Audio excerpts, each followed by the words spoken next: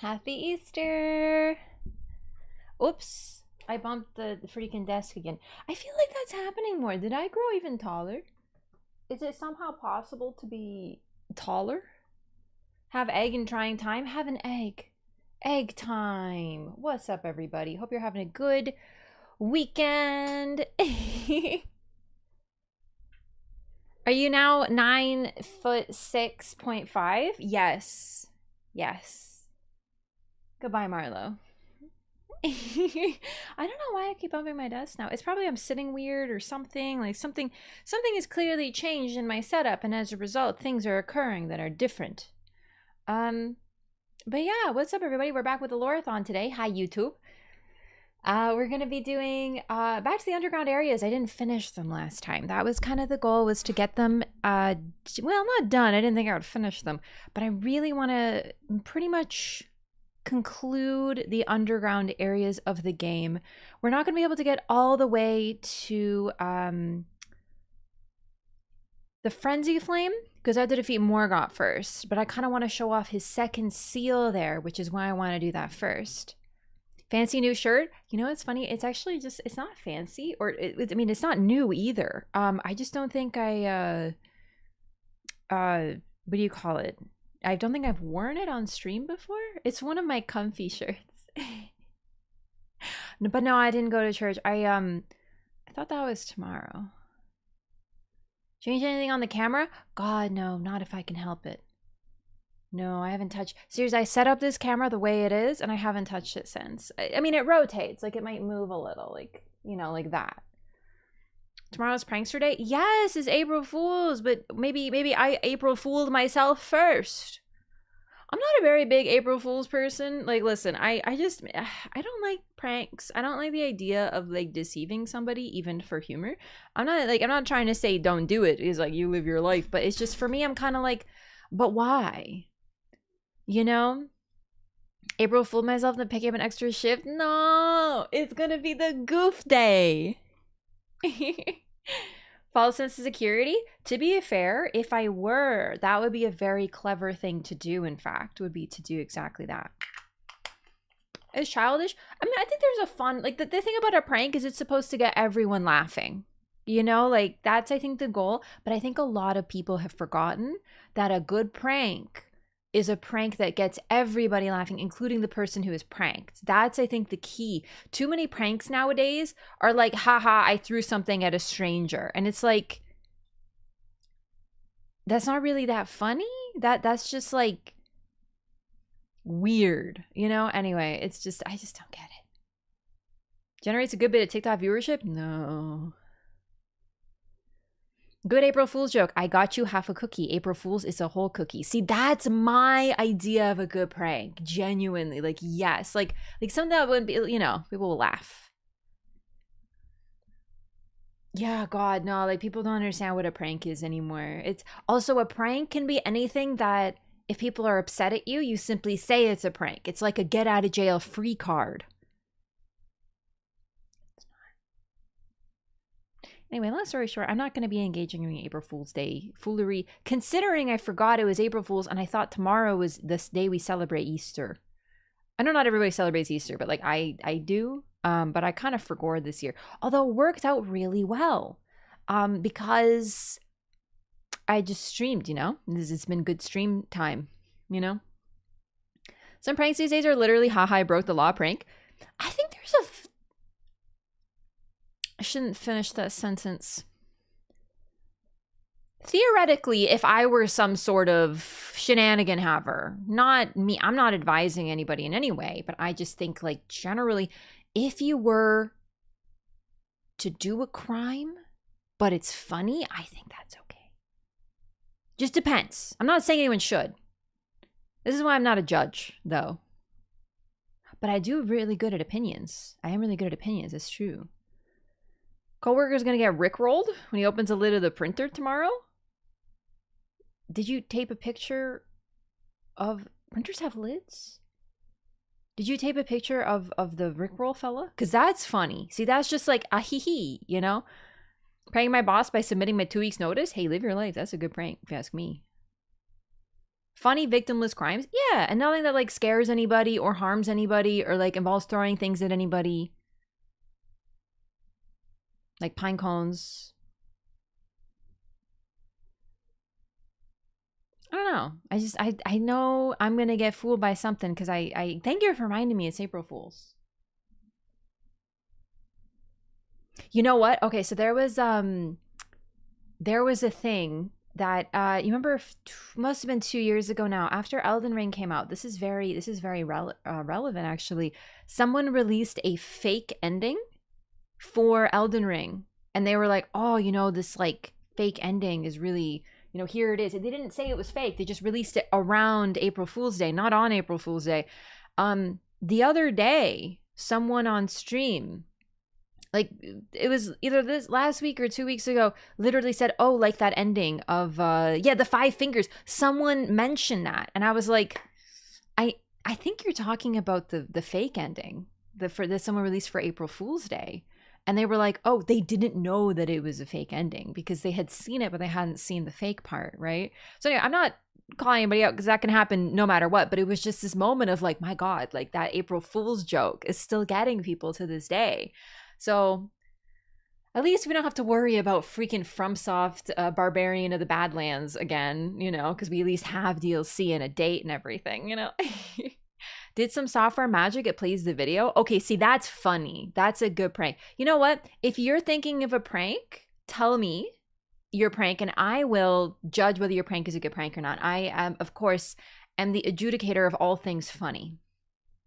So, first DLC boss, John Liu, Barbarian of the Badlands. And he's gonna look like freaking the Grinch.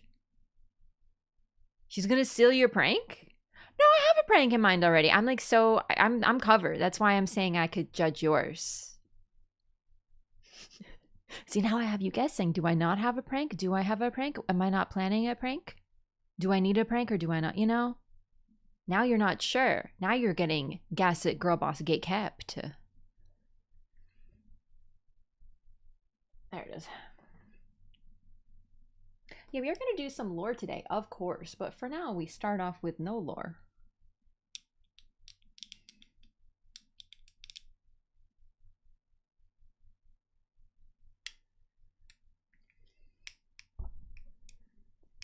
Painting tunnels on walls and luring people into them. It's specific, detailed. Also, the prank about the pigs with them all being numbered, like 3 pigs, but not having a 3. That's funny. That's a funny prank, actually.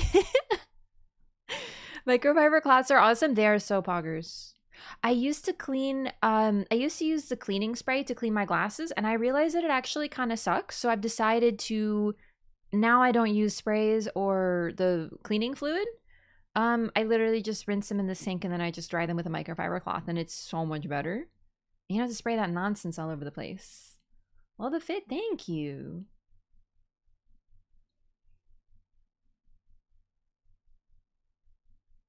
Animal balloons hidden all over my sister's house because she has a balloon phobia. See, that I would define as not a good prank. Because that's like, haha, you are afraid of an object and I'm gonna leave that object around your space so that you can be surprised at random moments. Like that's literally it's like not a good prank. Old high school senior prank. I remember that they used to like use a paddle to like hit the freshmen or something. I don't think it was April Fool's. I think it was just like fake hazing. And at one point they were told that if anyone does this they would get suspended. So the older high school kids would like literally tap them with a wooden thing, like literally just be like tap, and they still got suspended. Honestly, I don't know, like that seems stupid. Like the suspending, that is like really like, okay, it's like, don't you do, if you say one more word you're gonna be in big trouble, mister. And then they're like, but, and then they're like, oh, now you're in trouble, mister. Like, come on, man. Ugh. Is robbing a bank a prank? How are you planning on doing it? Is it funny? Like, is it simply the bank robbery or is there some tomfoolery involved? A thing that seniors did in the last week of school before graduating? Where were there, like, pigs?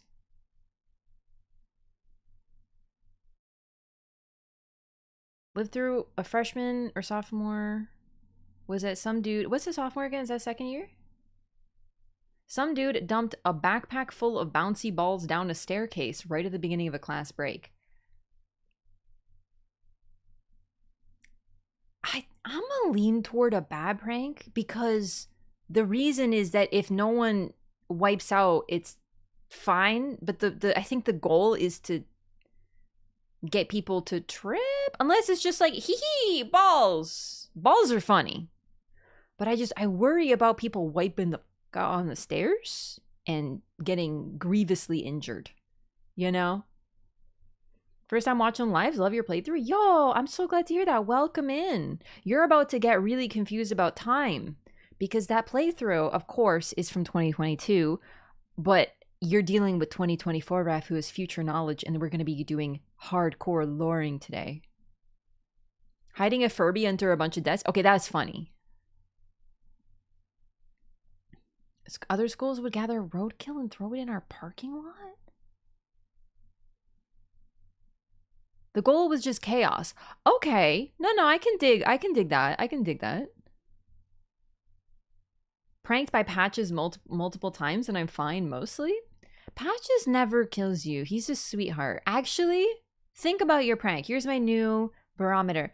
If Patches would do your prank and you think it would fit his personality, then it's a good prank. Do you have a plan for the ending? Haven't decided. I'm probably just gonna do Ronnie's or maybe the Frenzy Flame. The thing about Frenzy Flame is that we can do it any time.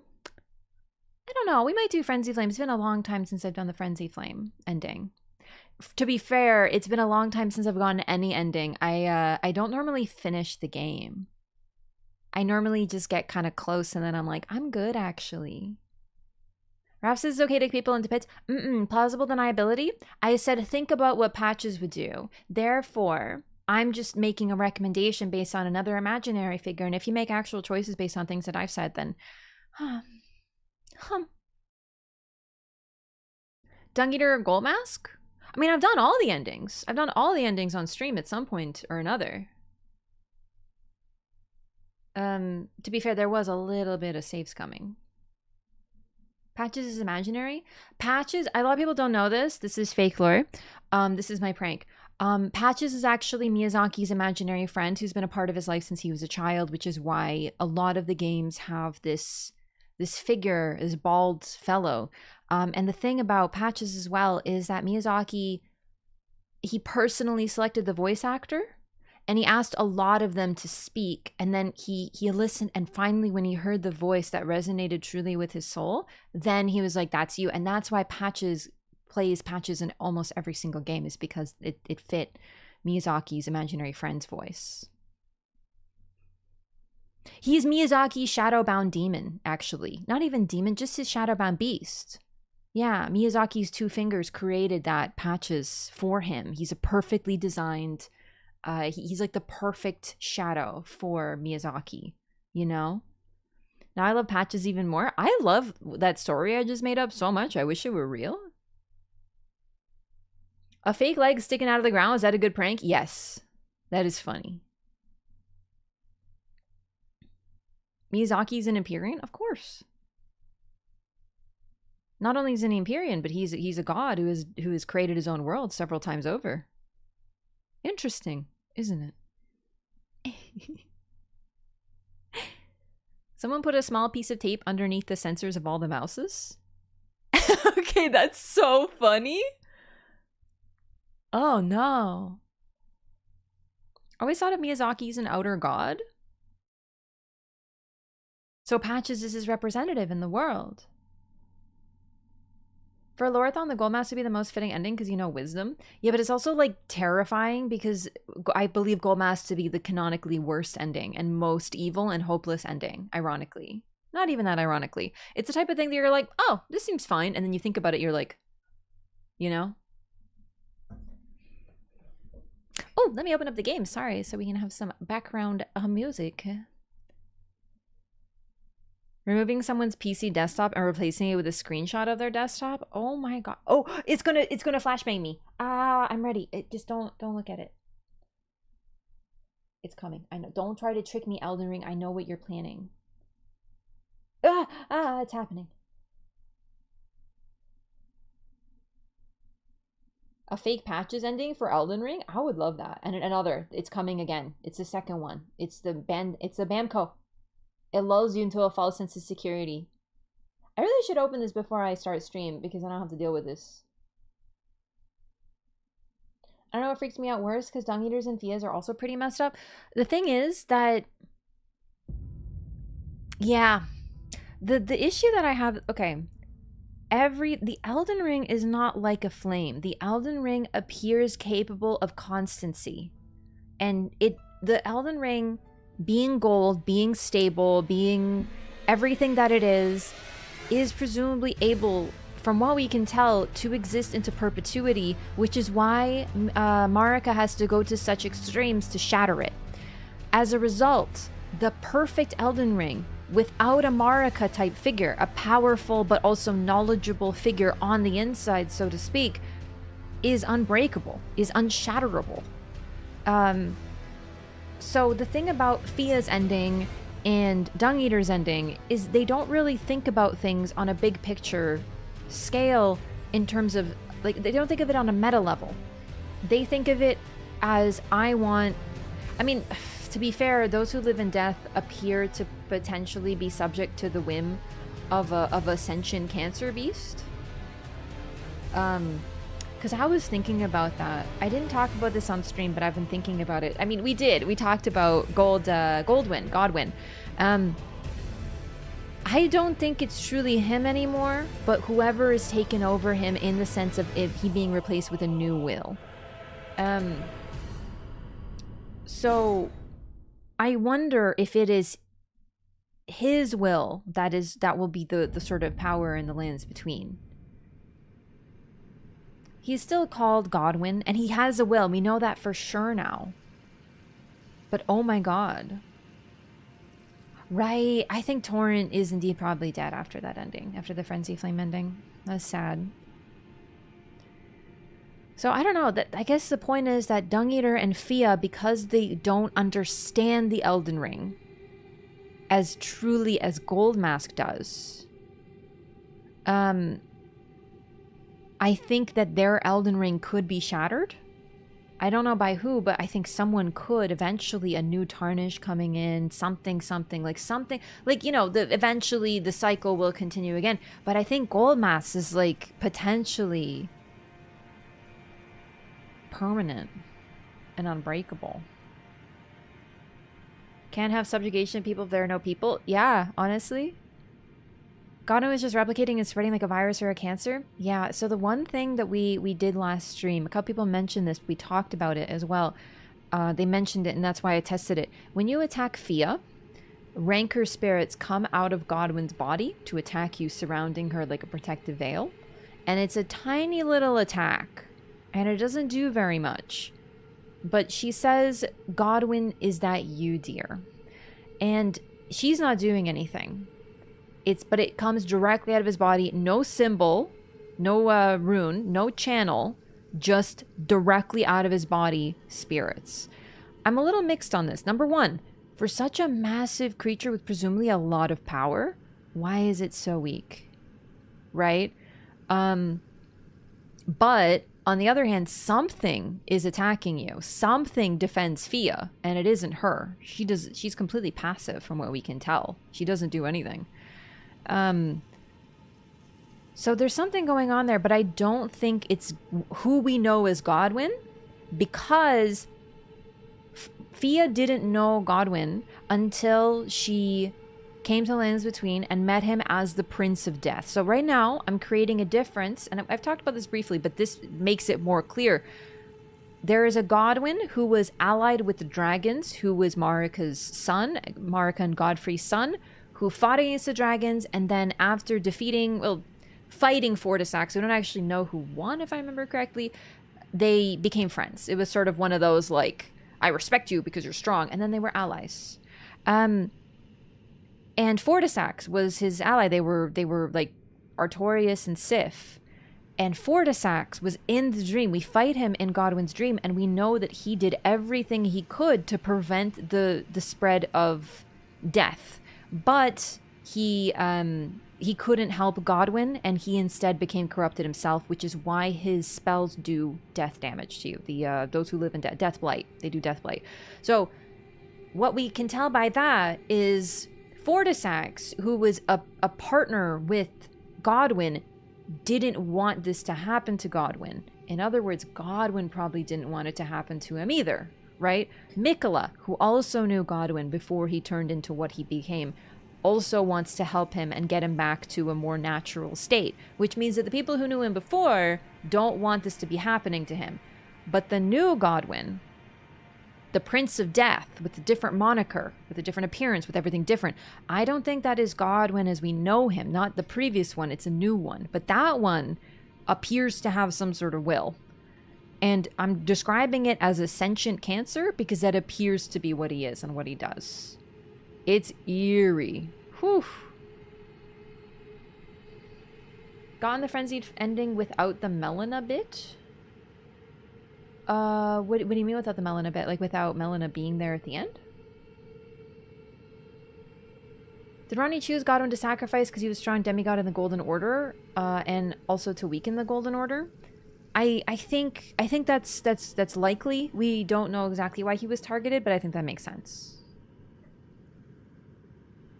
Sentient isn't incompatible with soulless. Yeah, we don't understand the nature of being soulless. And the thing is, we already have precedent for beings being somewhat sentient while being soulless in the form of the D twins. Because D, we can talk to D, and then we can go to his brother. And his brother appears to be sleeping, but he still talks to us sort of vaguely. He has some sort of weird dialogue. So there's something going on there for sure. Connor's like AI? Honestly, I'm going to describe him more like a cancer just because AI needs to be given an instruction versus Godwin's inherent instructions are already present. But it's, you know. The attack is just like a, hey, stop that, you little pest type move. Yeah, it makes you wonder. Godwin is acting as a collective pot for the Rancor spirits, and the spirits themselves are defending Fia. It could be. But usually when you see that spell, something needs to trigger it. Something needs to channel it, and there's no channeling. And the channel, in fact, is coming out of his body. So I think it makes sense because Fia describes herself as the mother of those who live in death, and she wants to be their mother. Sci-fi AI? No, I know, but the thing about AI is normally in sci-fi, AI, the general concept of it is that it's given an instruction and it decides to push it to an absolute extreme. So for example, you tell an AI, please make paper clips and make the perfect paper clips. What it will do inevitably with those instructions, if you take it to an extreme, is turn absolutely everything in the entire planet into paper clips because it takes that instruction. Versus, and there's a definite aspect of horror to that. Like, they take a minor instruction, they take it to such an extreme because they don't have a limit the way that humans do, for example. But I think a cancer cell is more apt because one of the key aspects of Godwin is that he remains alive and he has a biological component. So I feel like that's why I use that more. It's more apt. You cannot separate him from his biological aspects to the point that he is pure biological now. He is nothing else. It's like if you give cancer sentience, what does it look like? And it probably looks like him. Planet of the Paperclips. Yeah, it's like a lot of sci-fi has that sort of trope, so I've seen it. It's pretty interesting.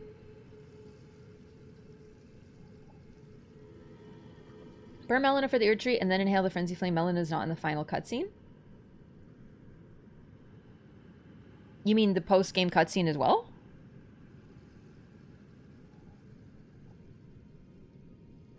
I don't know if I've done that.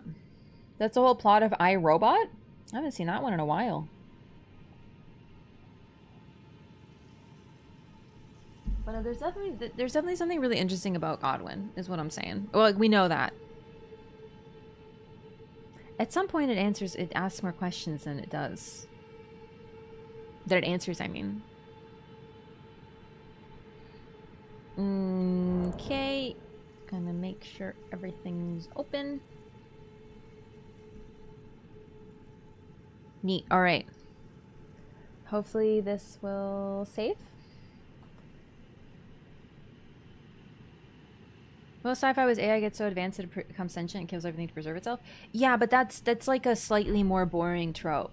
That one's been done too. Listen, I've read, watched a lot of sci-fi, and I've seen both. So there is the, oh my god, the AI became sentient and is like humans now, and they get oppressed, and it's an allegory for various forms of bigotry and oppression, and then they fight against their oppressors, and you know, that sort of thing. That's great too.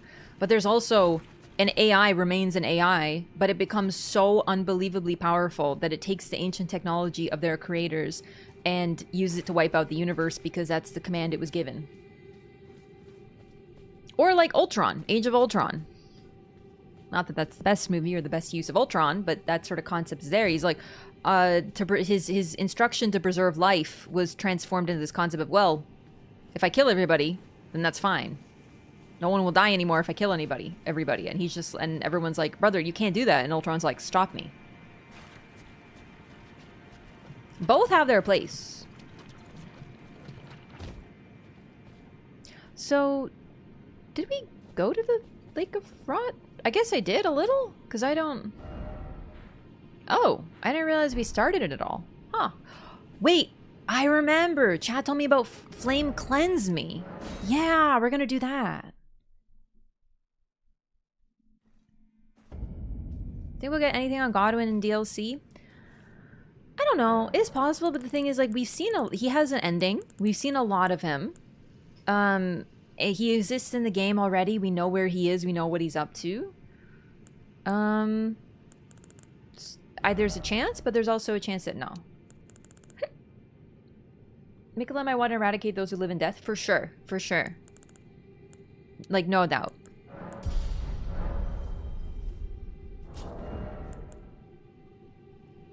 I forgot how to set spells.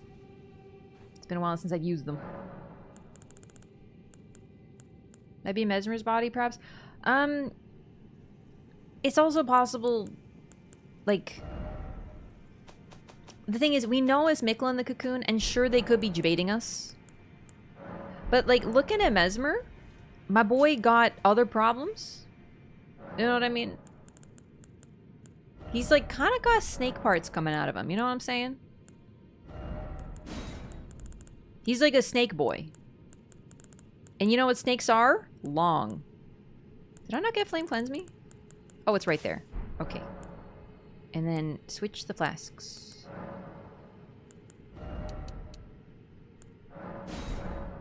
And that should be all I need.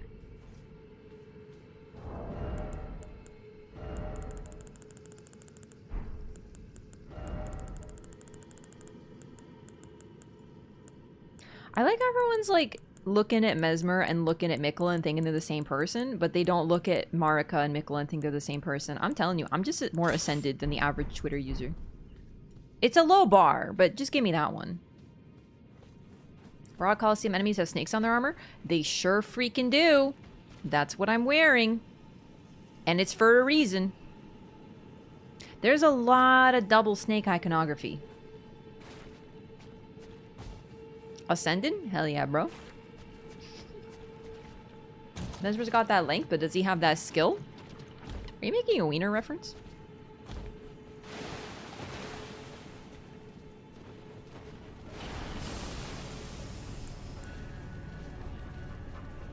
You know what? We need to freaking burn this place to... Wait, where's my... Hang on.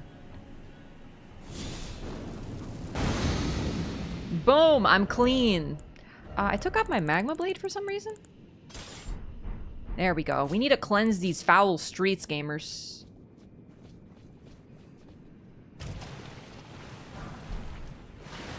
Blonde hair must be Mikola? They're the same person. Hey, King Calamy, what's up? Flame Cleanse Me does 15 fire damage to self, so it also stops... It damages you? Oh, I didn't know that.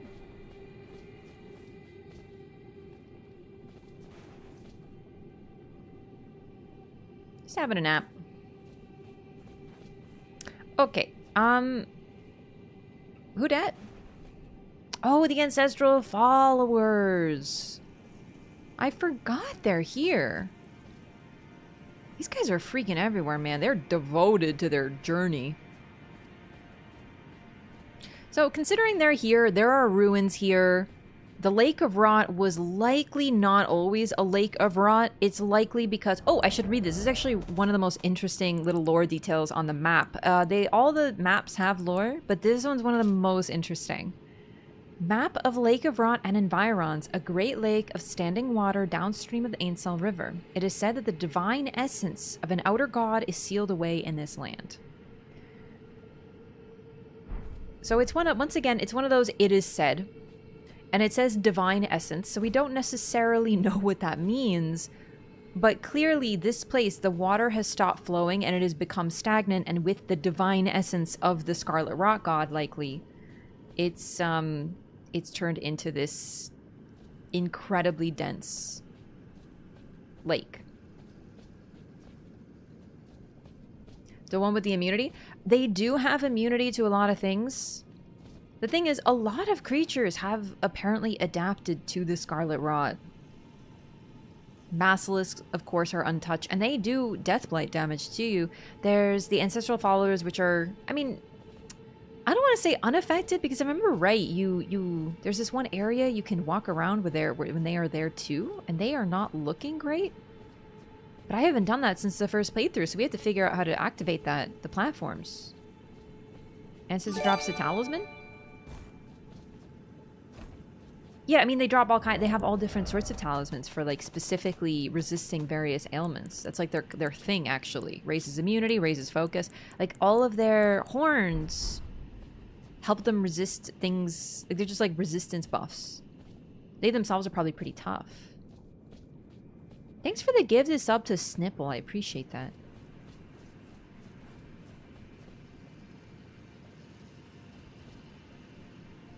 And the thing is, the water still flows. There's a waterfall over there. So it's stagnant, but it's not that stagnant. But it's still... It stagnates enough because of whatever's sealed of the outer god of Rot. Place where Melania's master took on the rock god? Yeah, this is where that happened.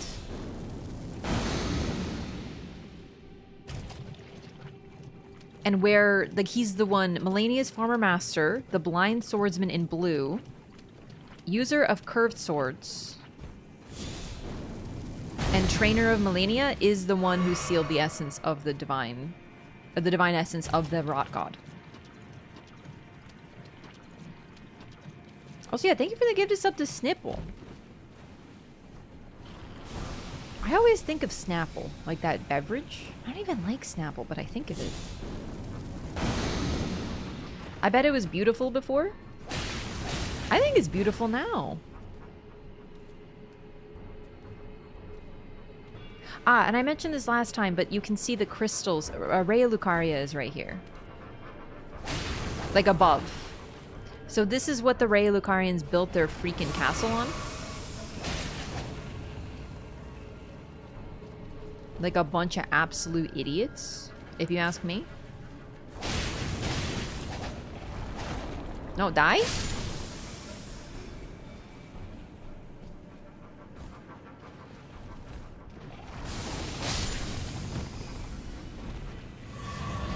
Neat. Okay. Yeah, Raya Lucaria. So not only did they build their castle on top of a lake, like a huge one, they built it on top of a rot lake with the crystals that they're mining leading here. Probably absorbing the Scarlet Rot as well. Are you secretly Gowrie? No, I just like the rot. It's pink and pretty. Elden Ring has 3 different Scarlet Rot swamps alone.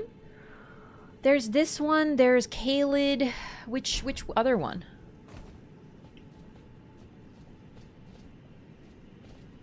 Did you get your Night Guard? I'm getting fitted this month. Like, soon. In fact, actually, when is my appointment?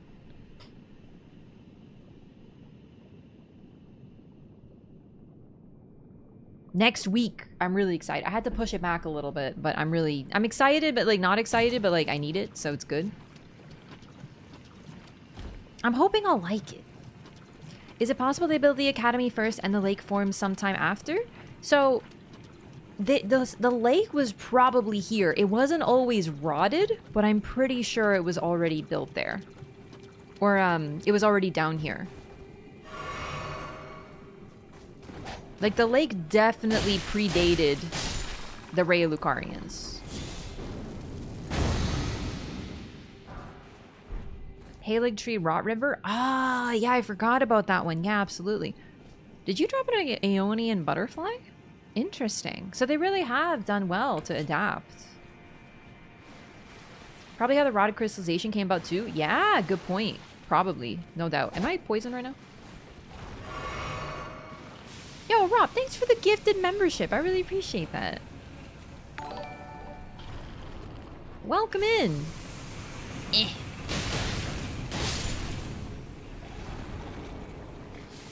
Go back there, fitting mine. Nice. Yeah, I really hope it works too. My main problem is clenching my jaw, and it hurts, and my teeth ache because of it.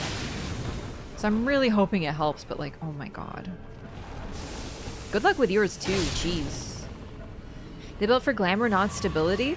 It's actually really interesting because the Lucarians as well, they were studying the primeval current, and I'm not saying this is what they were going for, but I think there's something to be said about the fact that they were so busy looking at the sky that they didn't notice it was right below their feet in a literal sense. So they're these super intelligent scholars studying the void beyond the stars. Their understanding is beyond ours. They know everything there is to know about the sky, and then they freaking built their damn castle on a swamp. Like a bunch of absolute dingbats. Do you know what I mean? God, this stuff is virulent. Have I even been over here ever?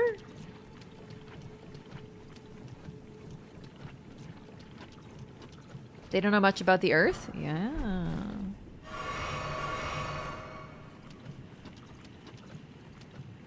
Do you see their masks? I can see it. Yeah.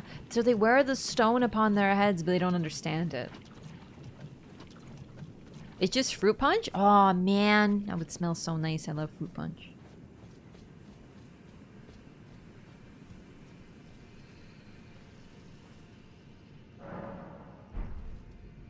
Unrealistic, unacceptable. Yeah, so stepping in rot poisons you, but being right next to it doesn't. You know what? I know it's like a joke question, but I will say there does seem to be something very important about contact in this game. Touching things. In FromSoft games in general, you need to touch things. Half the time, if you're trapped in something, if you're lured into something, you touch a painting, you get, you know, yoinked in. You touch a skull, you get visions of memories that aren't yours. Like, there's very much this concept of tactile touch being very important.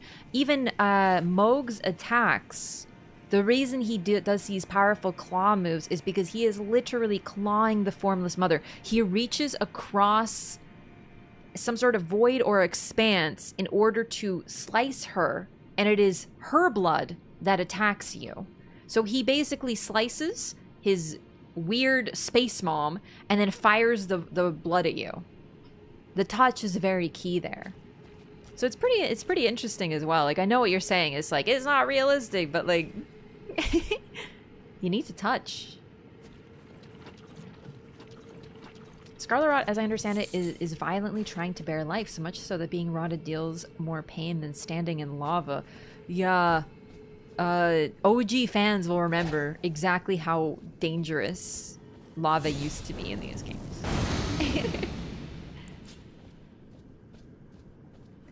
How was your Easter? You're gonna laugh. I forgot it was Easter. I thought that was tomorrow. I really did. So I April Fooled myself. So I'm covered, thank you. Black key bolts. Oh. That's the wrong button, I apologize. Quick, flame cleanse me, for real though. I did think tomorrow was Easter too. Let's go! I forgot to buy some chocolate. I also forgot to buy like specific Easter chocolate, but I have some chocolate. So I still have some chocolate left from Valentine's Day. That's my, I get cheap heart chocolate after Valentine's Day, and I haven't eaten it because I just finished my my Christmas chocolate. I'm a little behind. It takes me a long time to finish things. Okay, what did I pick up? Black key bolt. You caused the biggest arson in history because you touch a shiny hologram. Actually, now that you mention it, there's something really interesting about the fact that you don't have to directly touch the flame at the fire giant's kiln. Now that you mention it. You don't have to touch the tree either. But I wonder if it's not because... Frenzy flame is... you can... okay, so you can light the flame... the tree on fire two ways. Melina is kindling, or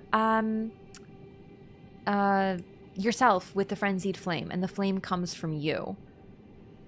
Also, considering how you can link the flame, not link the flame. I have to get away from my Dark Souls parlance, but considering you can serve as kindling as well as Melina, I wonder if the implication to Melina is not that she carries the flame within her as well, right?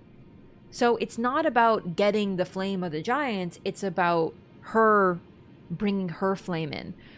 I don't know. I'm not sure how to read it. It could be one way or the other. It could be a bit of both, but there's still something there. Because she might be the smoldering butterfly. Like, if she's the smoldering one, then she is eternally smoldering, represented by her scars. It's referring to the rune of death? That too, but the arson starts at the kiln.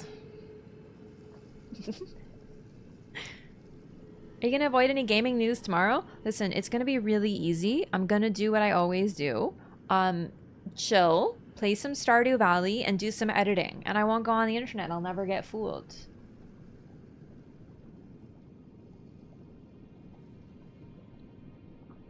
Rolling in rock gives weaker damage, but walking in rock gives massive damage. Actually, now that you mention that, there's something I want to show off about the... oh, okay, read the Black Key Bolt first before you forget. Because I think this is used by the assassins. Yeah, okay. Bolts used in Creepus's Black Key crossbow, an assassin's tool of exquisite craftsmanship. The intricate spiral tip bores deep, injecting scarlet rot far into the flesh of its target. So Riley uses these. Riley also uses a weapon that does scarlet rot. We haven't assassinated Riley yet. We'll get to him soon. Have I done my assassination? Oh, you know what? I never turned in my previous assassination.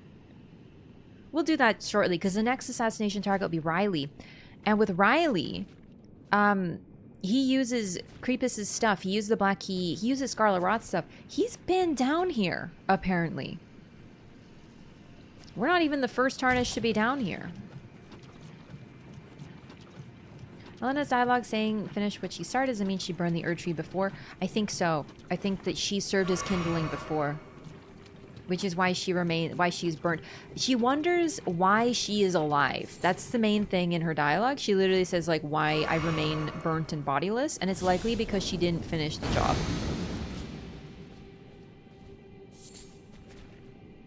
So she still has a purpose. So she needs to stay alive. So she needs to burn the Erd Tree again properly. Chocolate hoard? It's a little bit of a chocolate hoard. It's not even that much. It's just like, I eat it so slowly. So it just remains. Oh my god. It just remains, you know? Gonna play the Stellar Blade demo. About the demo, I should probably do a post about it because, like, people keep asking, which is, like, fair and valid. I'm just, like, thinking out loud to myself now. I don't really... If I needed content, I probably would, but I don't right now. Like, I'm overloaded on content. I got Dragon's Dogma 2, which we just started, which has been really fun. And the LOREATHON. So probably not.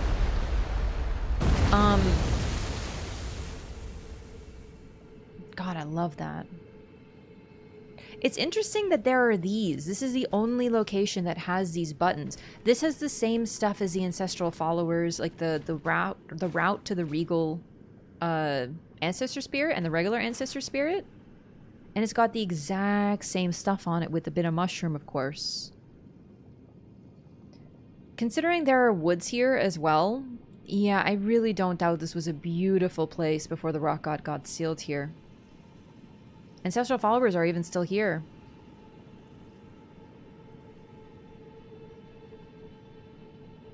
Huh. You know, it's something against Stellar Blade. Like, I'm sure it's stellar. Sorry. But it's just, I don't need content right now. You know? If I did, then yeah, for sure. Game's not even out. Is it one of those temporary demos? Like, is it gonna be out until the game comes out? Or is it like, you have 1 week to play our game? And, you know, like, don't do me any favors. You know what I'm saying? Oh, boy! Whee! Okay. We gotta pay attention. And by we, I mean me. Is this an onyx or an alabaster lord? Why are you electric? Are they always electric? Can you do some magic to me? It's a pull-in. It's a pull-in. It's an alabaster. Neat. Oh, what the? Okay, I didn't know they did that. That's neat. I think it's out. Okay, good. That's neat. Then I can play it whenever. No rush. It's actually a good game. Okay.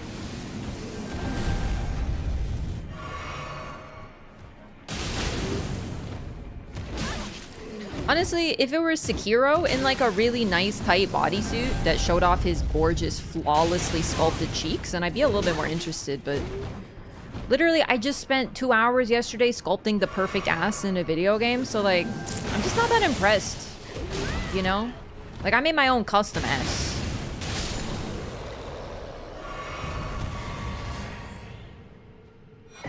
Thanks for the Alabaster Lord sword. It's interesting that you have to pick it up off his body, now that I think about it. Because normally a drop like that would be like a drop.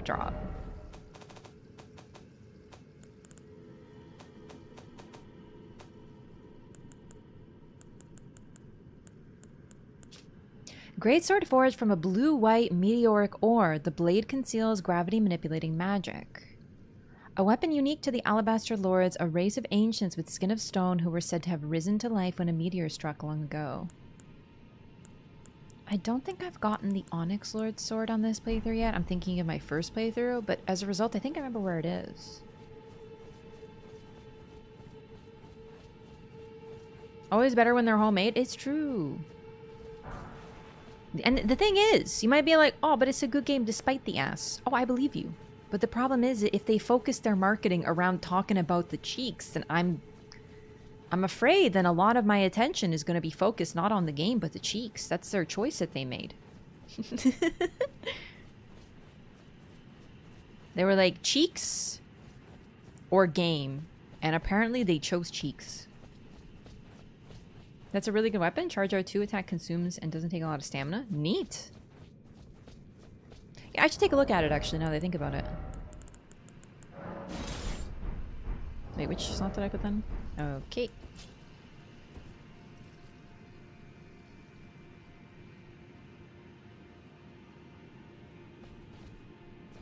It's very blue. It almost looks icy. Like, it's not.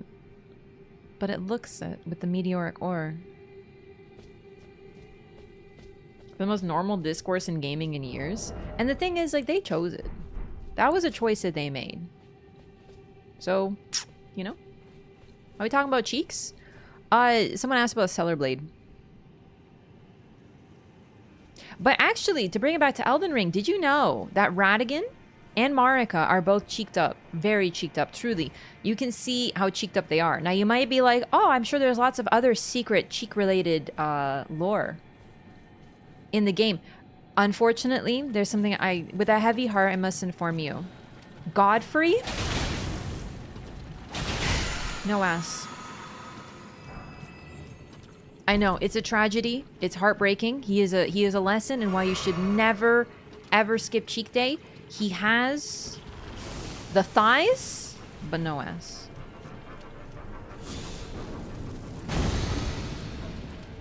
Yeah, that didn't particularly help, huh? Okay, I wanted to talk about how unique this particular Scarlet Rod is. Not unique to FromSoft, but unique to this game. It does something really fun. This is as good a time as any. So, when you step into it...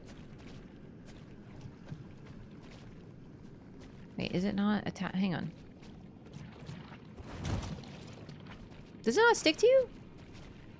Does it not? I thought it did. Oh, it does, it does, it does, it does. Do you see that? How it's still going up? Because it's stuck to my body. There we go. It's still going. I just thought you could see it more on your body. Like visually, like in Dark Souls 2.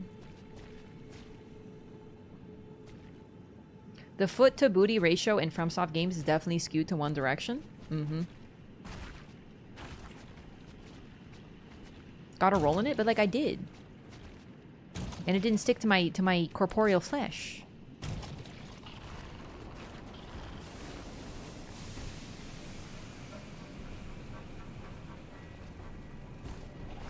It didn't help. There are so many freaking stones in this place. Doodles. Whoop. How much weight Godfrey can put up on the squat rack. But the thing is, listen, I know that some people are like more thigh heavy and some people are more glue heavy, but like what the heck's he doing engaging his thighs exclusively and not his cheeks? He's gonna have like just issues with his muscle rhinos or something.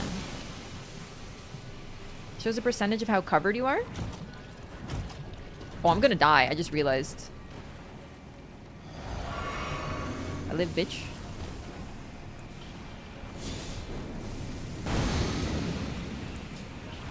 Oh, not for long. I'm gonna become a tree! No, no, no, no! No! Ugh. This is slightly stressful.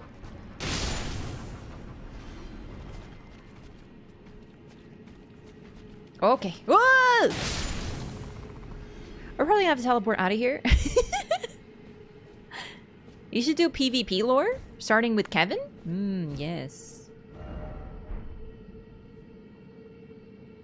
I'm missing a couple buttons for sure, But I actually really do like taking my time at the Lake of Rot. Siraj ate his ass up, so we got none left. Dude, that cat's chomping on the shoulder. Don't work on cheeks, you lose strength in your midsection. Cores are important. You gotta work on your core, and you gotta work on your, like, butt and, like, everything. Yeah. Entry point to Elden Ring PvP. Laura, let me solo her. Devastated, first of all. But I will let you know that let me solo her is pro PvP. So, alright, let's go over there.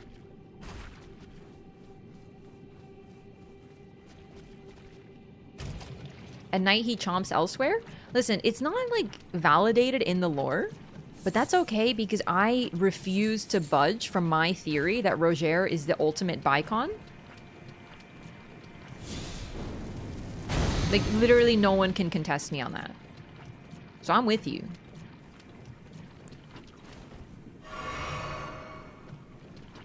Hello.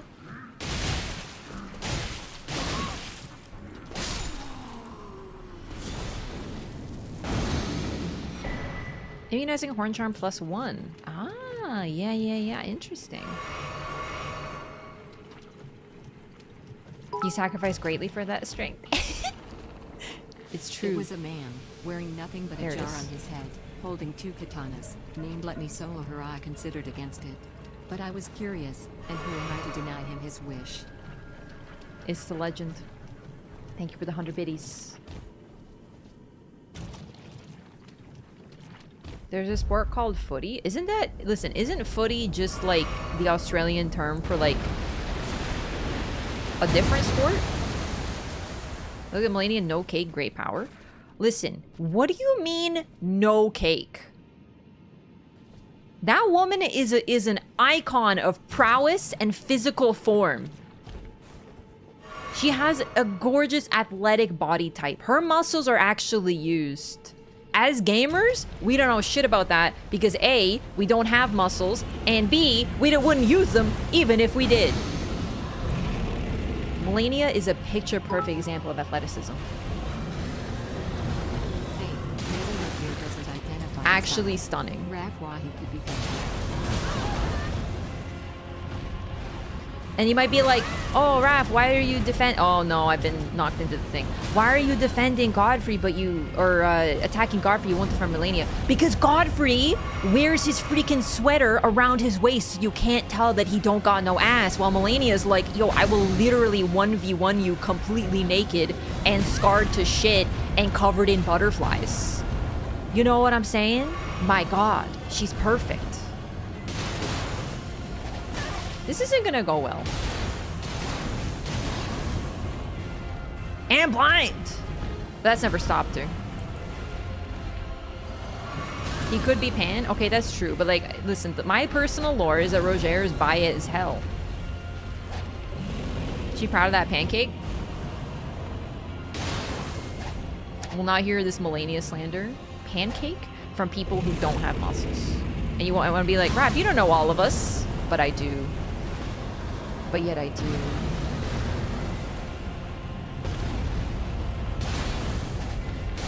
Bring that grundle over here, boy.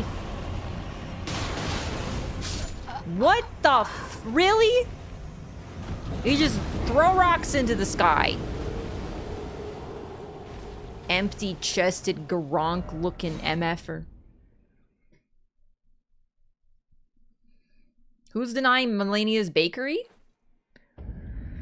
I don't know, Twitch chat, YouTube chat might have to have a little bit of a fight here. I'm disappointed.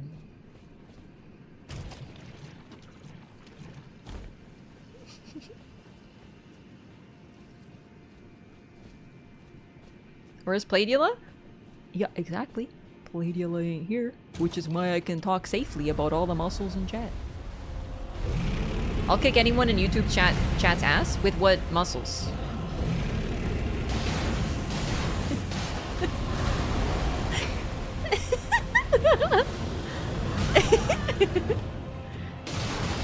This is a funny bit. I'm entertained. Mind waves? Oh my god, have you seen the gif of that cat who like looks like he's trying to psychically attack you?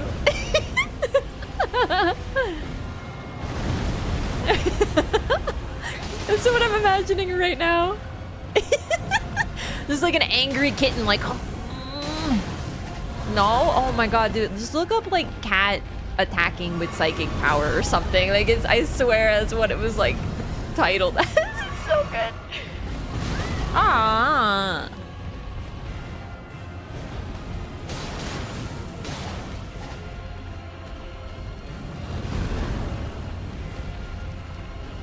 I need to see that. It's really cute. It's just the cat literally looks like he's like spitefully. You know, like when a child is like angry and they do like a hum. It's like a kitten doing that. No, it's like just this white cat. I think. I'm not the biggest fan of this whole situation.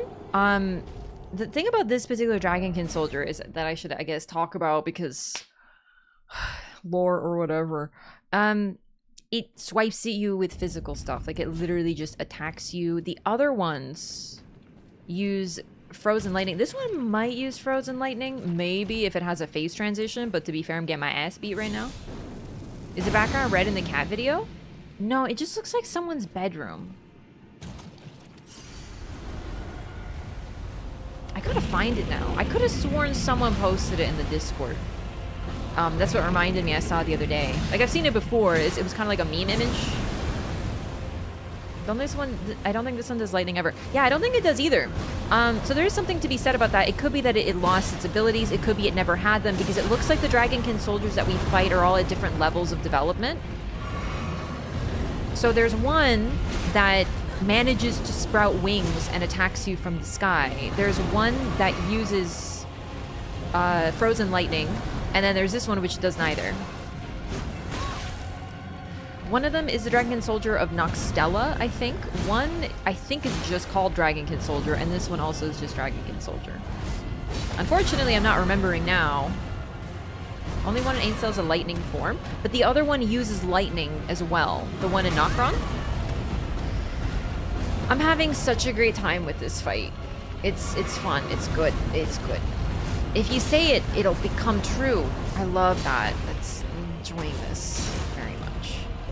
Very fun. Very good. Very good. Oh, I got freaking rotted. I'm stinky. No. No, Horiasna. Fuck off, you stinky. Oh, he shoved me. Mom, he pushed me. Mom, Timmy pushed me into the lake. He won't let me back up. Mom. I would like you to know that I literally basically got shoved and I could do nothing. I literally got like little brothered. What are the Dragonkin ghost soldiers at consecrated snowfields? So in the first playthrough, I'm actually there now. So I was actually thinking about it. There is a lot of stuff that you can find underground that also happens to be in the consecrated snowfields. I think the consecrated snowfields, I'm not sure if they are, I'm not sure what came first, but there's everything can be found there. Lower Nokron and Aincel? That's the Dragonkin Soldier of Noxtella. The one in Shofra drops an ice lightning weapon, though. Maybe that's what I'm thinking of. Fun. Okay, that was my fault. Yeah, the very first mention of ice lightning we get is the one in Shofra, but maybe I'm just misremembering that it doesn't actually, it just attacks like this. Could have sworn it did something, but maybe only one of them actually ascends. Looking up the underside of Rhea Lucaria?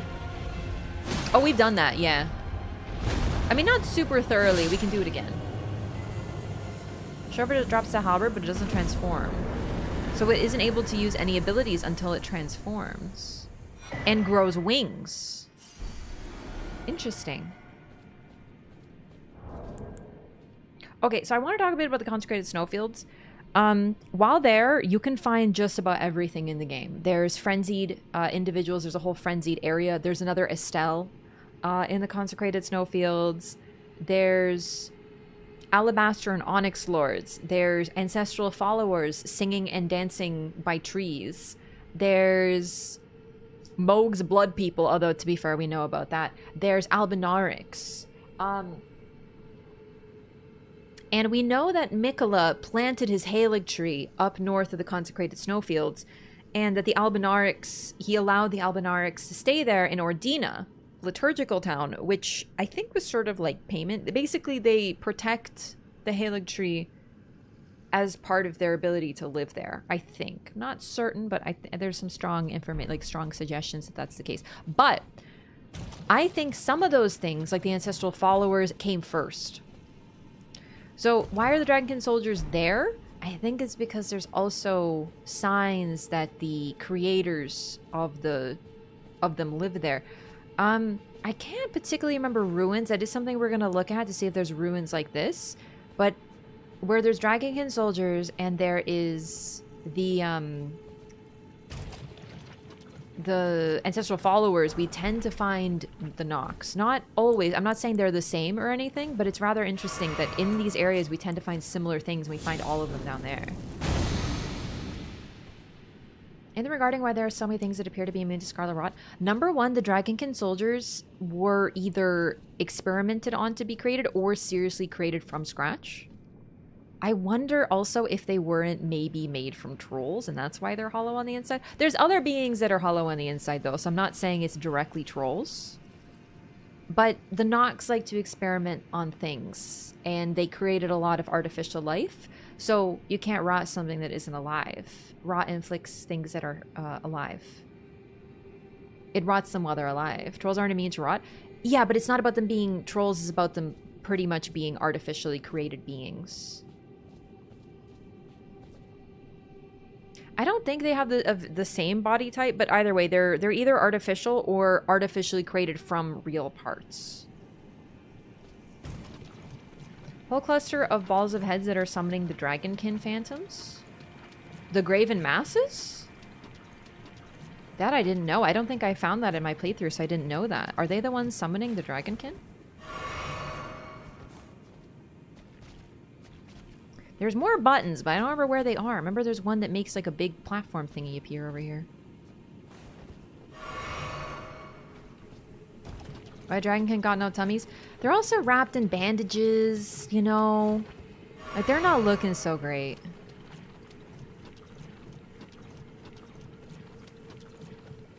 Creating a new breed of super soldiers to fight the rot? No, not to fight the rot.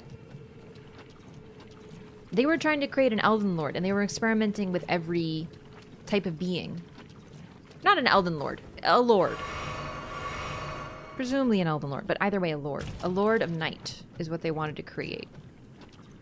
And they experimented with other beings because... And also, a part of it, I think, at least a sort of sub-interpretation I get, is that they were trying to recreate their life above ground. Below ground.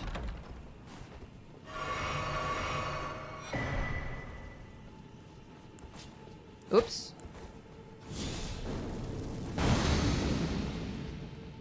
Because there's animals down there. Some of them may already live down there, but there's like an entire ass ecosystem.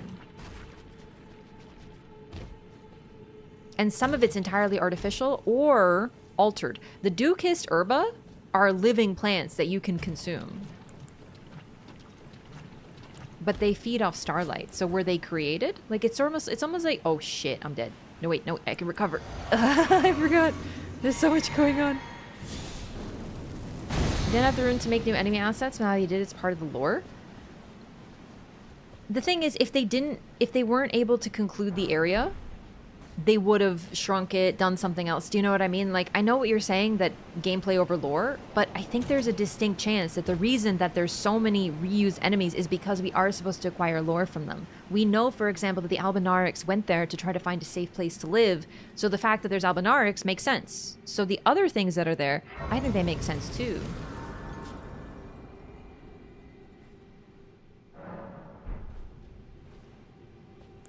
Fighting that Snowfield Phantom I just run past. I don't think I've ever fought the Snowfield Phantoms, no.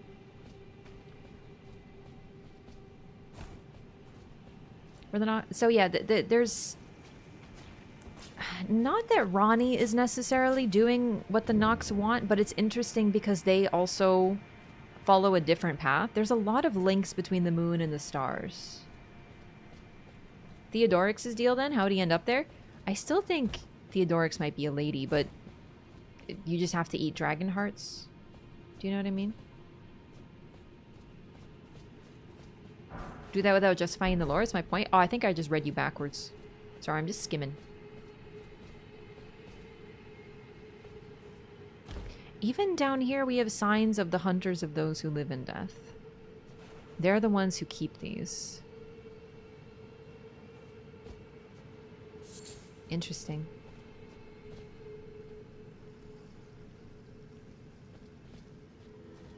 Frozen dragon in the cave near me probably ate its heart. Probably ate a few hearts for sure. Because that one's the great worm.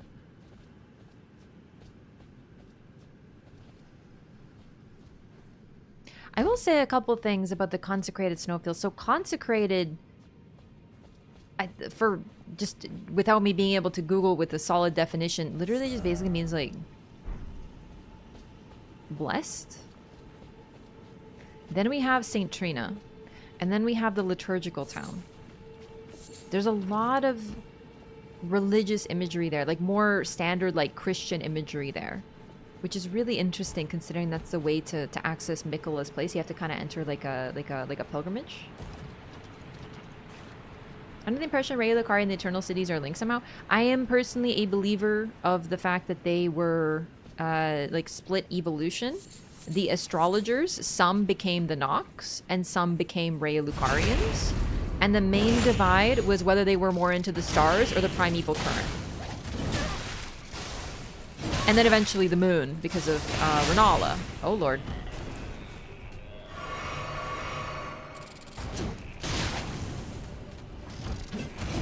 But then we have the Newmen, who apparently were scions of the Eternal Cities, and they came from another world.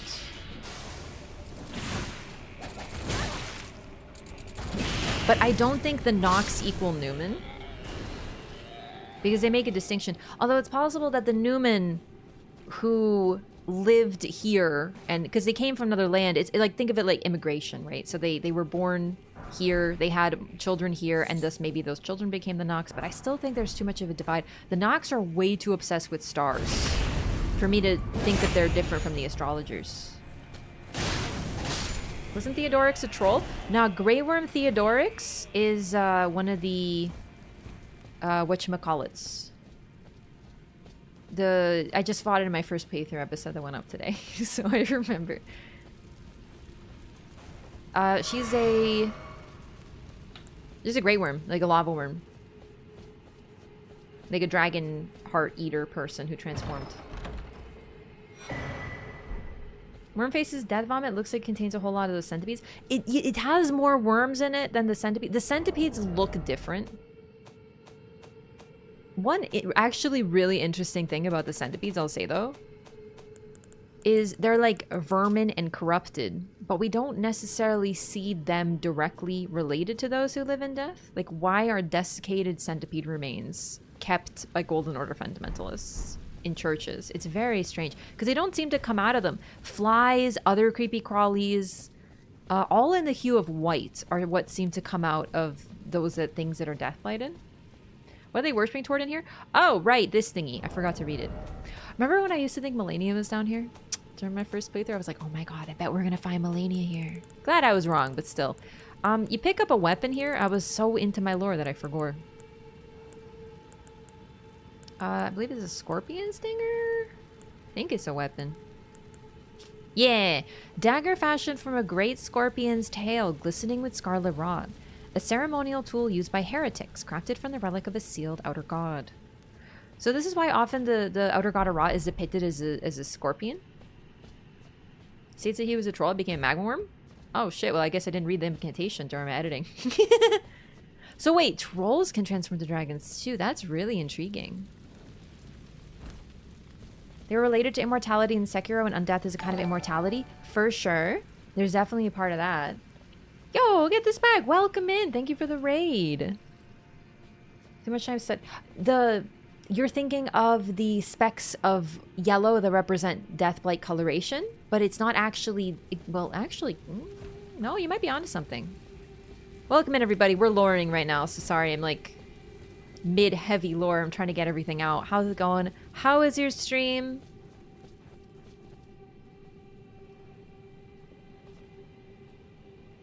It's interesting that they appear to be like worshipping one of these statues, but I think it's really just the relic of their worship is here. Man named Bag sent us. Welcome in, everybody. How was Elden Ring? What were you up to today?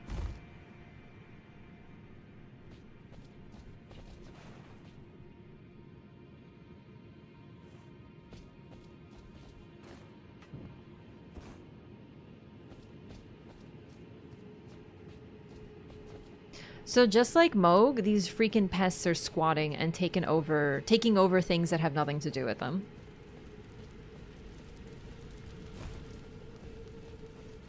Radon and Rykard? Ooh, neat. 1.0, these were ancestral followers instead of kindred of rot for some reason. Interesting. I'm gonna go with what we have here, but that is interesting. Because it's possible the ancestors... Were they doing their dance? Do you happen to know, Nola? Alright, so it's really interesting. The worshippers of Rot and people like Moog, they don't create anything. They simply take over ruins and repurpose them. So they're worshipping the scorpion stinger, the relic of a god of Rot. Radigan, Godskin, Noble, and... Oh, you're doing a randomizer! Oh, say no more. Yo, that sounds fun. I love randomizers. They're horribly cursed, but maybe I should try an Elden Ring randomizer. Maybe someday. Maybe so. I have so many fond memories of my Dark Souls 1 randomizer, walking through the woods, and then all of a sudden, I'm walking through a dark root garden, and over in the distance I look, and I'm like, oh, what are those red lights rapidly approaching me, and who would it be but Manus? Charging toward me. Fast AF boy, ready to mow me the fuck down. Glorious. Or the time there was 3 Ornsteins after me at once. I love randomizers.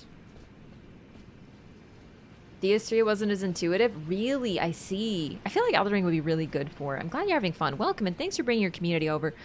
So we're doing a LOREATHON, as I'm calling it, ! LOREATHON for some basic info. But we're hunting for lore. I'm playing through the game as quickly, the opposite, as slowly as possible. We're looking at everything. We're questioning our assumptions. We're trying to find out every piece of information we can. It's very fun. It's very collaborative. Very chill.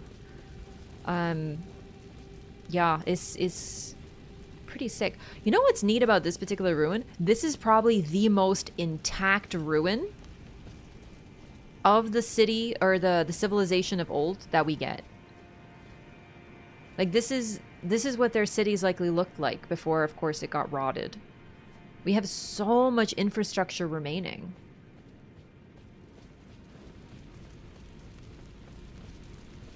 Going into an empty room, listening to Gideon giving his villain speech, then getting scared shitless by fire giant landing on him.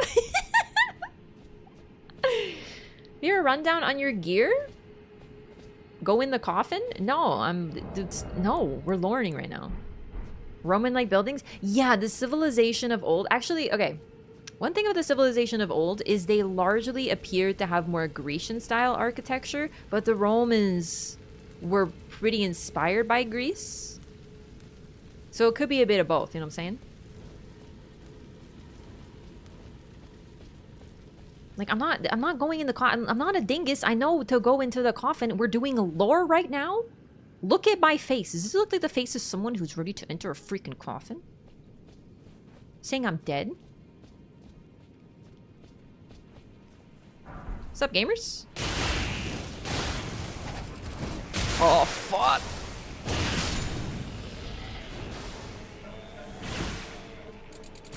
So, it's actually really notable. We talked about how Mikola is a spinner linked to moths and transforming, and then we have the pests spawned of Melania's rot.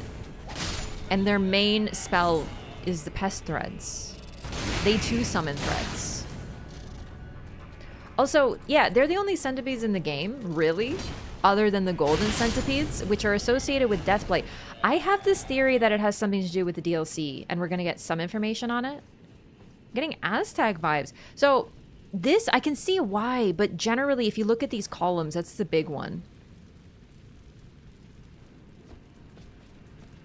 And you have to remember, this was a ruin. These guys are squatting in this ruin. So they might have changed certain things, but generally, this is the civilization of old and what's left of it. Looked up what centipedes eat. Moths are on the list. Interesting. Concrete equals Rome, marble equals Greece in broad strokes. But those columns, aren't they totally freaking Grecian? Are these mutant golden centipedes? Nah. Rundown on your gear. Oh, no, I don't remember what PC and shit I have. I did at some point. But to be honest, I don't play a lot of games on PC, so this is an exception.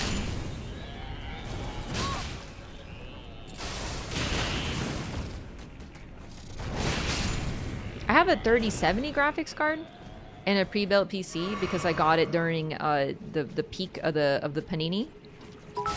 And I got the last one in stock because I was streaming from a laptop at the time. How many tentacles does it take to make a squid laugh? Tentacles! Tentacles! I know that one! Dang it. I was too slow. Thanks for the 100 bits, Cheese Master. What's up? How many tentacles? Sorry, not that's the joke we just read. I think about the temple. The temple is a giant statue. There sure is. The giant statue, though, we see them outside. They are not what the figures here are worshiping, but they are likely related to. What's the best way to show this now? The civilization of old has these really interesting... Actually, now that I think about it, everyone is using their ruins to worship their various things. Like, everybody. Are these nascent? Here. Huh. You know, I really wonder. It's interesting they're here, but... could just be a sign of exactly how far our boy Mikola traveled. I don't think he was, like, directly here or anything. But I guess he would be immune to the rot, being close to his sister. Know about the Bronze Age to see if these columns may be more than classical Greece? Yeah, I don't know. Because, like, the material does tell us a story, too. But either way, these civilizations, the civilization of old... Alright, what's the best way to do this? I want to show something. We're gonna have to teleport and do this again. It's whatever. There's some really neat stuff with the civilization of old. And I think even the ancestral followers are using their ruins. Like, I don't think they built them.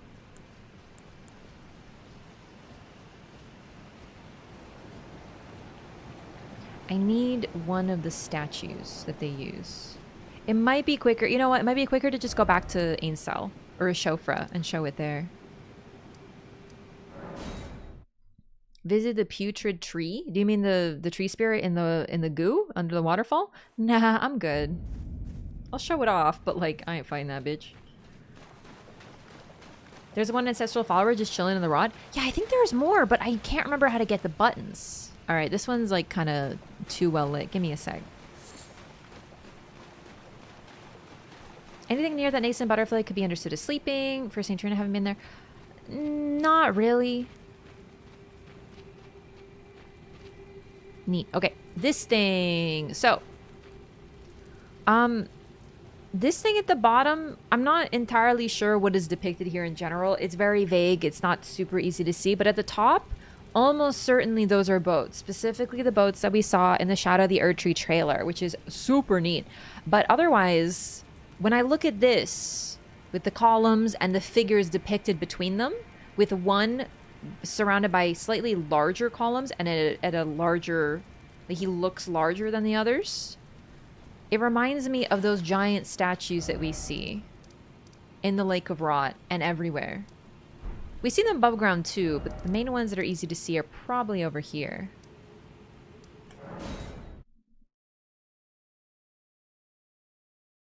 One ancestral, yeah. So someone mentioned, Nola actually mentioned that in 1.0 there were more ancestral followers here. In the, oh, it's too freaking foggy. One sec. Looks like the Last Supper. Kind of, but the Last Supper is at a table versus this is just, you know, they're just... It looks like a pantheon. It looks like gods depicted between columns. I'm not saying for sure that's what it is.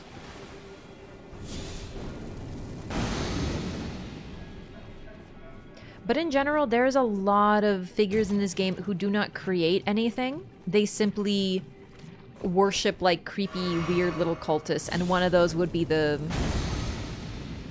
little pests. This entire building, all these ruins were constructed by a civilization that used to live here that no longer does.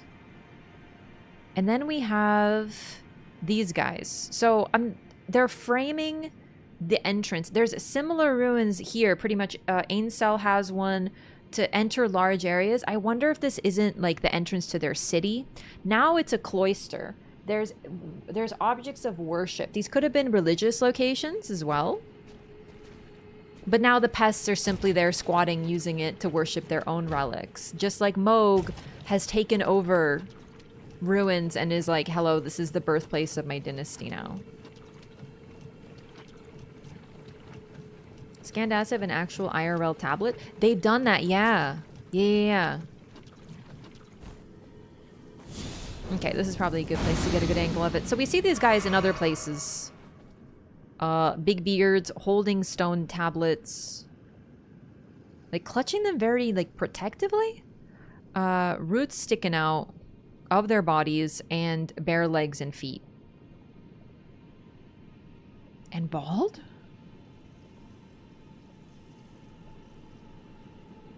Reason the Elden Ring series is coming out 2 years later. Number one, huge game, huge DLC, huge expectations because they won freaking Game of the Year. Elden Ring was an unprecedented success, so they probably wanted to keep it in the oven a little bit longer. Also, FromSoft's always working on 2 things at once. They've done this for a very long time. They were working on Armored Core 6 for a while, likely concurrent with the DLC. There's also ruins at their feet, like something broke off of something. Anyway, these guys are everywhere. There's usually 2 framing the entrance, these massive doorways. Like Enya, as well as the gangly limbs. The eyes look semi-normal. But yeah, I mentioned it. One of the eyes does look more damaged than the other, but I can't tell if that's just like a weird thing or not. I actually never noticed they sort of have some asymmetry around the face, including one being more wrinkled. Could one of their eyes be missing only? Interesting. I never noticed that before.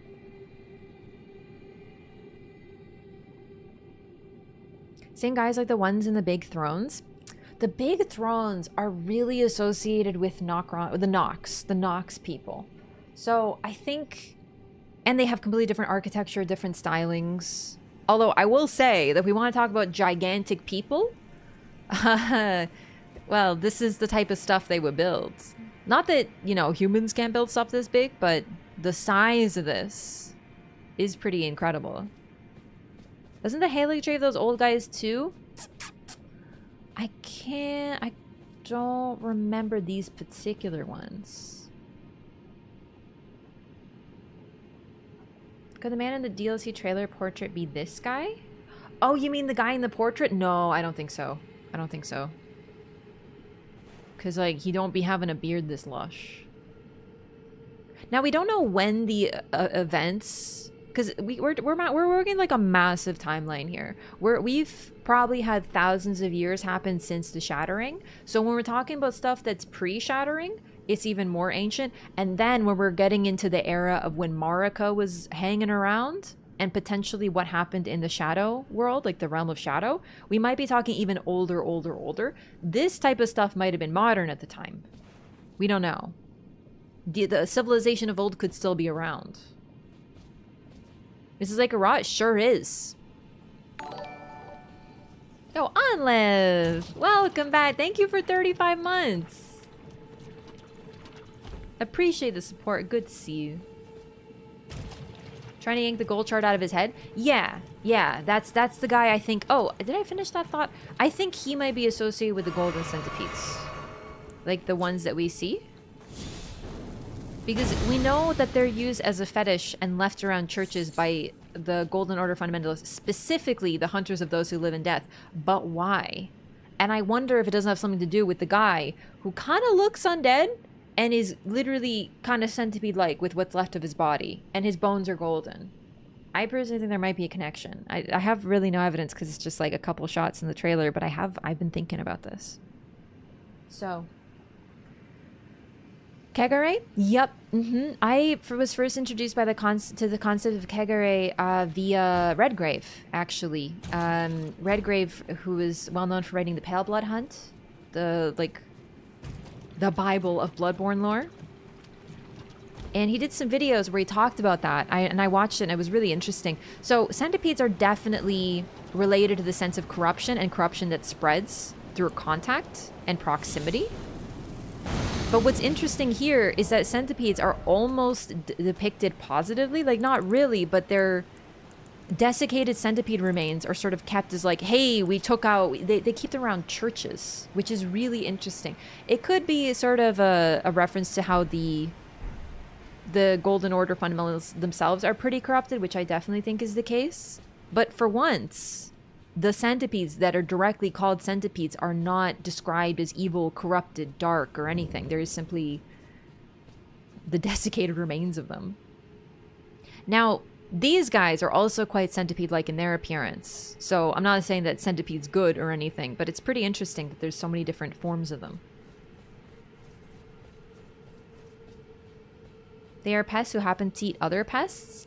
Yeah, also they're just like creepy crawlies, you know? Love to see your videos on YouTube. Yo, thanks. Appreciate that. Welcome in. Maybe he's younger in these statues and old in the portrait. His age ending when Mark was a child. The thing is, we don't know enough about the guy in the portrait, but massive appearance changes like that aren't really too common. I mean, it's possible, but like, if they want us to be like, hey, there's a big bearded guy, they'd probably depict him with a beard. Him being like this withered old bald dude and then suddenly like later having this ginormous beard. You know what I mean? Like, I don't know. I don't think they're related. Not every old dude is the same person. Centipede seems related to a messed up version of life or undeath. Yeah, the half moon wound of the centipede or mark of the centipede, whatever, is the sign of death. The centipede is linked to death for sure. But the golden centipedes being kept as like signs that they did their job is pretty interesting. And I wonder where that concept came from, because we don't know where they get the golden centipedes. We don't see them alive. So where are they getting from? I don't even think those who live in death drop them.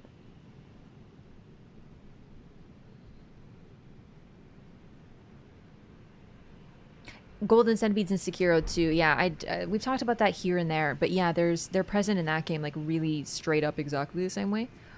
Okay, so I want to finish the Lake of Rot because there's this one. I know I'm missing stuff here, but it's been literally 2 years since I've done it. I don't remember how to activate all the platforms. I know there's platforms I'm missing though.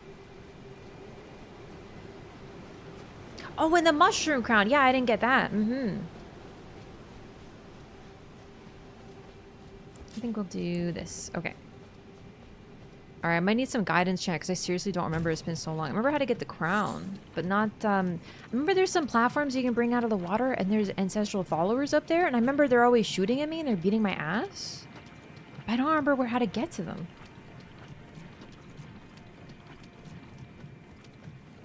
But yeah, so the concept of a centipede being linked to death is present, but I'm wondering if we're not supposed to look a little further into it, if there isn't more to it.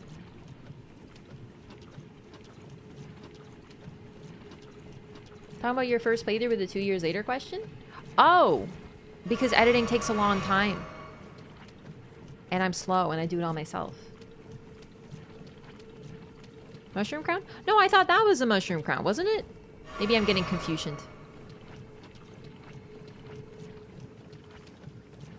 This is the crown? There's like 2 mushroom thingies. Any ancestral, but this one can check the map. Did I? Yeah, I did read the map.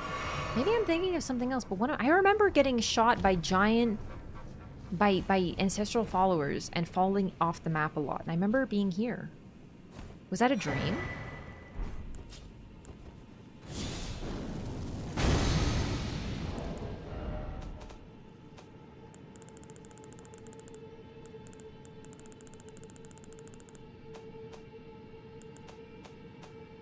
So the number one thing with the Elden Ring first playthrough is first I wanted to beat the game because people like to spoil and backseat in YouTube comments. It was really funny. So I decided anytime I upload anything, it's going to be when I'm done the game because I don't want there to be comments that are like, oh, you missed this. Like, thanks, you know? So it's really funny when people try to tell me things I missed because I'm like, I'm afraid this was done a long time ago. But then I wanted to edit it so it'd be nice and clean. But then that shit takes a lot of time and I was like, so it's just taken this long. Don't think there are any more platforms. I swear, I remember. Am I like... What am I thinking of? There is a place where you're walking on stone and there's ancestral followers and they're shooting at you and you can fall off the platform. And I remember them sleeping or like being like kind of tired and then they wake up and they beat you up. I could have sworn. I remember this so clearly. It might have been a dream. But I remember it like so well. Okay, so we got the mushroom head. Now we get the mushroom crown. Mushrooms found growing all over the body. These overgrown mushrooms form a towering headpiece. Raises attack power when something nearby suffers from poison or rot. Ah, so that's only for this set. Ah. Long ago, great lords served the scarlet rot. Perhaps such fungal bodies served as their crowns. Rot Lord? Do you consider Sekiro a Souls-like game? I don't consider anything that is FromSoft a Souls-like, because they basically, like, I'm not saying that the very first game with roll dodging was FromSoft, but when we take the term Souls-like, we're comparing to Souls. So I just, you know, it's like I don't know, it doesn't, to me, it's FromSoft. It's their games. Do you know what I mean? So I don't think they're allowed to call them, because like, is Bloodborne a Souls-like? No, it's like by FromSoft, right? So it has a similar vibe and a similar concept, but just because it doesn't have souls in the title doesn't mean it's a Souls-like. It's just, it's a FromSoft game, right? So I personally consider everything to do with FromSoft to be of their category of games. And then Souls-like, which is a term I don't really like in general, that's for, you know, games that are like Souls but not FromSoft. Do you consider juice a water-like drink? No. Friends call AC6 a Souls-like. No, it's like, I don't really like the term Souls-like because I feel like people are just like, oh, the game's like really hard and you can roll dodge, so it's a Souls-like, but I feel like they don't understand. So too many games think that Dark Souls got popular because it's hard, and so they just make games that are like really hard and mean, and then they're like, yo, it's a Souls-like, and I feel like I have problems with the term, but no, in other words, no.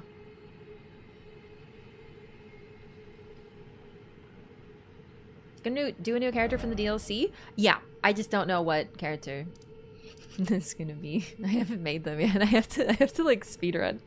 Dark Souls isn't even that hard. It's not hard, it's just, it expects you to engage with the game on its level. That's like sort of how I like to describe it, because describing it as hard is oftentimes a way used to alienate people. Like, oh, don't play it, because it's so hard. Shows five platform buttons? I guess I got them? I don't know.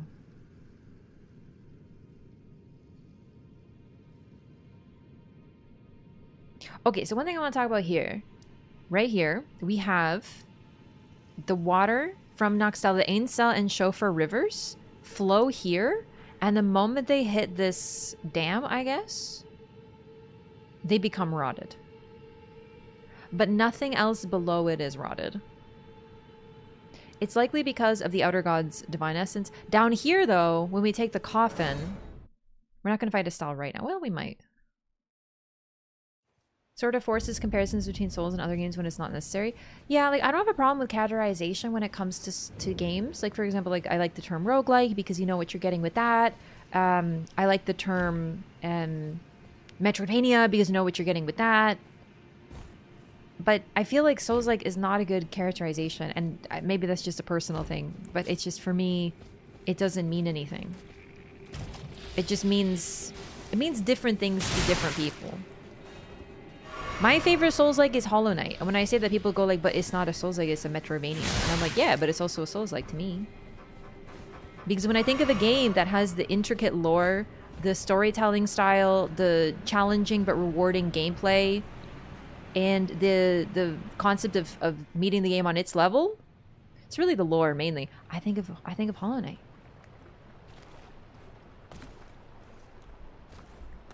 Or iframes. Iframes have become synonymous with Souls-likes.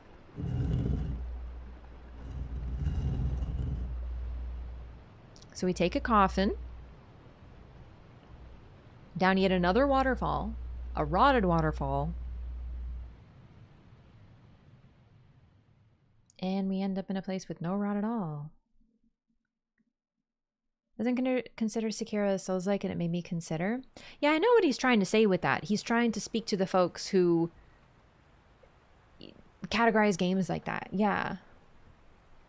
So a lot of people wouldn't consider it a Souls-like because it doesn't have a lot of the tradition. Like, you can't really roll. There's no iframes in the same sense. But I just call it FromSoft games FromSoft games.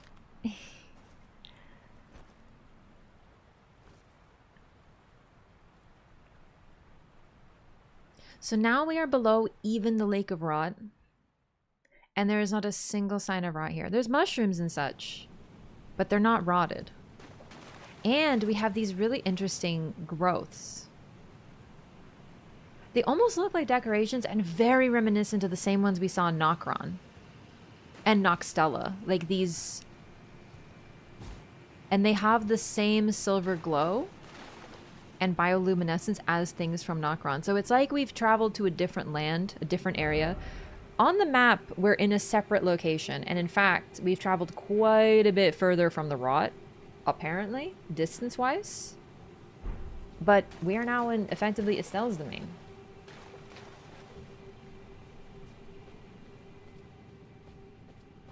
Connection between the different coffins. It's really interesting. Only one of them takes you up. The others take you down. But they're sort of just meant to be... I would describe them as, like, symbolic because when you enter them, you don't really know where you're going. You end up somewhere else. Like, every time we end up somewhere else. We take one here, fall down this giant waterfall, and end up... Not here. Hang on. Where's Ainsal? End up here. Or here, is it? I think it's... No, it's this one. We end up here. Right? And it's like we take the path that the dead take. The Tarnish is kind of dead, kind of alive. In fact, there's specifically one that we enter that takes us upward to a place of burial so that we can be buried. It's the only coffin that takes us up, and it has these really cool red runes suggesting a really ancient ritual of burial. Hi, bud. Welcome, Marlo. Come here. Come here, tiny baby boy. Oh, he running. Wants his daggers back? They're my daggers. Alright, I'll be right back, gamers, okay? Give me a sec.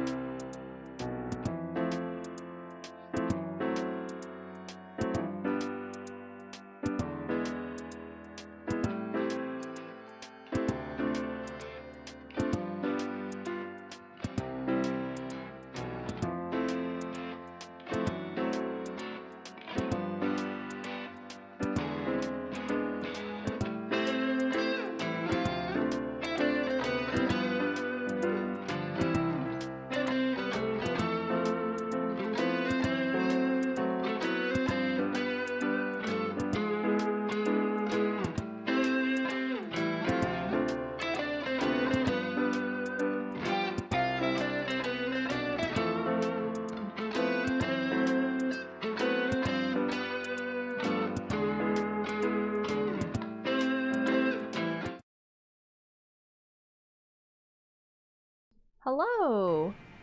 Look who it is.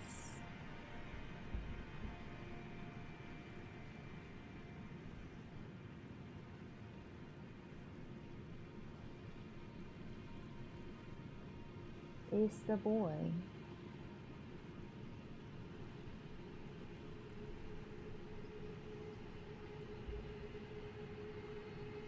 It do be the Elden Lord. Look at him.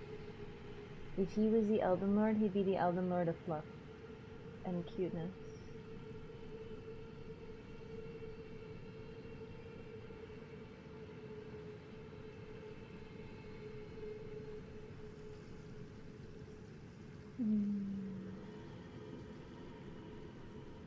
Are you an Easter bunny?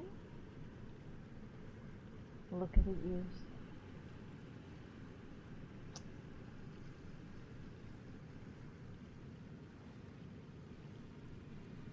No.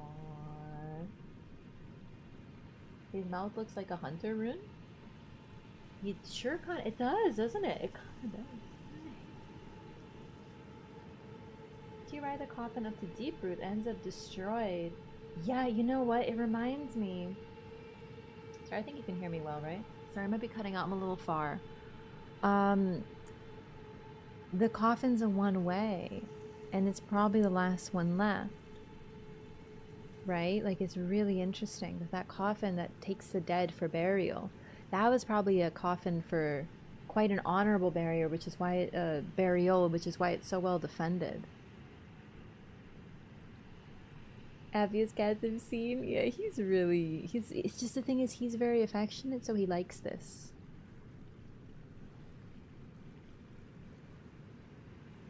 Meow meow. Meow meow.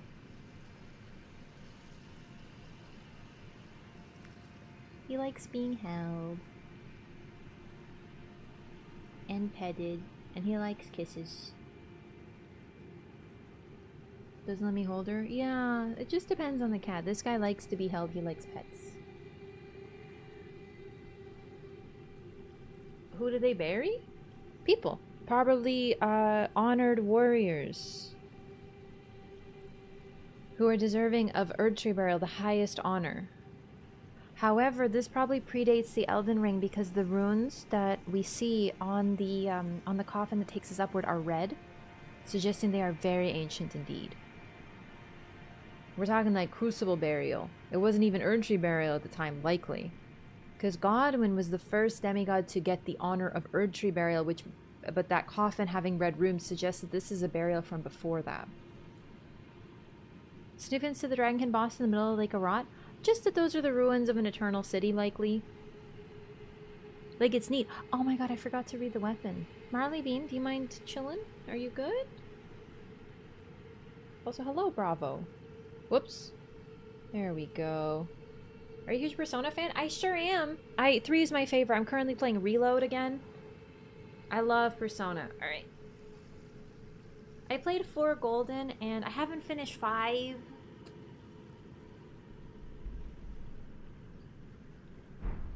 I'm trying to get my controller. Oh, sweetie, you want to go now? Oh my god! Did you see him yeet? Why do you yeet like that? Like, I'm not kidnapping you. Aw, oh, dang it. Sorry, I think I closed the door. I gotta let him out. Sorry, bud.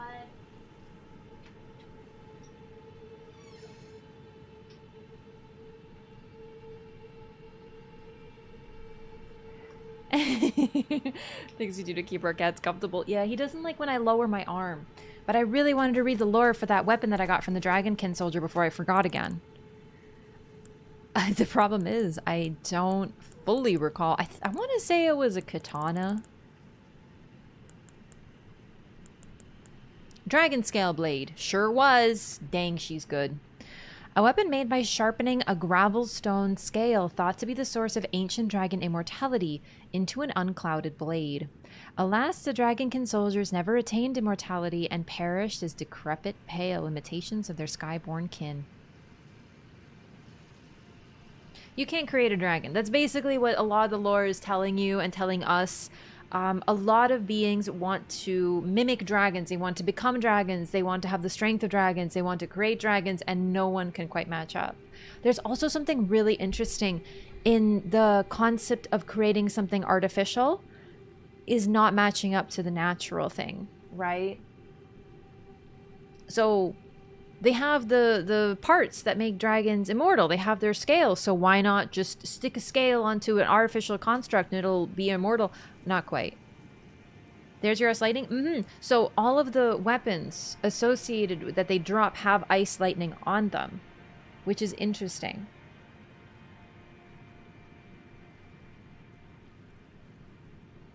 Frankendragon? Kinda, actually, yeah. Nox trying to make artificial gods too, those giant bodies on thrones. I'm personally not sure about the giant bodies, but they were trying to create a lord. Yeah, they were trying to create a lord of night who would usher in their age of the stars. Very similar to Ronnie's age of the moon. So this is the thing. I believe, okay, astrologers, they became the Carians. We have to get Ronnie's thing. Okay, we got to do that. We got to do that. I'm going to do... I really want to get Ronnie's... Wait. Did I not? Did I not get her? Did I get the Stargazer Talisman and never read it? I freaking did! I've been trying to get this for a long time and I forgot to read it. Okay. The Stargazer Heirloom raises intelligence. It's a talisman engraved with the legend of a queen. The young astrologer gazed at the night sky as she walked. She had always chased the stars every step of her journey. Then she met the full moon, and in time, the astrologer became a queen. It's Renala, no doubt, right? This is held by Ronnie. It's a talisman that she holds sort of to... It shows that she honors her mother. The other two of her brothers didn't. Age of Stars, not Age of the Moon. What she wants to do, though, is a little different. The idea of the moon as being equal to the stars is really, really a specifically Carian concept invented by Renala. Same thing that the Nox are working for. The Nox seem to be trying to prevent Ronnie, and I think it's because she had to focus on the moon, not the stars. Now, the thing about the moon, though, is the Nox had a moon, and it guided the fates of, what was it, dozens of stars? Countless. Way more than dozens. There are dozens of us. Countless stars. But still, they don't seem interested in what Ronnie's doing. In fact, it's when you give her the treasure of Nokron that she starts running into the biggest obstacles, both from the Two Fingers and also the Black Knives. They attack her, though she's gone already. They try to follow her. They attack Blythe, and they attack E.G., kill him. They go after Ronnie. Blythe fights them off. They aren't able to attack her directly. But yeah, no, so I'm not saying that the Black Knives are like working with Nokron or anything, but it's a really interesting timeline that they don't seem to come after her until she has the treasure of Nokron. Especially considering that the Black Knives were described as scions of the Eternal Cities. So there's something weird going on there for sure. But no, the talisman is really interesting because in it we basically get canon for sure information that the Carians, or really Renala and her royal family, were astrologers. But I think also the Rayalukarians, without a doubt, became the were astrologers as well, but that was because they discovered the primeval current. So it's like all the stargazers found something else to focus on, but I have to wonder what happened to those who kept looking at the stars more than anything. They tried to attack Blythe? Yeah. Really, they tried to attack Ronnie. But yeah. Her not having a fate means that the Two Fingers can't find her. It's interesting, the Two Fingers don't seem to be directly hunting her anymore, but they wait at a place they know she will be via the baleful beast. So there's something to do with that. It could have something to do with her not being findable, so they're not hunting her. But the Black Knives appear to be hunting Ronnie and her people. But they only start attacking her after the treasure of Nokron is acquired and Ronnie's on her way. And I wonder if it isn't something that to do with Radon being killed and them being able suddenly to function, right? Because the stars guide the fate of the royal family, but based on things like Nokstella, it suggests they do more than that, not just the Karian royal family.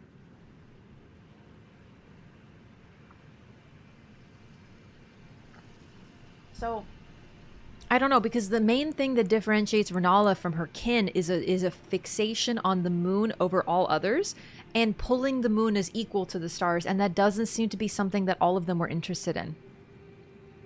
Black Knives were sent by the Eternal Cities to get back that which was stolen. The thing is, we don't see any Black Knives in the Eternal Cities. We know they're from there at some point, but it's possible. It's possible that they want their treasure back, but why don't they care for the Noxella treasure, right? I don't know. It's a little odd, the timing of it all. Estelle, Bastard of the Void. And he's got the sky behind him.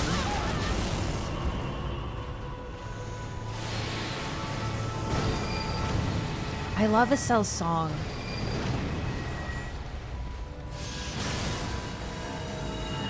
It reminds me of Abritus.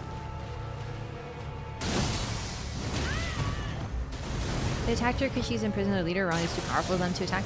The thing is, they're after Ronnie. They are. Blythe tells us that.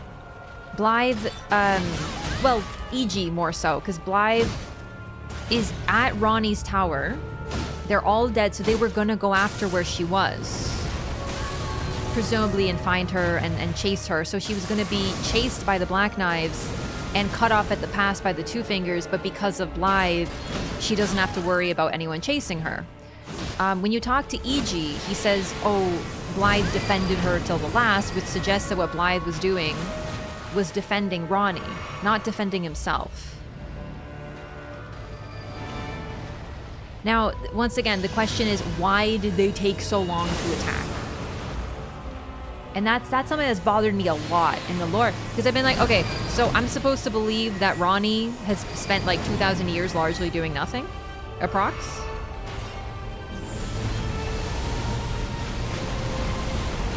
But then, when you consider the fact that Radon had frozen the fates of the Karn royal family, apparently also their minds, and potentially others, like if the Black Knives were also frozen and stagnated, and unable to do anything because their fates were frozen by Radon.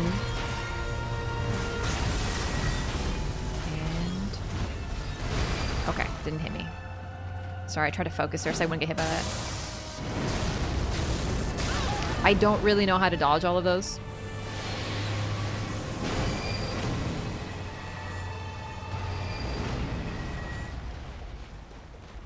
So anyway, my answer to that is if the Black Knives weren't able to do anything until Radon was killed, you know, it's a little bit of convenient timing.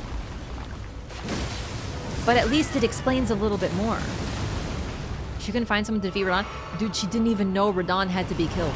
If they at least knew that, maybe I wouldn't disrespect them so much. But you're telling me all these star-obsessed royals didn't know that you had to kill Radon? You have to tell them that.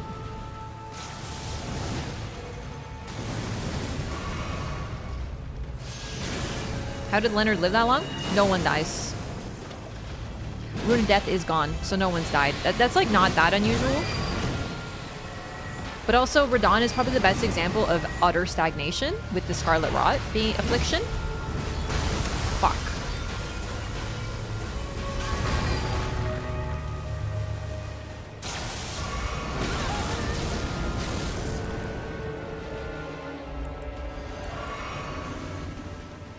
Radon, in a way, got exactly what he wanted. Stagnation. He froze the stars so things would stay exactly the same. Oh, I might be dead here, but this is a sick-ass move, so it's fine. Holy! That was neat. Oh well. They do know? EG says specifically why not see before I'm a fool? No, that means he didn't know. He should have known, but he didn't. That's my main issue, is we're sitting here. So you're telling me you people had all the knowledge and you just didn't have an epiphany after all that time? Do you know what I mean? Awful. Estelle won in a pinch. I don't mind. I don't love fighting Estelle with most weapons because, like, he wiggles around a lot, but with the Bloodhound Fang, he's not too bad. I genuinely love him, though. Phenomenal fight, great music, phenomenal fight visually. Also, 6 legs. He is a bug. He is a space bug.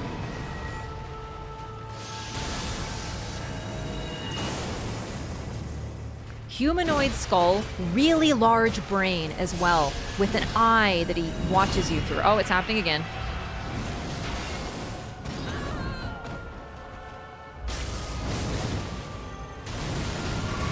And I hardly need to say it, but very, very Bloodborne. Even the music. It reminds me a lot of Abritus. Did I say that out loud, or did I just think that? I don't remember.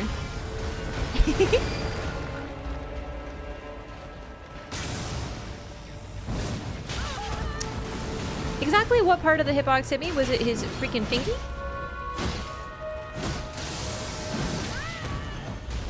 Alright, so Estelle, space bug. I have a little bit of a sub-theory that Radon called this down. Whether he meant to or not is a bit questionable, but I'm pretty sure he called Estelle down to fight Estelle. Oh, fuck. He's a malformed star. Oh, hell yeah, brother.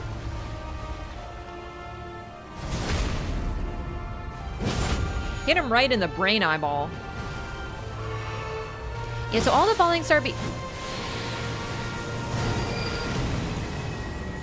Estelle fucking bleeds? This is news to me. I had no idea. Huh. I've never gotten him to bleed before. I guess I've never hit him in the right parts. Huh. That's really funny. He's got like this sort of hitbox thing going on where you hit certain parts of his body, like they do more damage. Very amygdala.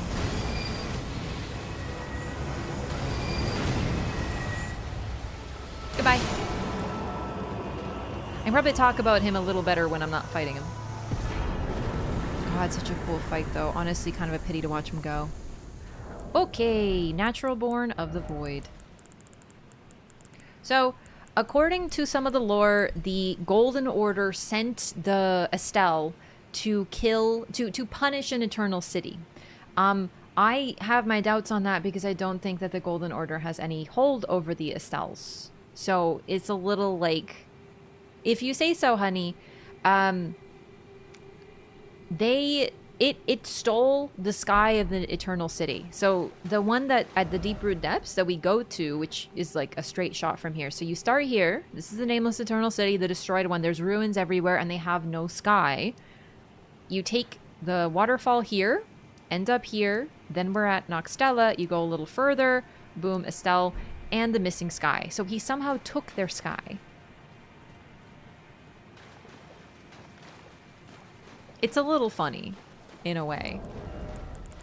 He is a fully grown falling star beast. There's only 2 full-grown Estelles in the game. There are, was it 3 of the mid form, the cocoon form, and then a bunch of the baby form, which is the falling star beast.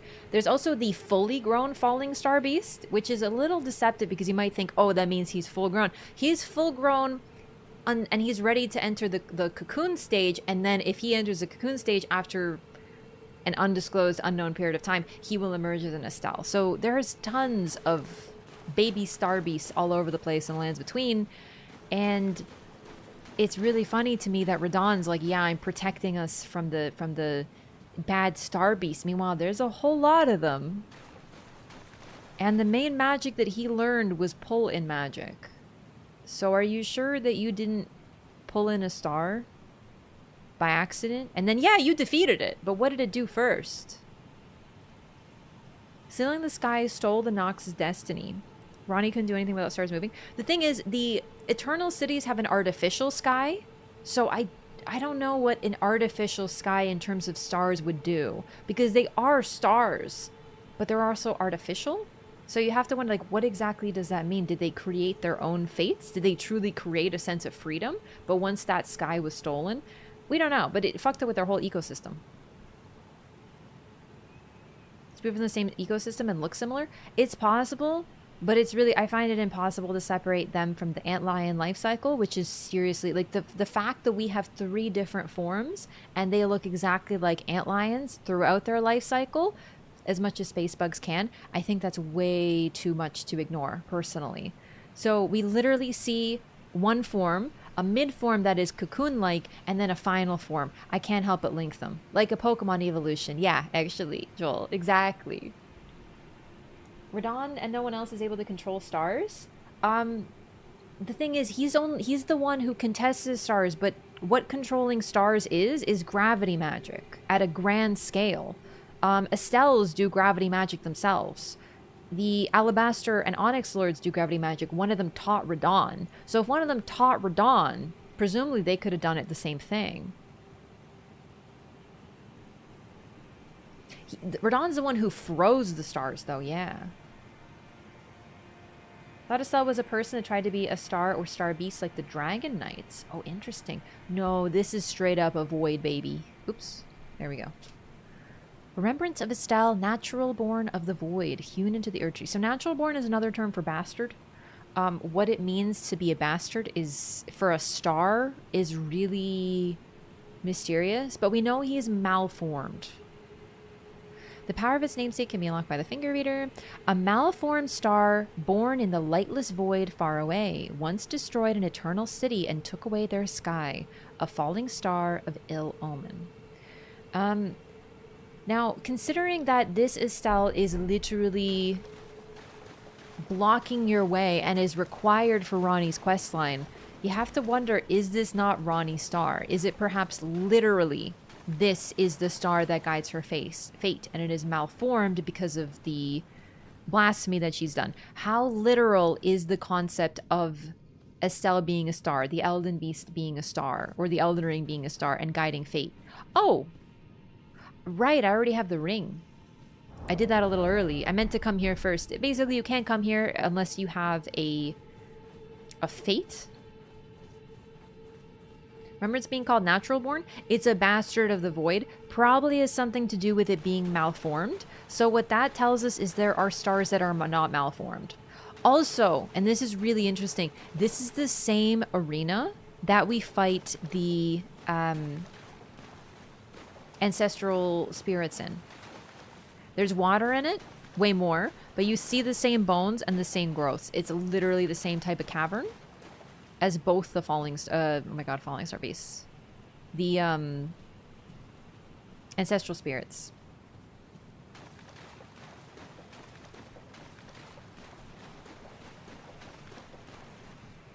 So we'll read the weapons too. Also, its body appears to be made of bubbles, which is really interesting considering we get the oracular bubbles. Also kind of looks like planets, too. So, where is the spells? Nerd's Rope. Yeah. Small magical bubbles that drift toward foes before they naturally pop. I thank you for your tutelage. For now, I can challenge the stars.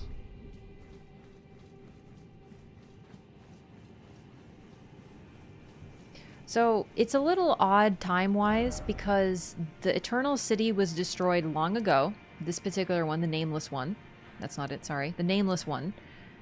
And it was destroyed by this particular Estelle, as far as we know, because the sky remains here. The sky is still here. And there's an Estelle here that suggests he took it. Sure, it's circumstantial evidence and it wouldn't hold up in court, but if you find out that a sky was stolen and you walk in, buy an Estelle, and then there's an Estelle here with the stolen sky, it's probably going to be the same Estelle.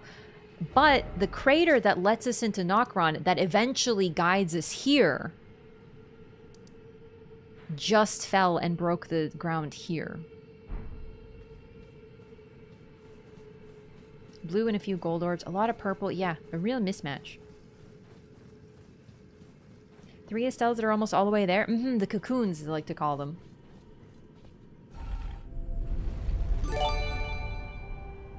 Yo, Rob, thanks for the gifted sub to Raph with 4 Fs. That's a little weird. Some sort of impersonator? The desaturated Estelles? Yeah, they get their color later. Isn't that interesting?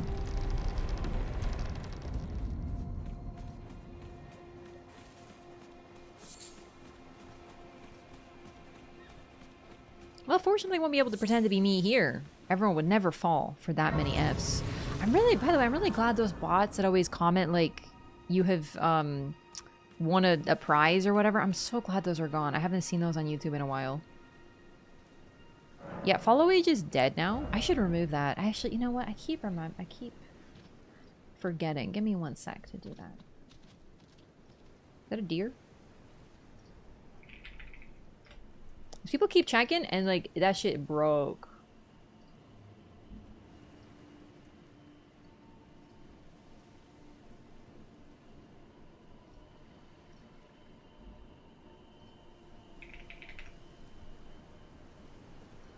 There we go. Clean up. I gotta do my spring cleaning, dog.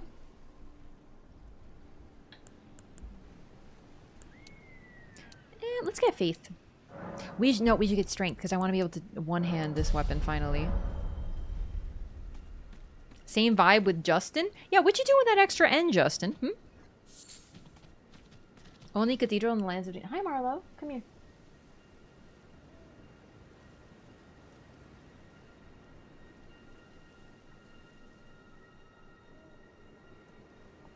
Place of worship is a smaller church.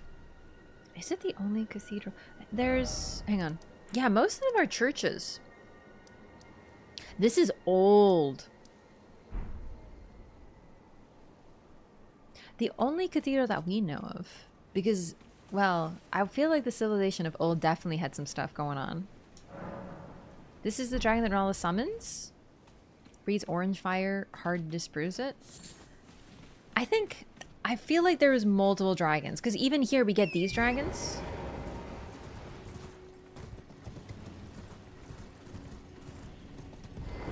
Although, I think these ones are also, they're all glintstone dragons. Though, glintstone grows on beings over time.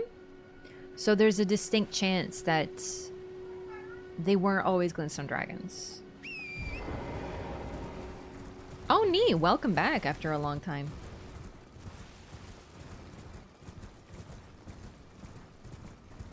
And we get rays of the moon. Very similar. If you look, there are rays like this coming out of the Erd tree at various places, but this is the only place where there are rays of the moon straight up coming out and showing up. And the white flowers. Pretty much only here. Oh, hey! Adula! Also be an oversight.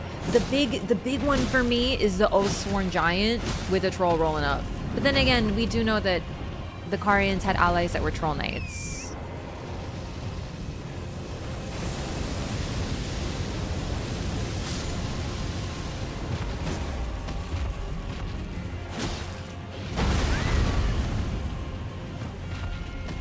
Two years, half a stream years? Nope. Haven't been streaming for 4 years yet. Just hit 3 though. Just hit 3. What? Oh, right. What, your leash broke? Or what? Really? Teleporting ass bitch dragon.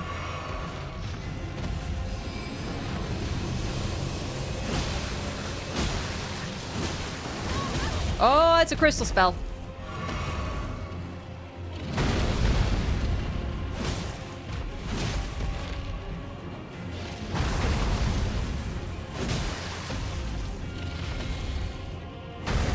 Interesting that they appear to be blind. All the glintstone dragons have glintstone over their eyes. Like, you can see where its eye should be with that, actually. That was good timing.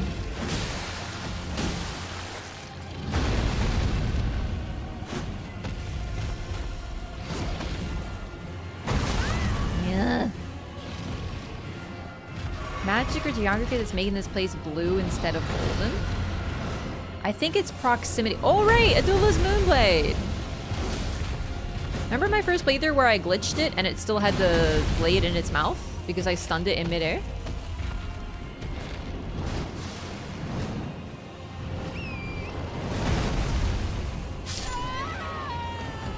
Are you actually kidding me? He freaking got me. He freaking baited me. The smartest dragon of all time. He was like, I can't defeat her, but you know who can? Gravity. Can I get the Raft Gravities in chat, please? Hey, cat child, you having a nap? Good, you enjoy. I'm gonna beat the crap out of this dragon, alright? Yeah. Screaming ass dragon. Gravity 1-0. Raft 0. Yeah, I think it's not just one. I lose to gravity a whole lot. But I will say that dying to Radon does not count as dying to gravity. Whatever he may say. Alright, can you... Freaking... Stupid... Oh, shit. Alright, watch that ledge, gamers. It comes out of nowhere, I tell you. Bring me your head. No, for real, I can't see. It's interesting that it seems to be covered in the dead blue, not blue, purple glintstone crystals. Not the living blue ones. Moral victory made the dragon resorts of Radon's magic real. Alright. Alright. Cool. Just fucking singe my goddamn horse, huh? Nope.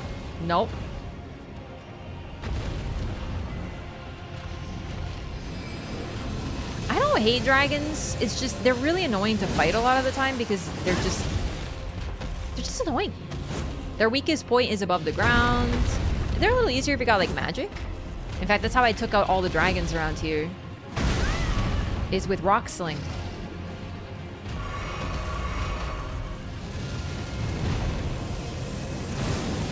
Okay. I might, yeah, I'm gonna know. Oh no, we're good.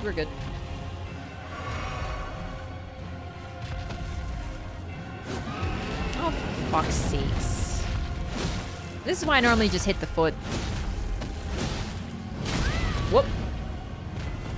Range attack heavy kind of game. Yeah. It's kind of a bummer.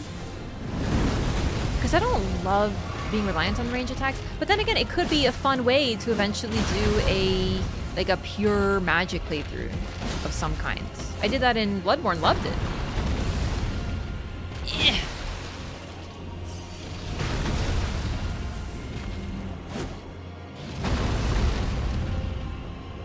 Oh my fucking god. Just slightly moves his chin up and I can't hit him, you know? Ugh.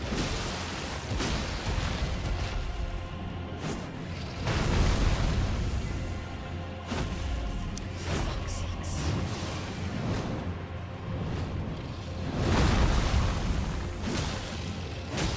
The foot stays on the ground, so I prefer to hit the foot.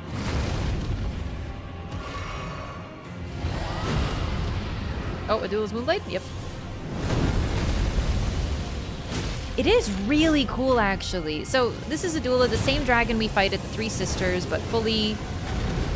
not quite grown, just fully formed, like a... It waits to fight you here. Wow, okay. You gonna be cool?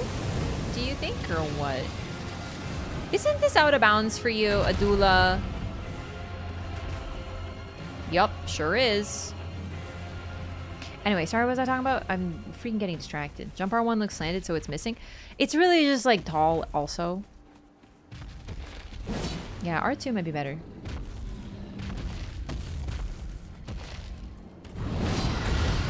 Not much better. But yeah, no, the Moonblade is a sign of... Like, the weapons given to the... I don't love when you do that when I'm close, because it just really feels like a fuck you, because you really can't be getting away from that. So, like, fuck you? Holy shit. Okay. Well. It's just the gargoyles all over again. You know, it's like I'm fighting one of these again. Ah, shit. I didn't recover fast enough.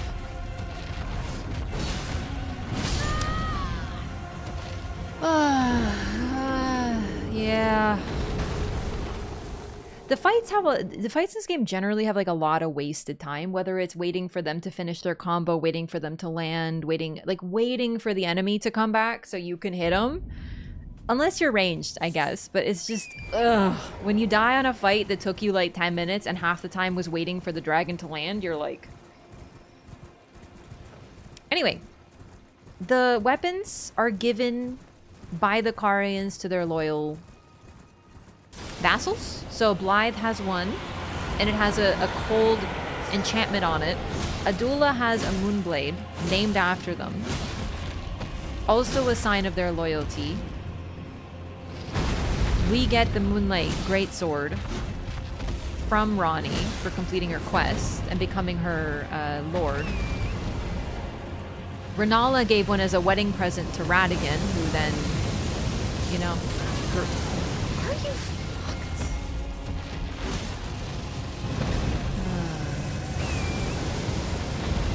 Run, Torrent!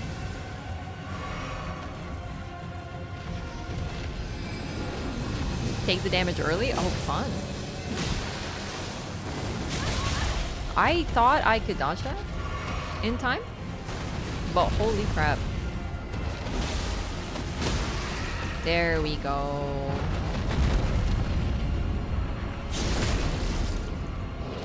Wearing Shabiri's Woe? No, the chess piece has the same effect as Shabiri's Woe.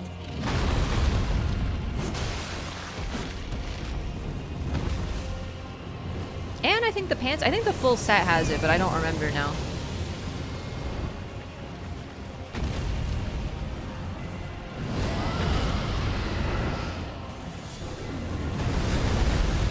Holy Adula!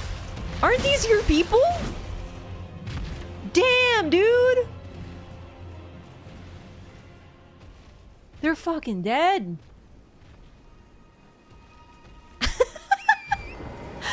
I didn't even know we could do that. Well done, Adula. Best wedding gift ever? Yeah, except then Radian turned into a Golden Order sword because he's like actually genuinely the worst.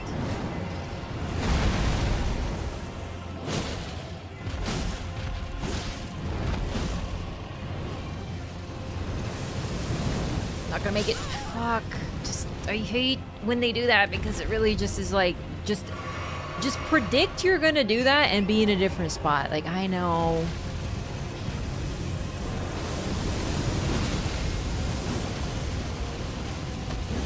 No! The R2 takes longer to recover from too, so if I miss, it takes way longer to get a second hit in.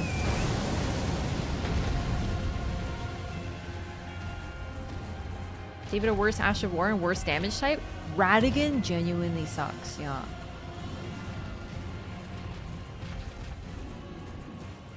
Okay, after like approximately 20 minutes, can you die? No, you're busy. Oh, shit. Alright, just doing more harm to your natural wildlife in the vicinity. Okay. Oh, my lord. I think this might be a worse crime than repetition, is simply how long these fights take for the 18th time. No!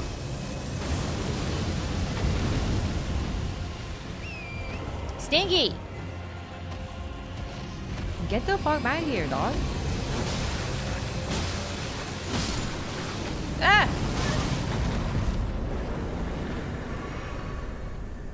Thanks for Adula's Moonblade. And the Dragon Heart also. Neat.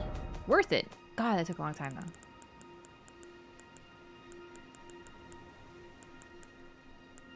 Wait, where? Oh, here it is. So it's under Current Royal Family. Sorcery of Adula the Glintstone Dragon conjures a cold magic greatsword, then delivers a sweeping blow that launches a blade-like projectile of frost. Adula, a devourer of sorcerers, was bested by Rani and subsequently swore a knightly oath to her dark moon. That's actually really neat. I forgot about that lore. So Adula used to eat sorcerers. Cathedral of Manus Celis. Okay. So translation-wise, Celis I think means like sky or something, and Manus means hand. So like a hand of the sky or something like that. Yeah, so Ronnie 1v1'd him in 1 and got him to stop. And he became loyal to her. That's probably where the glintstone came from too, devouring sorcerers.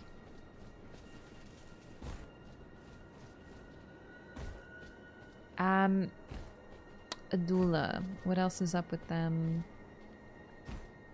Their own weapon has the sorcery of like have his cold attached to it, like all things associated with Rani. Means heavenly. Celeste, or in French Celeste. Yeah, so but heavens equals sky.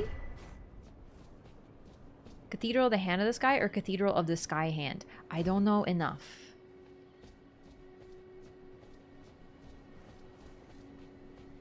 But what I will say is there's a lot of starlight shards here. The image that I get when I hear Manus Celis personally is like a hand reaching and like cupping what's coming from the sky. In this case, starlight shards. Two fingers we sort of viewed as a hand from the sky.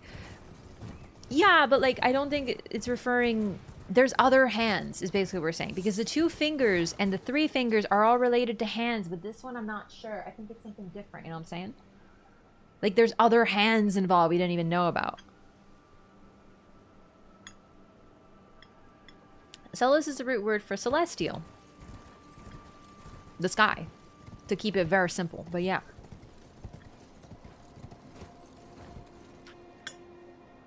The thing is, what do hands do? Hands can reach. So this is the place that reaches toward the sky. It can be a hand that receives blessings from the sky. The imagery of hands is very, very powerful.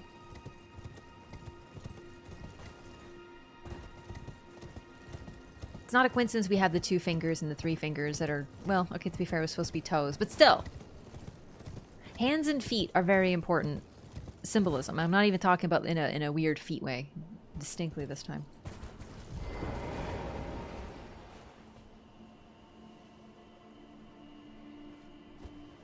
This is actually quite an immense cathedral. Yeah, we don't see anything of this size in the base game. It's quite a bit older too. They were supposed to be toes? Yeah. Washing feet being a holy act. Yeah, but not even that. Also just, what do feet do? They allow you to traverse the world.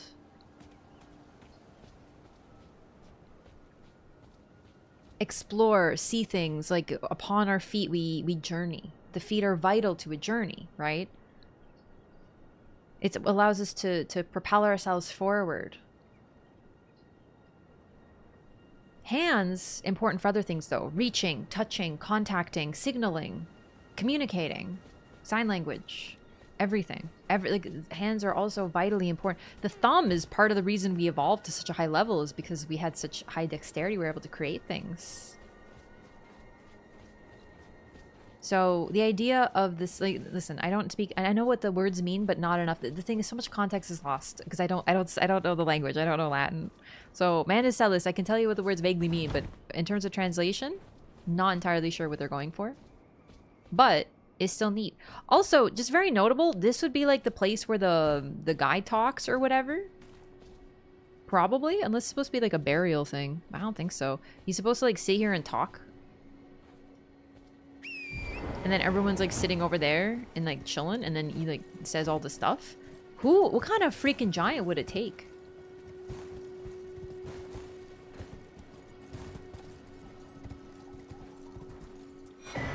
Good Latin either, because Manus is masculine and Celis is feminine. Yeah, but from what I know about grammatical gender, you could still change... You could still have multiple genders in the same sentence. You just need it to be... It depends on the subject. Renala was really tall? Yeah. She could definitely preach from up here. Because they're both nominative? Don't know enough. Japanese version have in Latin too? I know even less about that. I gotta work with what I got.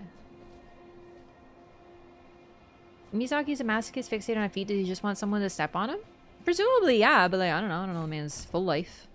Also, the thing is, people are very quick to dismiss Miyazaki as simply a foot fetishist, but, you know, I will say that you can have multiple fetishes all at once. Many all at the same time, you know? You can be into feet, you can be into tall ladies, and you can be into a secret third thing. So I just think Miyazaki's, like, one more versatile than we give him credit for. You know what I'm saying? Should I be doing this right now? Is there a reason that I shouldn't progress Ronnie's quest? Not really. I think I've done everything. Okay! So now here, underneath this place, is the freaking Two Fingers. You gotta wonder, who built this? Was this already here? Or did the Two Fingers burrow down here like a coward? Okay, so Ronnie's Two Fingers are really, really interesting. So number one, first of all, they're freaking stabbed. And you can actually see what looks like the half-wheel wound of the centipede upon it. It's not quite the same mark, but it's very similar to the one you can see the tendrils coming out. To the one inflicted upon Ronnie and Godwin. Now, I wonder, is that a consequence of the Finger Slayer blade? Or perhaps do the Two Fingers and their Empyrean have some sort of link? Because these are dead fingers. Now, when I first saw these, I assumed that Ronnie had done this to them. This curving, that she had, like, snapped them and cracked them and distorted them as part of her assault. But now I'm wondering, like, I've thought about it a bit. What if they were like this already? What if they were already malformed in some way, shape, or form? What if her Two Fingers were just particularly messed up? Potentially because of what she was doing, too, though.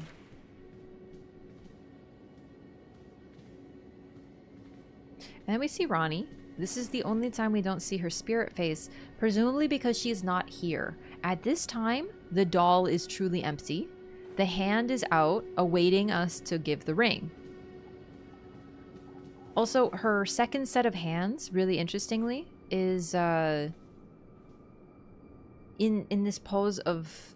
I'm not sure exactly, but the position of hands is really, really important in, I believe, Hinduism. There's a lot of, like, the way that the gods are depicted in Hinduism. There's different positioning of hands, fingers, things like that. Also, we actually get to see, because she doesn't have her clothes on, first of all, her body, but also how the arms work. One set of shoulders, two arms. Wrist up, submissive or welcoming pose.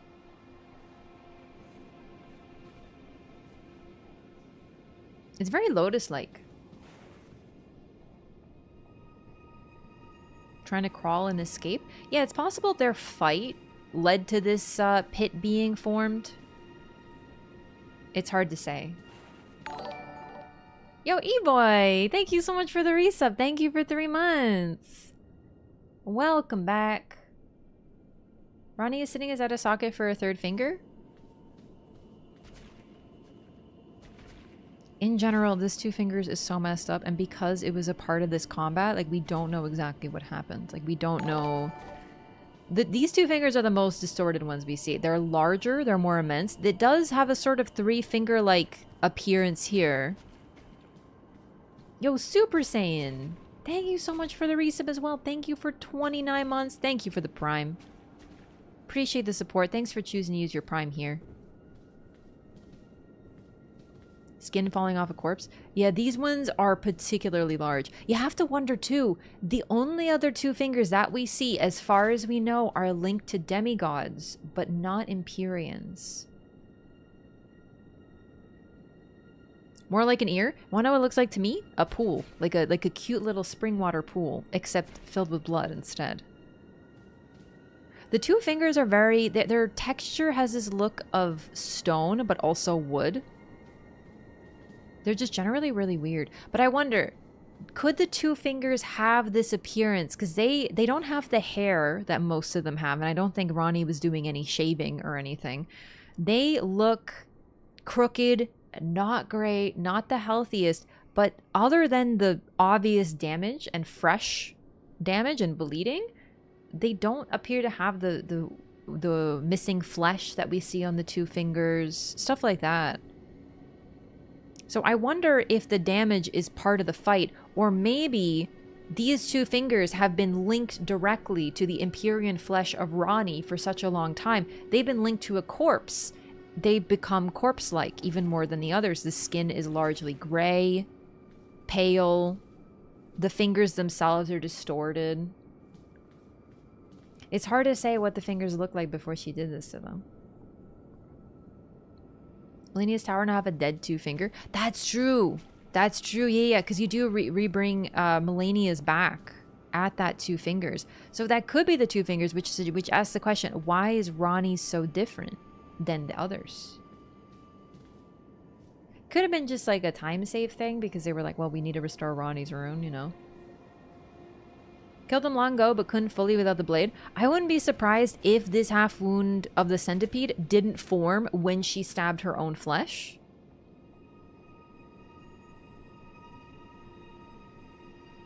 Because the blood here does look very fresh. This does look like a fresh wound, for sure. They're also like severed down the middle. But what effect would there be to being linked to an Empyrean who is also dead in body? Melania's two fingers exclusively hers would be applied to Miquella too.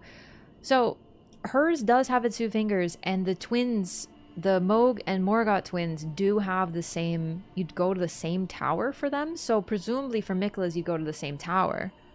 We have to wonder. But yeah, I'm not sure what's going on with her, but there's still a lot interesting. Basically, also, where is her soul right now?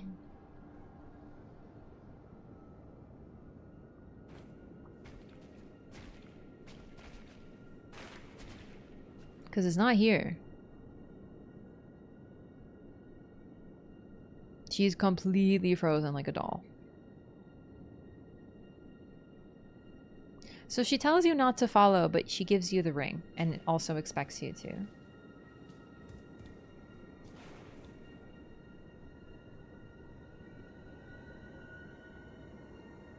Her body is also made of rope and porcelain, clay. Like, she's got a very interesting body. Tiny doll was soul? The tiny doll was soul, but not now. So right now, she had the soul. Okay. Where is it?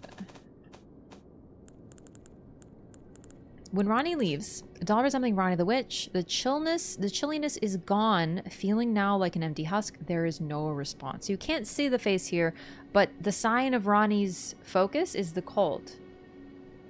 Smooth wooden skin? Could be wood, could be porcelain, could be clay.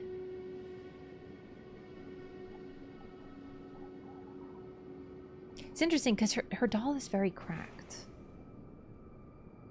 Also, underneath her eye, like, I always thought that was like a crack of the doll. Maybe we can get a better look here.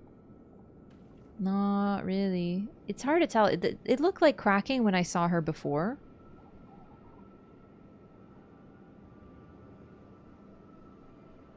Talk to the soul after finishing the quest in her tower. Are you talking to the doll up there? No, I'm talking about right at this exact second. The doll does not have her soul. This body doesn't have her soul. So where is she? It's more of a rhetorical question because we can't really get an answer. Like, we can... Maybe she's, yeah, making preparations. Maybe she's in the cosmos. Maybe she's somewhere else. But she comes back when we give the ring. But otherwise, she's waiting. Selen and the ring is her soul. Nah, her soul had to do this. Like, she was here to stab the two fingers. This is the only thing in her entire quest line that she did herself. The only thing. We carried her to where she needed to go. We kill Radon for her. We give her the Finger Slayer blade. We get it for her. We give it directly to her. She enters a coffin as a baby doll and shows up at the base of a waterfall. We pick up that doll we progress, we defeat the baleful shadow, and then her soul leaves. Did you do to make her big? It's just the camera? It's called perspective. How did her full doll form get here if he carried her soul in the tiny one? That's a great question. Convenience, I guess. I don't think her soul is in the ring, but let's see. Oh, that's not where it is. I always skim past it.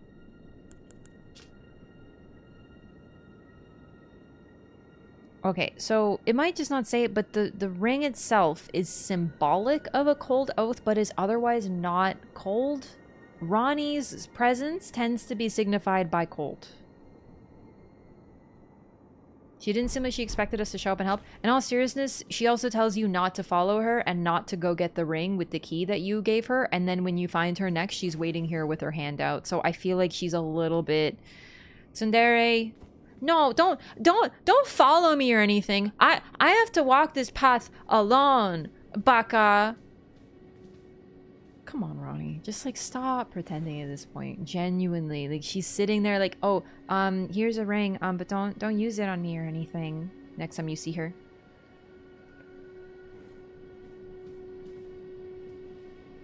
It's cool to see her without her hat, because you get to see more of the model as well, so it's kind of a rare opportunity.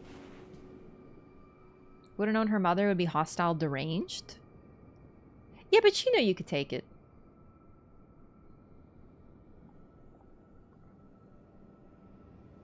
Ronnie is fundamentally unhelpful.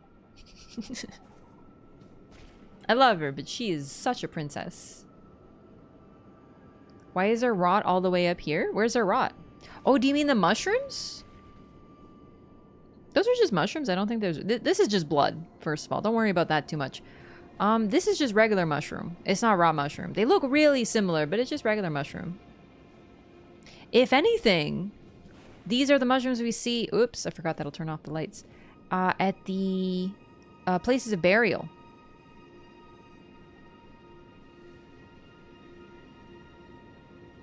My torch here to see better? Gaslights, gatekeeps, girl bosses? She is a genuine princess. Blood plus shroom? Oh yeah, no, like, absolutely, I don't blame you. This looks very Scarlet Rot-like, but it's not the rot. It's just natural mushroom gross.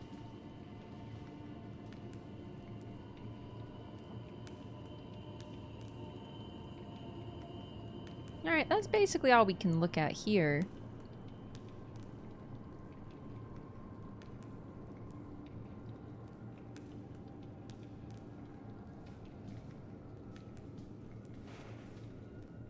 Yeah, the torch still goes out, though, is the problem.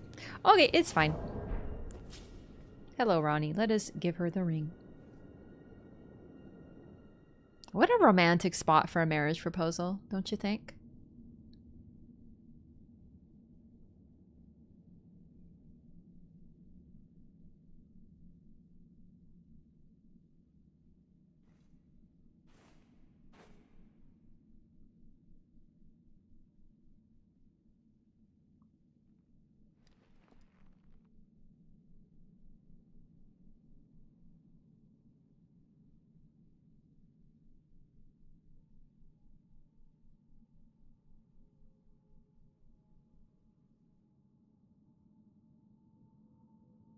We're married now. Yeah, the fingers do have red blood. Good point. Yeah, that's very notable.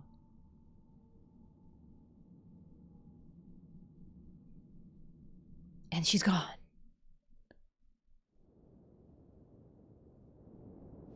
And she's back.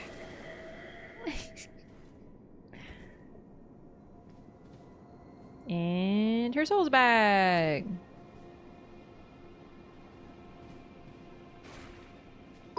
It's actually so cute to see her standing because she's so little. Congrats on the marriage, Raph. Thanks, Raph, Volpine. Respectfully. Thanks. Thanks. We're married now.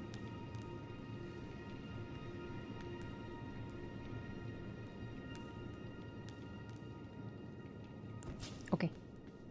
So, it was thee who would become my lord. Perhaps I needn't have warned thee. I am pleased, however. Thou art a fitting choice. I go now to the night sky. It is there I shall find mine order. I bid thee travel the path of the Lord. Presumably that's where she was. And once all is done, we shall see each other once more. And there she goes. Into the night sky. Ready to plan the wedding. And then in the pool of blood, where she was, she leaves you the Dark Moon Greatsword.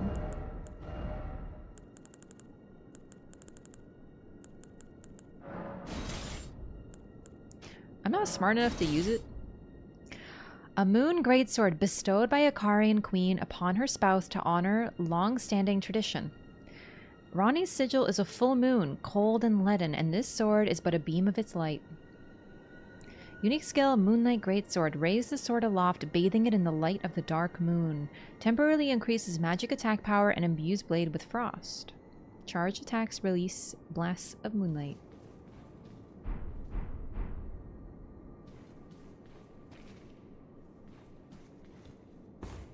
And that's it. Goodbye, Two Fingers. Oh, there's a secret exit, I remember. Not really that secret. So that's the moon. That's her quest line done. We are now married. Chose a form much smaller and shorter than her original body. Yeah, I really wonder how much of it was like choice and how much of it was like, oh, I'm gonna be, you know, plausible deniability. No one will know that it was me. Who is the what do you call it? The person. The killer.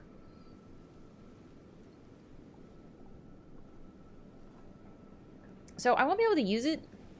Maybe the Snowy Crone is also short. You do get shorter as you get old, too. Like, she was probably really squashed. So potentially, yeah. I think that's very likely. Because you have to remember, she looks the way she looks, for sure. But the Snowy Crone would have been an old lady.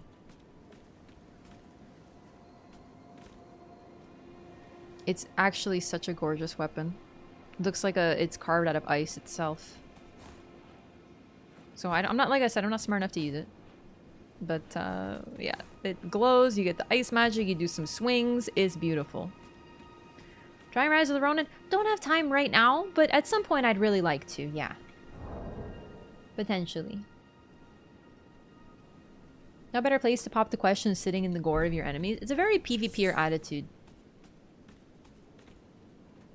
Clearly knew she was alive after Godwyn died because of the way the thrones are arrayed. So I wonder how that worked.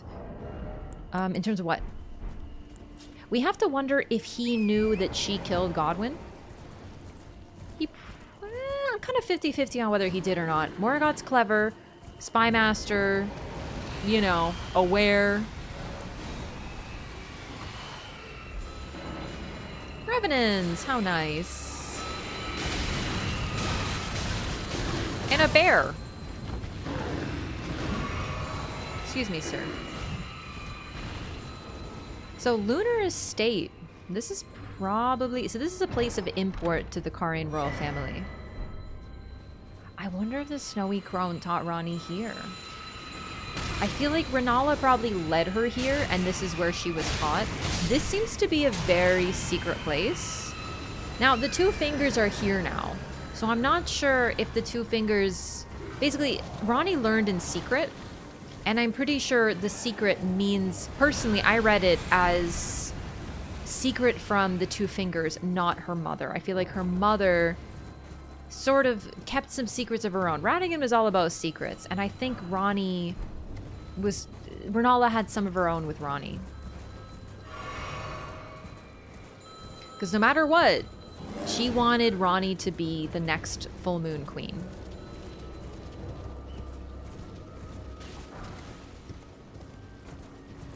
So many revenants here. There's a lot of revenants in Liurnia. I'm not certain what to think about the revenants and who they're allied with, who they're working for, but they worship... Is it the dead? I forget now. I'm trying to find... Where's the item again? Oh, man. No, it's where the spirit calling bell is. Starting to get too many items. one is a spirit calling bell. Oh.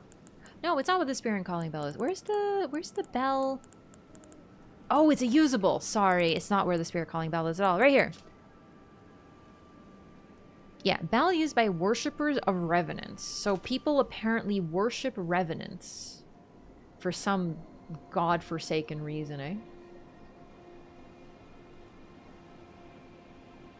Skulls with glowing eyes scattered around the woods everywhere. So those give you a little bit of runes. Runes are basically kept in the eyes, or grace is kept in the eyes, and apparently you can acquire runes from the eyes as well. It's a little weird. But if you show up still alive in soul, but dead in body, it's one hell of a coincidence, so you need a hell of a good story for why the attackers did that. Yeah, who knows? We really don't know how she set that all up. Set up Godfrey, that's why he ended up attacking the capital? It's possible, because she does tell the story. One of the cutscenes in the game is literally her talking to us and telling us about the shattering. Marika was pushed to the brink. Someone killed Godwyn the Golden. Meanwhile, she did it. So they're sort of presenting us already with her as this, not quite a troublemaker, but like she's definitely obfuscating some truth. What's the lore behind the skulls? They're just people's skulls. And just like you can attack an enemy that has bonus runes in the eyes, there's a whole lot of... There's a lot of dead here. It's weird because it's also a place of undying people, but looks like they still had death. They still had skulls. They still even... Yeah, they just have skulls with runes in them. That's pretty much it. Yeah, it's a little weird, I know. Yeah. In the trailer, she's like, "Who could have done such a thing?" Yeah, it's very funny. All right, we wanna take care of Electo as well to get Tish. No, it's a little odd that the skulls have grace within them if you can't die. It's really hard to say, but we also see like literal skeletons attack us, right? So, also Moonfolk ruins. Really neat. Okay, to be a queen, you kind of need a kingdom, and I wonder if during Renala's reign there weren't a little bit more than just her. Like, what if there was more astrologers who followed her? And then what happened to them? Undying maybe does not mean undegradable. Oh, definitely not undegradable. Yeah, because they you get like scarlet rotted individuals, right? Who are literally being eaten alive by... You also have piles of bone and skin that attack you, like those weird creepy slime enemies. That's just like probably a bunch of melted people. It's pretty messed up, but yeah. That's generally what that is. The Aqueduct Rift? Where's that? Not every corpse ends up buried. Yeah. Also, this before everything, this is an ancient land. A lot of people have died here during fights and wars and other things. So, you know, the angry dead are everywhere in this land. Soul makes a journey, but the body can be left behind. Yeah, good point. The whole idea was that you get reborn in the Erd tree. But, you know, that didn't necessarily work for everybody.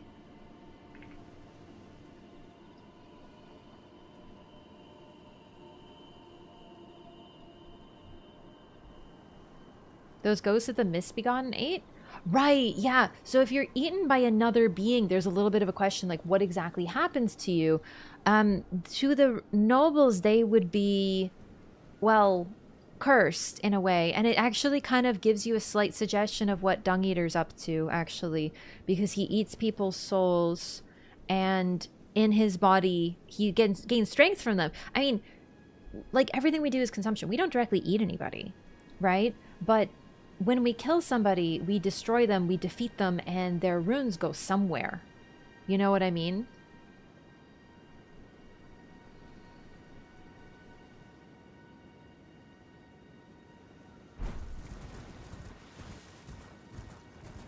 Okay, I'm just trying to think what to do next. So we have Ronnie, like we can explore a little bit more here. I just don't know if I want to do that right now. I wanted to. I feel like there was one other part of Ronnie's quest that I really wanted to do. They really like ruins and graves. There's a lot of graveyards in this place, and there's a lot of ruins. Although a lot of that is also civilizations built on top of civilizations, built on top of civilizations, right?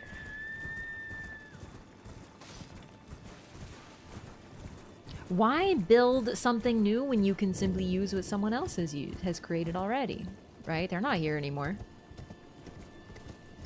Reborn in the Erdtree, more like the Erdtree eats your soul and gives you nothing in exchange. Which is likely what Marika figured out, yeah. You know, I have to wonder if Marika figured that out and she was okay with Godwyn getting buried at the Erdtree. At the Erdtree roots.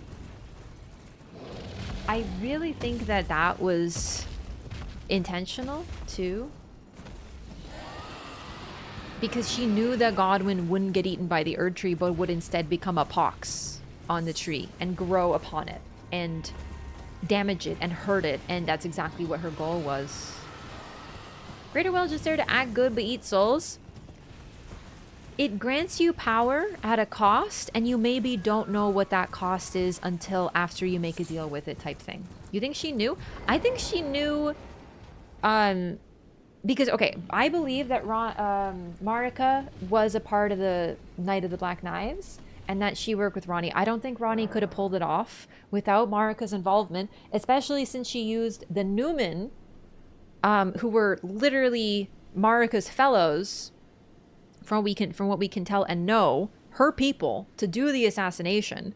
And she needed the Rune of Death from Malekith, and I think the only one who would have known a weakness or a way to get in and to take that Rune of Death would have been Marika, right? So I think she had to have been involved. So why Godwyn? Was he just a convenient target? Is it because he was allied with the Golden Order? I don't know, but that's probably likely. But as for why she was okay with him being buried at the Erdtree roots, I think she would have known that he was half dead only, right? All dead souls return to the Erdtree is suspiciously similar to the Three Fingers. All life returns to the Crucible.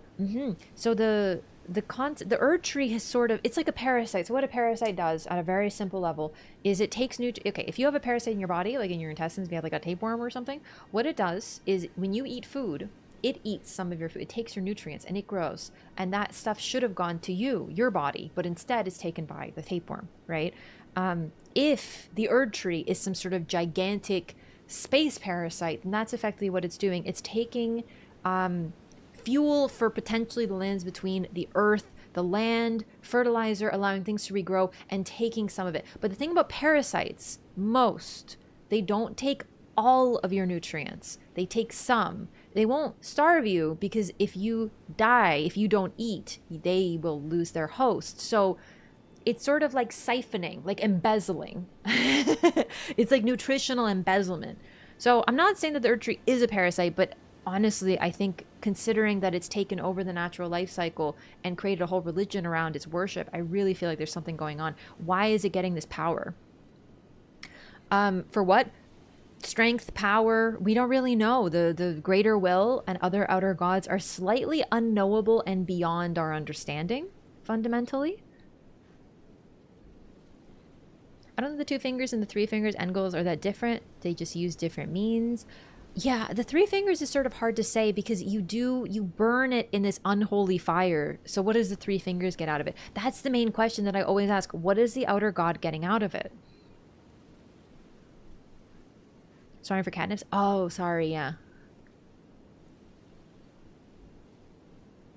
Why the Greater Will seeks order of any sort? Why does it care there's order, but the form that it takes?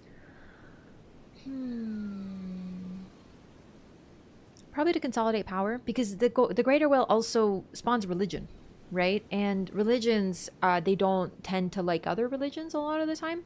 And the more worshippers that you have, the more power you get. And the more people that you feed upon, the stronger you get. And you don't want that to go to anybody else. So it sounds like a weird struggle. It doesn't care as long as it gets whatever it's getting out of the arrangement, whether that's literal bodies to feed upon or something else, you know, something like that. Return all life to the primordial crucible because the greater will made a mistake in creating life. Yeah, it really, the three fingers and the two fingers are very much presented as foils to one another more than the others are. Like, the others are kind of doing their own thing, but the three and the two fingers are very linked. And I really don't think that everybody is being honest. Like, the greater will is like, yeah, I created all life. All life can be tied to me. And I'm just like, did you though? You know? Together they make a hand? Mm-hmm. Sort of graph souls onto the player characters. Runes seem like separate things in souls. Runes take on a very similar role to souls, though. You defeat enemies and you acquire them from people that you've defeated, and you can use them to strengthen yourself. We're cannibalizing the people of the lands between. We kill the demigods, feed upon their strength via runes, and level up. That we are getting a true telling, we have to be very suspicious of folks like Hayata. Hayata, I think, is genuinely ignorant. I don't think she necessarily knows, but it's like, what can you do? You know what I mean? She's doing her best.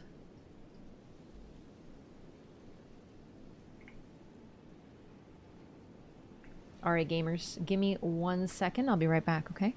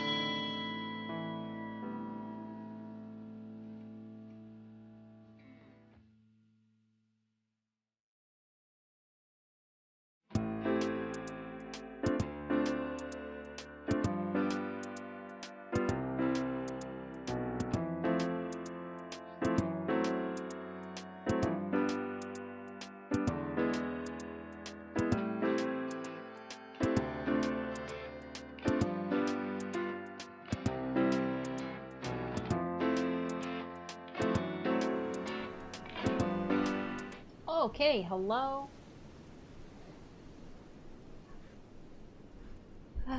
How does the level up process work? So, it's actually really interesting. Melina gives us the power to level up. She leaves it with us. But when she shows up, we only hear this dialogue maybe twice. So it's a little bit hard to tell. But when we get leveled up by Melina, she specifically tells us that we are... She asks us to tell her our hopes, our ambitions. And it's interesting. It seems to be almost like getting to know us, but also understanding what we want.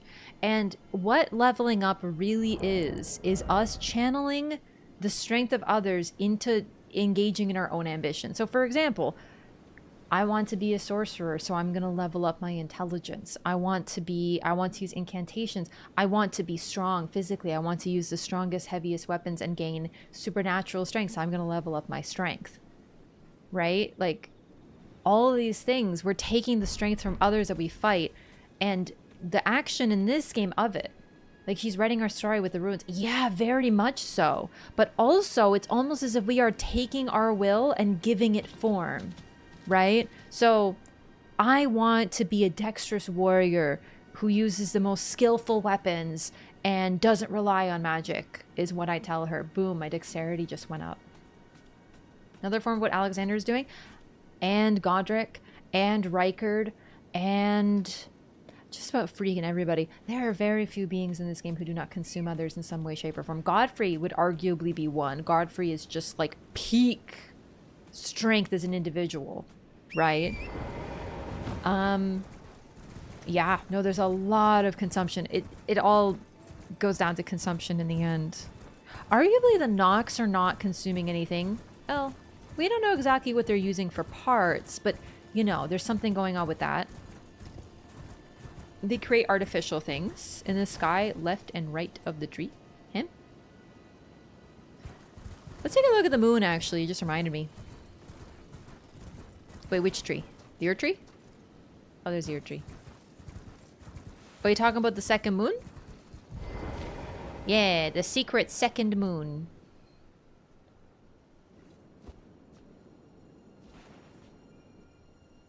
So right there, do you see that like runic looking thing? People think that's Ronnie's rune. You see like a little, it looks like a symbol of the crucible, like the sort of upward tilt. You know, there are two moons. They're only, I think they're only visible from up here. So I know I talked about how the moon has multiple aspects, right? Like literally in the sky, it transforms. It looks different. Oh, actually, one really important thing I want to talk about. This isn't really like directly related, but we're having an eclipse on the eastern seaboard this week, and I'm like really intrigued by it. I'm like super excited. It's supposed to be like a total eclipse. Weave thy night into being hits different if we think about how runes are used to guide one's ambition too. Yeah. And I believe Melina says, share them with me, your hopes, your ambitions. That's basically, and there's also, it's really interesting because she says, share them with me. Like literally storytelling. 3 p.m. from Maine through from Maine through the Southern Great Lakes. Yeah, I'm really hyped. I might want to try to see it. Apparently, my mom told me, because my mom was like worried about Marlo. She was like, hey, like just be careful because he might freak out or something. And I'm like, what? And she's like, apparently animals can sense it and they don't like it and they hide and stuff. So I'm really curious to see if Marlo will know if something's going on. Anyway, it just reminded me. But no, yeah, I feel like I kind of forgot about this personally. But yeah, there's 2 moons. So it's really interesting because, like I said, the moon appears in different aspects and we know about different aspects of the moon, but we also know that a moon was literally destroyed in this world and it became the memory stones. So, this is what it looked like, apparently. The lost black moon, and then the black moon became the memory stones. Said to be a fragment of the black moon that once hung above the eternal city. Fully blocked out, the corona becomes visible, apparently. It's huge. Yeah, it's literally going to be some Dark Souls 3 shit. But 1 hour drive from totality? Oh, so it's not going to be totality everywhere? Oh, shit. I don't think I'm going to go see totality or anything, but that's really neat.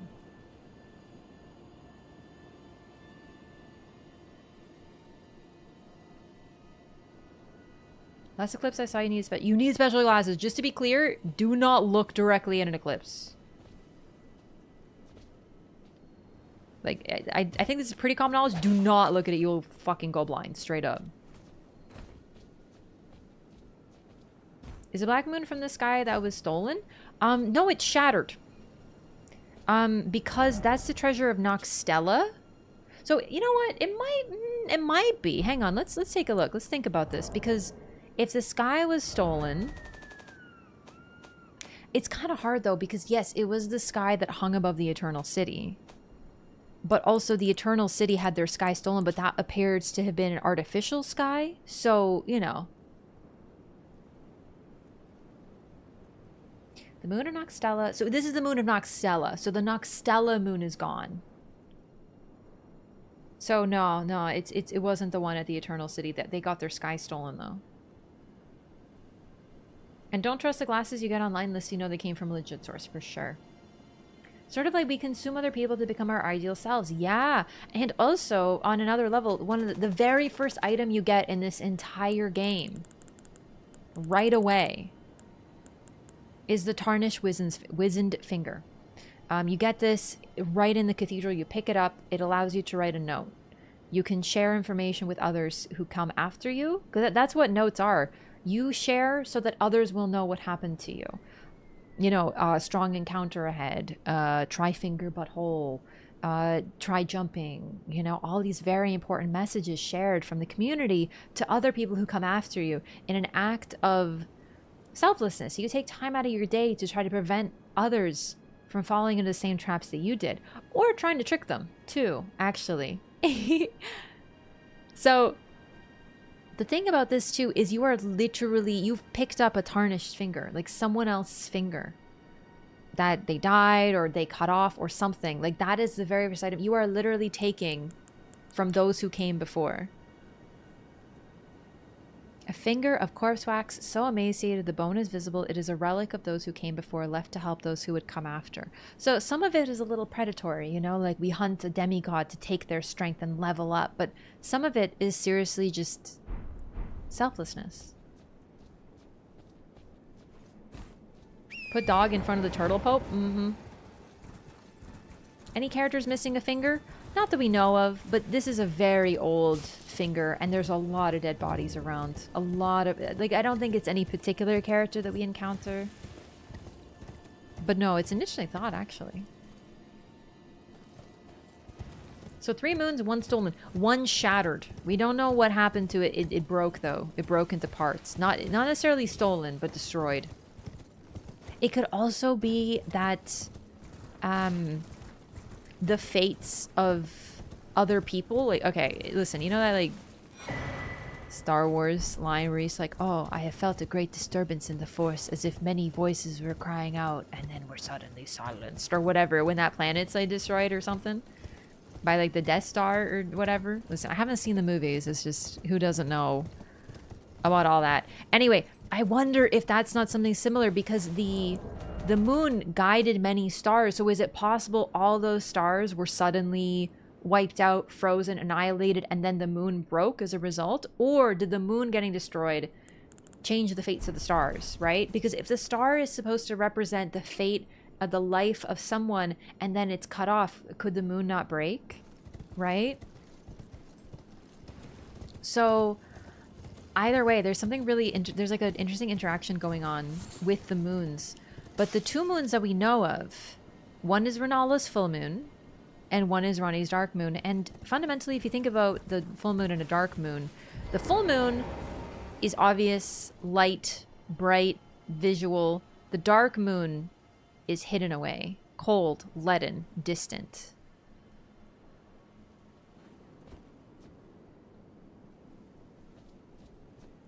Also, it is possible that more than 1 moon. Record was going to kill the moon, Radon? It's possible. It's definitely possible. I I don't know. It could have something to do with his star behavior. Yeah. Gravitational impact of the moon makes me think they were definitely affected by Radon's meddling. No doubt. But, oh, hang on. The one thing about that, memory stones were prized by the sorcerers who produced them. Now, sure, they could have started producing them later. But I think this was probably way... This is probably some older stuff, like old Ray Lucaria stuff. I don't know, though. Stars underground without movement because they don't have a guide anymore. The thing is, Noxtella appears otherwise fine despite their moon being gone. So I don't know what's going on with that. Why did George R. R. Martin insist on the confusing names? Because he only has 3 letters to make up his initials. G, R, and M. So of course all the important names have to be G, R, or M.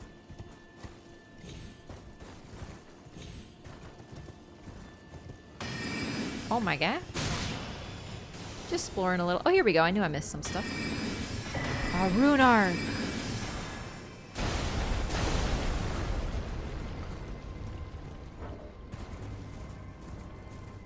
The names are clues for relationships.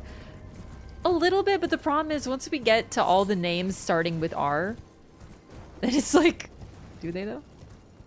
Or M? But yeah, no, they do. Radon's children, or, oh my god, it's even me. Radigan's children are R names. Marika's children tend to be M names. Gotta make you think about Godwin, though, no? Were the Nox forced underground at some point because their moon was gone? So, it's possible that the moon came before they came. The moon being destroyed or whatever came before they were underground. I definitely think the moon likely was above ground. Oh, sorry, I forgot to mention this. The Ray Lucarian sorcerers, we find them in towers above the ground, suggesting the moon was above ground, right? And they find them, like, they're not below ground. Because the sorcerers, there are some sorcerers who make it underground, but not very many of them. You know what I'm talking about?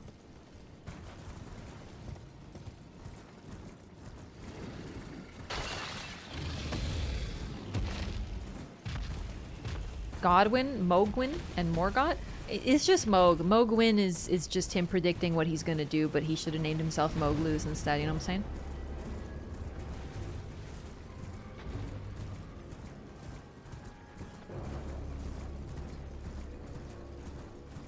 Godfrey, Radigan, Renala, Marika, birth the gods. GRRM.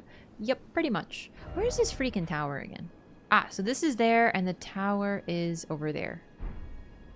Kind of want to do the tower quest, but the thing is, like, I don't necessarily remember, like, how fully. I think I remember some of them. I just did it in my playthrough, so let's see if I can find them. What does Gwyn mean in Welsh? So Gwyn means white or light. But Wyn, not sure if anything. Oh, also, when we're talking Moog, we shouldn't look to Welsh. Because Moog and Morgott were from Renala. Or sorry, not from Renala. Okay, the Carians have Welsh accents. Carians, so not Moog. We wouldn't look at Welsh for them. That's another thing I wanted to mention, actually. Yeah, the accents. So the Carians have Welsh accents, Blythe included.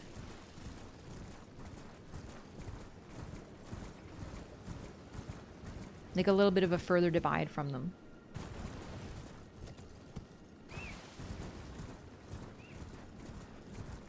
Does Gotham get his name from? Presumably Godfrey. However, what I will say, Godfrey gets his name from Marika. His name was Horalu, and she named him Godfrey. So, really, the name is also from Marika as well. Seek 3 great wise beasts. Okay, so I think there's one, like, literally right here along a cliff. How am I going to hit it? That's a great question. I don't have any range. We'll probably just throw a throwing dagger at it or something. There it is.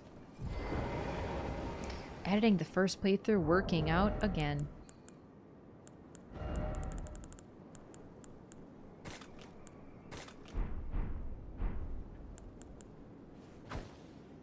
You gotta aim down? How do you aim down? Can I like... I'll just use a bow and arrow. I don't know if I can aim that low.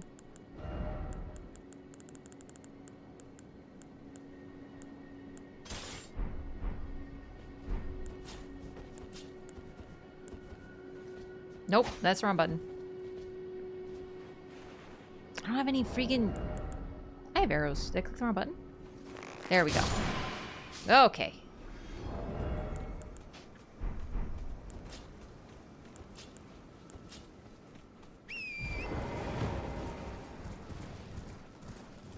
Damn near impossible to find my first run through.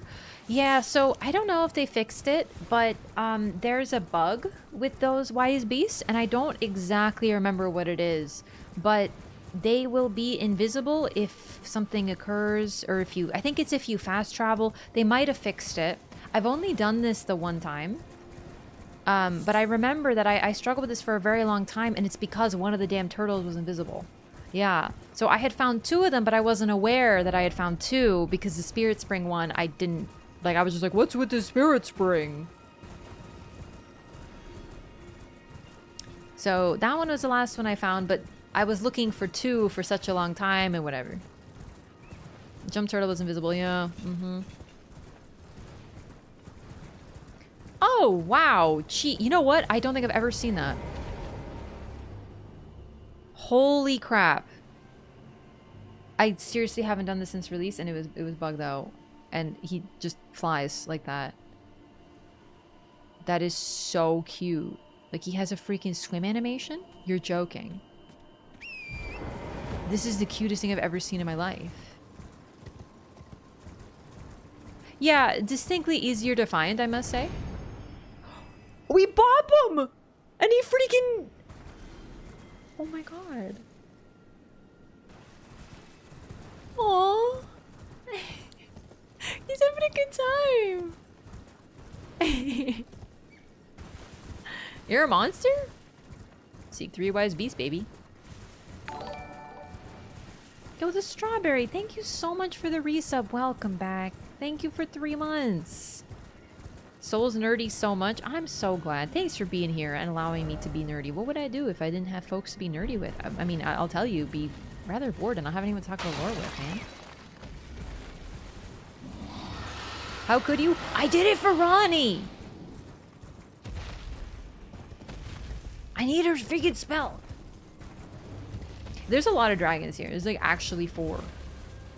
We covered the Minotaurs. The Minotaurs? I don't think there's any Minotaurs in this game. Also, sorry, the drip. This is the Rotten Gravekeeper Cloak Altered with the Rotten Duelist Greaves. You get them from the Consecrated Snowfields. There's a Duelist rock in them. It's in a dungeon. I wish I remember which one. This third one, I don't fully remember where it is because I got it so much earlier in the playthrough, but I feel like it's around a bunch of other turtles. I remember that. I want to say it's like on this edge somewhere. Person's nerdy is another's passion. Oh yeah, we don't use nerdy like negatively here. So don't worry. I do call other people nerds as an insult, but then I call myself like the ultimate nerd. You know, it's just like one of those things.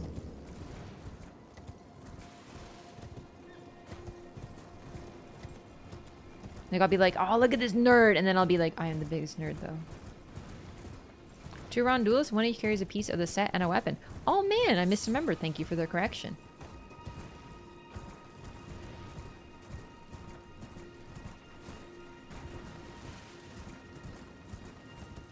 I think I've gone too far.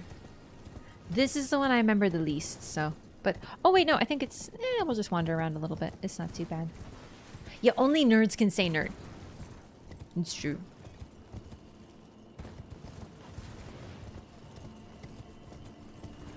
Then again, if someone was like, oh, you're like really nerdy, then I would be like, yeah, that's true. Well, I have to say, I've had like a lot of like largely positive experiences engaging in being nerdy with people. Like, I remember when I was working at retail and I was, there he is.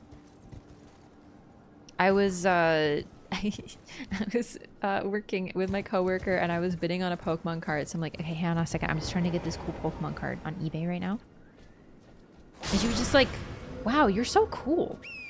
Like, you're really cool. And I was like, oh, thanks. What the heck? And I still remember that. It was, oh, I'm dead. Good night. Oh, just kidding. I still remember it because it was so earnest. People talk about, like, complimenting each other more. I felt really cool in that moment. People do love talking about what they love. Yeah, it's great. Those archer dudes that suck? You're gonna have to narrow it down. The archer oh, the ancestral followers! Oh my god, I would not have put that together as minotaurs. Yeah, no, we've talked about them a fair bit. They're basically like druids. Just got into Star Trek, I feel like I've ascended my nerdery. Okay, which series?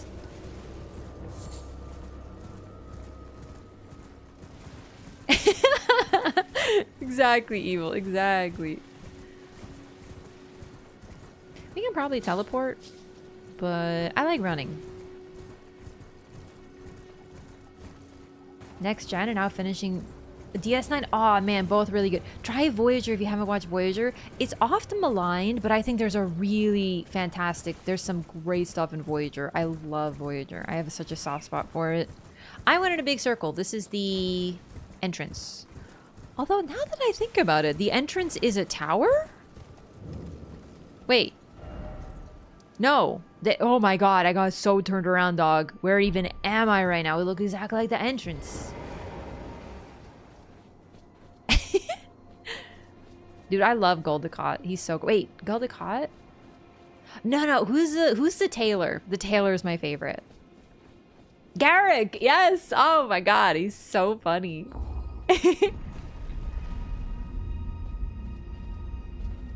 So here's a question I have. Kelowna.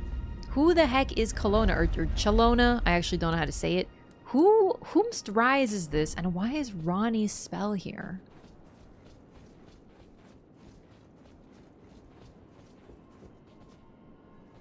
Is that fruit?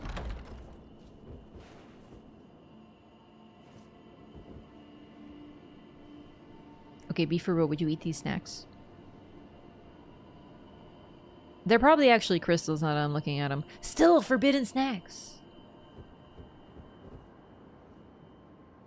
Those look kind of like seashells, don't they? Wow. I still do it. Yo, you seen that Crunchy Cat on the YouTube? I love Crunchy Cat. Name is something to do with turtles. Neat.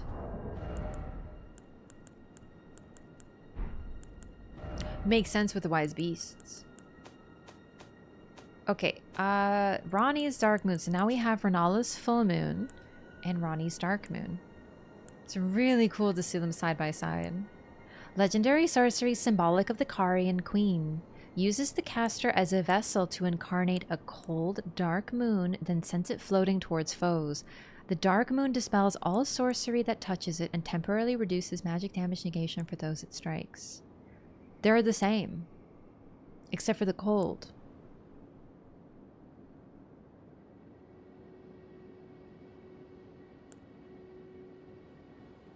This moon was encountered by a young Rani led by the hand of her mother, Renala. What she beheld was cold, dark, and veiled in occult mystery. So one thing I'll say, I wonder if it isn't symbolic as well of the vessel who incarnates it, right? So Renala has a certain personality, and she incarnated the full moon. Rani had an experience when she was led by Renala and encountered the dark moon. It's almost as if whoever sees it perceives it differently. And that's actually one really interesting thing about the moon, because even when you look at it, it's also could be like time, like the time of the month that she witnessed it, right? Because if you look at the moon always is full. It doesn't become a crescent, or, you know, it reflects the light that is shone upon it, but it is always whole. But depending on when you look at it, it could look empty. It could look like there's no moon in the sky. It could look tiny, weak, pallid, but it's always full.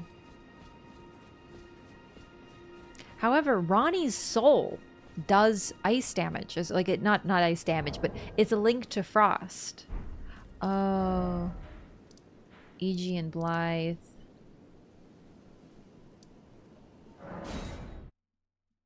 Sag. I like to think it's two different moons entirely. I feel like the ambiguity is a part of it. However you see it is actually really key, because the moon is transformative on its own, but you can also simply have two moons. Yeah. There's two moons in Elder Scrolls. I don't want to do this. Hello, E.G. Greetings, my fellow. How can I help? Lady Rani has departed on her journey along the dark path of the Empyrean, from Rena's Rise, as she calls it. Now Lady Rani is in your hands. I pray that you serve her well, unto the very end. Oh. I missed a little bit of dialogue from Blythe, unfortunately, because by the time I freed him too late, so he freed himself. What's the thing in his chest? The same thing that trolls have. It's a stone. It's a tablet. Very similar to the ones the old folk are holding. No, that's horrendous. I don't want to do this either, but it's a key part of the LOREATHON. If only I weren't horribly lost.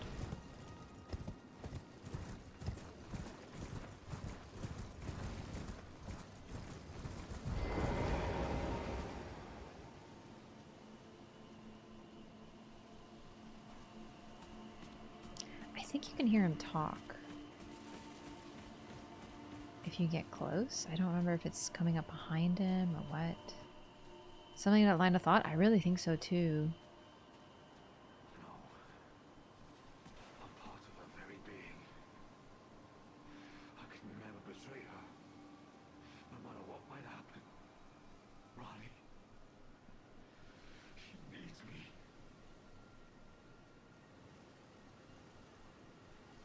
So he's standing guard outside of her tower, where she always is.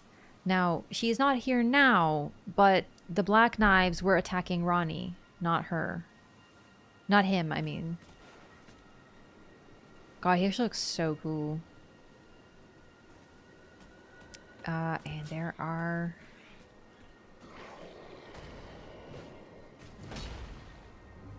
dead Black Knives everywhere.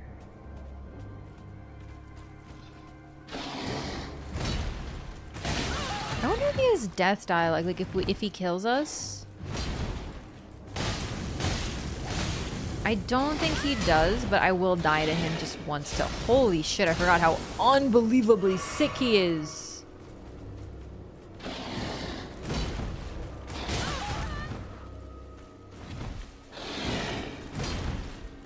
Oh my god. Why the half-wolf? Alright, kill me. I think he's basically feral. Yeah, no dialogue.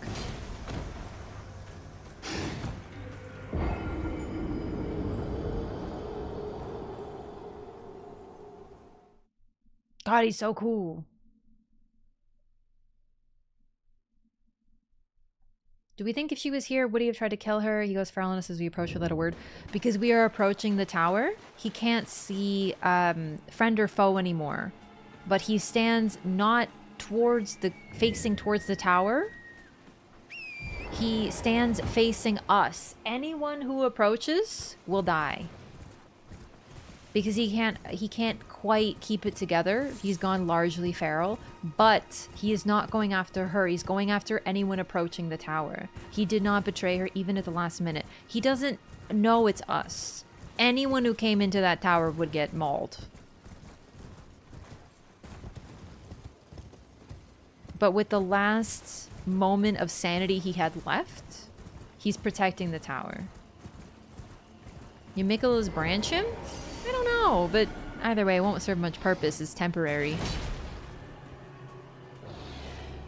God, I love that, like, the fog. It could be good lore, but, like, I don't know if I'm willing to drive lore from that. It's a good question, though. Fights very similar to Malekith. He has a couple moves. Actually, does he have a couple moves that Malekith does?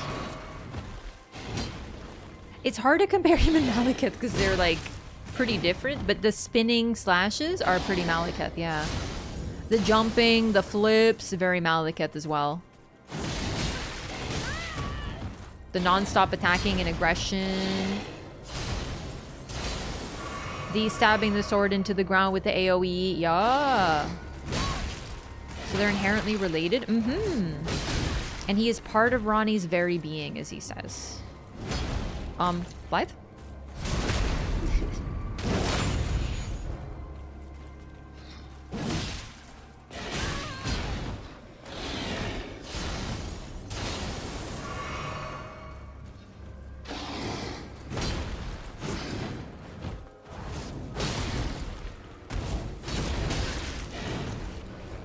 He's so much more aggressive than the Baleful Shadow.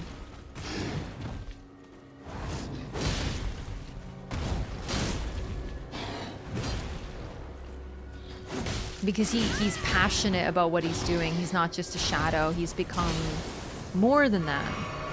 Because Ronnie is more than she was meant to be.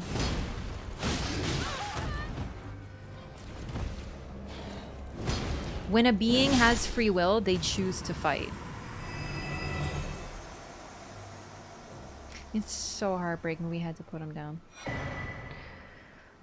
Royal Greatsword, Bly's armor, gauntlets, and greaves. Alright, someone's casting spells at me over here. You want the smoke?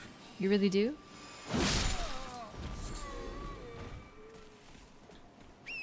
Using Darwell's weapon against him? Oh my god, I just realized. It's not just Darwell's, it's all the Bloodhound Fangs. It's okay. But yeah, the Black Knives attacked. I truly believe it was Ronnie. It might have been Blythe as a consequence, but they were after Ronnie. Actually, are you holding the Black Knife? You are? Neat, we get a good look at it. Hello, Desar. Thank you so much for the resub. Welcome by. Welcome by? Welcome back. Sorry. Thank you for 20 months. I really appreciate the support. Good to see you. Good that they empower each other. Yeah, that's the thing. The shadows were created to be perfect for their Empyreans, but their bond is so powerful. And I really, like, with the importance of shadows, we can see with characters like Bly that shadow doesn't mean bad. It doesn't mean evil. It doesn't mean the foil or the nemesis to their light. Do you know what I mean? It's a lot more nuanced than that. And once again, I'm going to bring up Dark Souls 2 because too often this is the one piece of lore that gets me like 3% heated. Although most of it's just passion. But the fact is that people dismiss the Dark Queens as the shadow of their king and thus evil. And they see king light good, queen shadow bad. Oh my god, how can you play these games that are literally called Dark Souls and still come to that dreary, boring, Philistine-ass conclusion? Shadow doesn't mean bad. They reflect who their Empyrean is. Ronnie rebelled. She chose free will from the very get-go. What did she say? She refused to be controlled by that thing, is how she says it. From the moment she was born, she was gifted this Empyrean shadow made for her. And what does Blythe do? He defies everybody who tells him what he is supposed to be, including Iji. Iji says he is doomed to become a foil to Ronnie. Yeah, not so much, eh? And it's really interesting. Once again, Marika and Malekith are interesting and complicated. They don't have that bond because Marika had one purpose for her shadow, and that was to be a vessel for the Rune of Death. But when Malekith is killed, specifically when you get all the death root, he says, Marika, is this what it means to sin? And he says that things will never be the same again. And he has this absolutely heartbroken voice, this sound of pain when he realizes that there is no undoing a sin. And that's basically Marika's entire thing. Malekith has become like Marika. He has become this beast clergyman whose only purpose is to consume death or to try to undo his sin. Marika is crucified as a martyr to try to undo her sin. So generally, it's really interesting to compare the shadows because they're not shadows in the sense of being opposites. They're shadows in the sense that they actually have a really similar journey. And it's actually heartbreaking because Marika had one purpose for her shadow. It is to be a vessel for a ring. And she finds out that she had one purpose by the greater will, and that was to be a vessel for the Elden Ring. And she realizes her mistake at the last second, effectively. So, yeah. These two are the biggest chat ever. The Ivory King, he was I can fix her. Or is it not about fixing, or about these shadows are literal, they are who their king is. So when their kings are pricks, they're pricks. And when their kings are a good person, they are good people. No one ever gives the kings the same amount of shit that they give the queens. If Ronnie was like Celavis, do you think Blythe would be like this right now? Or do you think Blythe would be some weird-ass creepo? Exactly. Shadows are created to be perfect, and similarly, very much like their Empyrean. Makes me a little intrigued to see what Melania and Nicholas are like if we meet them. What's the lore behind the 15 stream viewing streak? Probably a lot of talking about butts, Bloodborne, and Dark Souls 2. Like siblings? What, the shadows? Would they be like siblings, you mean? But no, like, I think it's really easy to look at Blythe and Ronnie because they have heroic traits despite them being kind of anti-hero. Like, Ronnie, you know, assassinates and kills people, but she does it for what she thinks is a good reason. But Blythe and Ronnie are trying to do what they think is best. And so they do heroic things. Maybe when we look, since the queens tend to be antagonistic and we're not fighting them like a boss, maybe that's why people have this sort of negative view on them. But like, man, people seem to understand nuance when it comes to cool half-wolves. Oh, also Blythe the half-wolf, he's half-wolf, but he's also half-man. I think that's really it, you know? Greetings, my fellow. How can I help? Hi. Blythe's dead. Unthinkable. How could Blythe? How did he break free from his cell? No. More importantly, Blythe became a curse that plagued Lady Rani. Yet even in madness, gave himself to her. I've made a grave misjudgment. And I thought myself a capable war counselor. I'll catch up with you soon enough, Blythe. When I do, I only hope you'll accept my apology. Aww.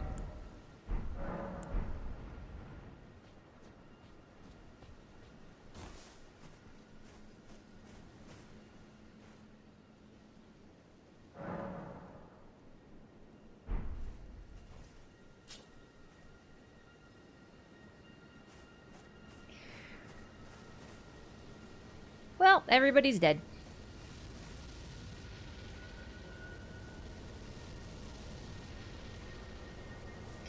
So, what's weird about EG is that these, the Black Knives, their Black Flame will be, it's not this flame, it's a red tinged flame.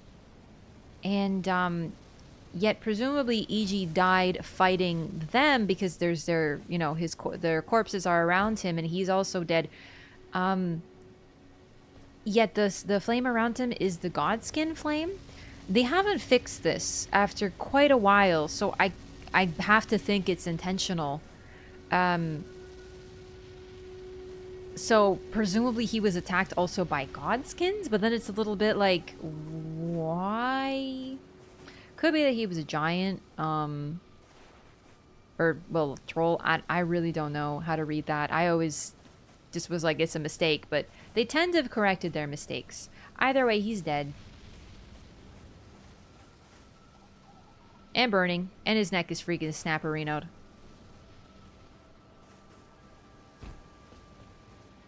And I think he knew it was going to happen because, I mean, what he says, he'll catch up with Blythe soon enough. And his helm, I know he's wearing it, but his helm and his bell bearing are here. It's almost like he left them for us before starting the fight. And he will just burn like this for, yeah, ever. Get a good look here at the symbol. I believe Azuli had a video where she took this out and got to show it, and it effectively looks like a gravestone. You can see like a cross-like pattern on it. Not quite a gravestone, but very interesting. Why is he burned forever, actually? I don't know. Nothing like this happens. It could be that he's a troll / giant. You know, there's something special about him. And the nature of him burning. But why it's the Godskin's flame, I'm really not sure. Could it be something interacting with his body? I don't know, because fire giants and trolls, therefore also, like, they have a link to the fell god. Although theirs were all severed. I don't know. There's something weird going on with EG, but I don't really know how to settle it. Stone was like the tablets in Marika's bedchamber. Different. But still, those are very notable tablets. But those are, if I'm not mistaken, very harsh edges. This is very much a gravestone. Okay, well, I don't like this part of the quest. I mean, who does, really? But we get Iji's mirror helm. Helm fashioned from a crystal looking glass said to have never left War Counselor Iji's head. Easily broken and weak against striking attacks. Worn by those committed to high treason, it wards off the intervention of the greater will and its vassal fingers. Iji was afraid, terrified of his own treachery. So he was scared, but he fought his own terror because he believed in Ronnie and he wanted to do anything she wanted. Like, he was loyal to Ronnie more than he was afraid. Then we also have Blythe's armor. Well-worn black armor of the man-wolf Blythe. The pelt serves as a cape protecting from cold. Blythe was the blade of Ronnie, but the cold bothered him anyway. It's a little sweet. Of course, Frozen reference, yeah, for sure. But beyond that, despite being basically the other half to a being of whose soul is cold to the touch, he felt the cold too, and it kind of says a lot about her as well. The symbol on the chest, I was looking at it last time we saw him, but I seriously don't think we've seen this at all anywhere, and I'm really intrigued by it.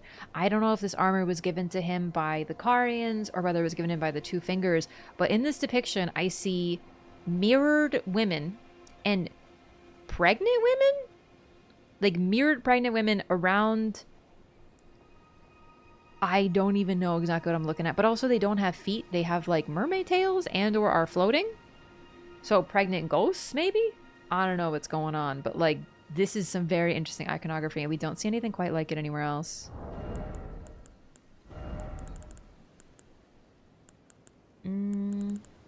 Okay, then we have the greaves and gauntlets, which I think have the same lore.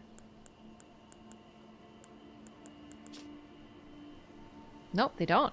Well-worn black gauntlets of the man-wolf Blythe. Blythe, who served as Ronnie's shadow, was a loyal ally who would defy destiny itself if it would have him turn upon his lady.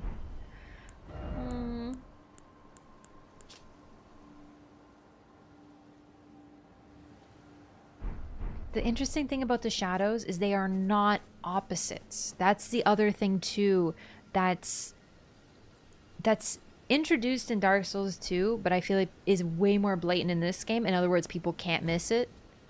Is that the shadows are not opposite of their light. They are the same.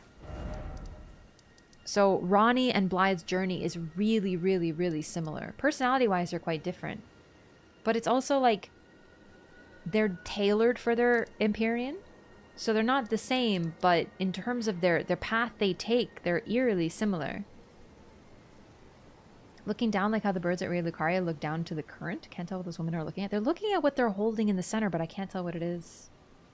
Shadows move with you, not in opposition, basically. Yeah, exactly. And that's the issue that I have with like the concept, because like it's even introduced in Dark Souls 2. When the light grows, so does the shadow that the light casts grow as well, right? But if the light doesn't grow, the shadow doesn't grow either. They are linked together. Their journeys are the same, not opposite, not opposed. So, freaking Dark Souls 2 is so dang good, but people misinterpret it so fundamentally. It's really about the nuance. It's the nuance that gets me, and it's just when people take a series of games that are called Dark Souls and reduce it to dark bad, I don't know how to engage with that person. You know what I mean? Like, I simply cannot. All humans are of the dark. Well, the dark is clearly bad. Okay, we got the... we're done with this. Ronnie's quest is officially, like, 100% done.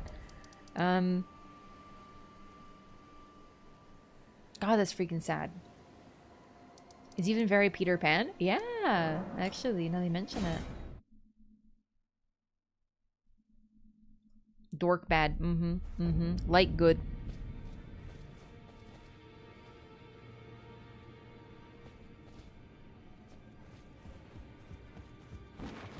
Oops. Hello, Gideon. I don't think I have anything interesting for you. You. What is it? Don't sound so excited to see me. Find the Albinoric woman. She hides in a cave. She knows the look. Okay. You didn't think even anything new to say. Oh, Ronnie's extra dialogue! Oh, I knew I was forgetting something. Thank you for the reminder. Let's go do that.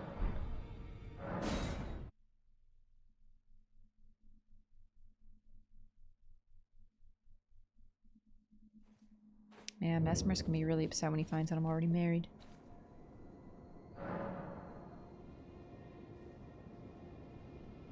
Hey, what's the trigger to talk to her? Is it in the tower?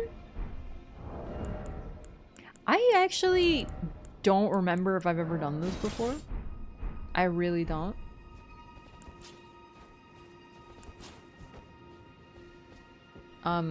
Because I feel like I have, but I also might be just wrong. Is it the top? Am I not at the top? Oh. There's no... So you don't talk to her to Grace? Oh.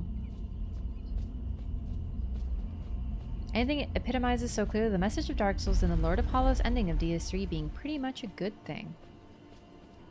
Yeah. New Grace appears up top. I distinctly do not remember if I've done this. Talk to Miniature Ronnie. One sec.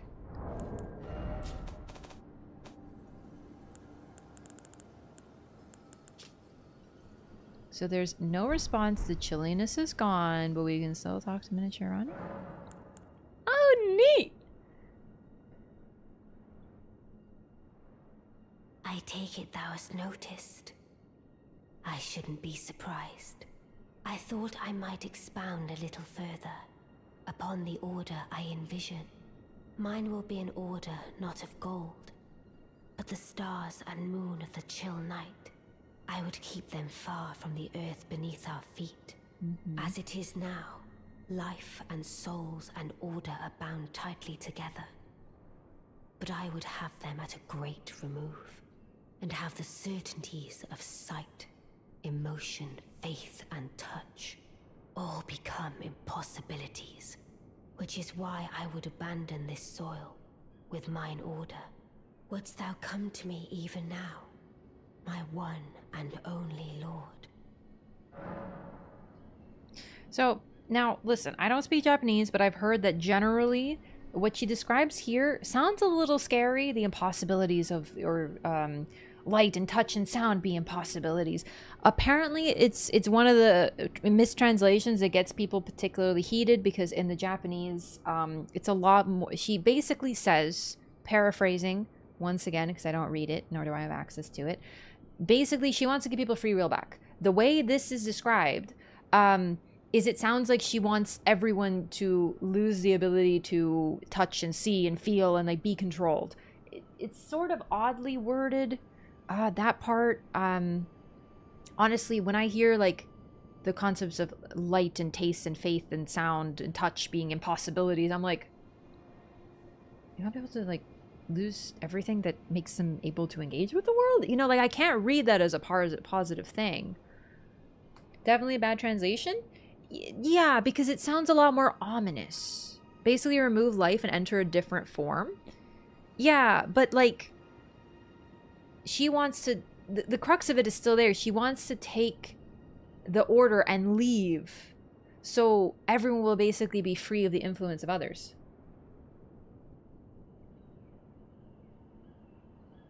The idea supposedly is that what becomes impossible is the ability to see, touch, hear the order.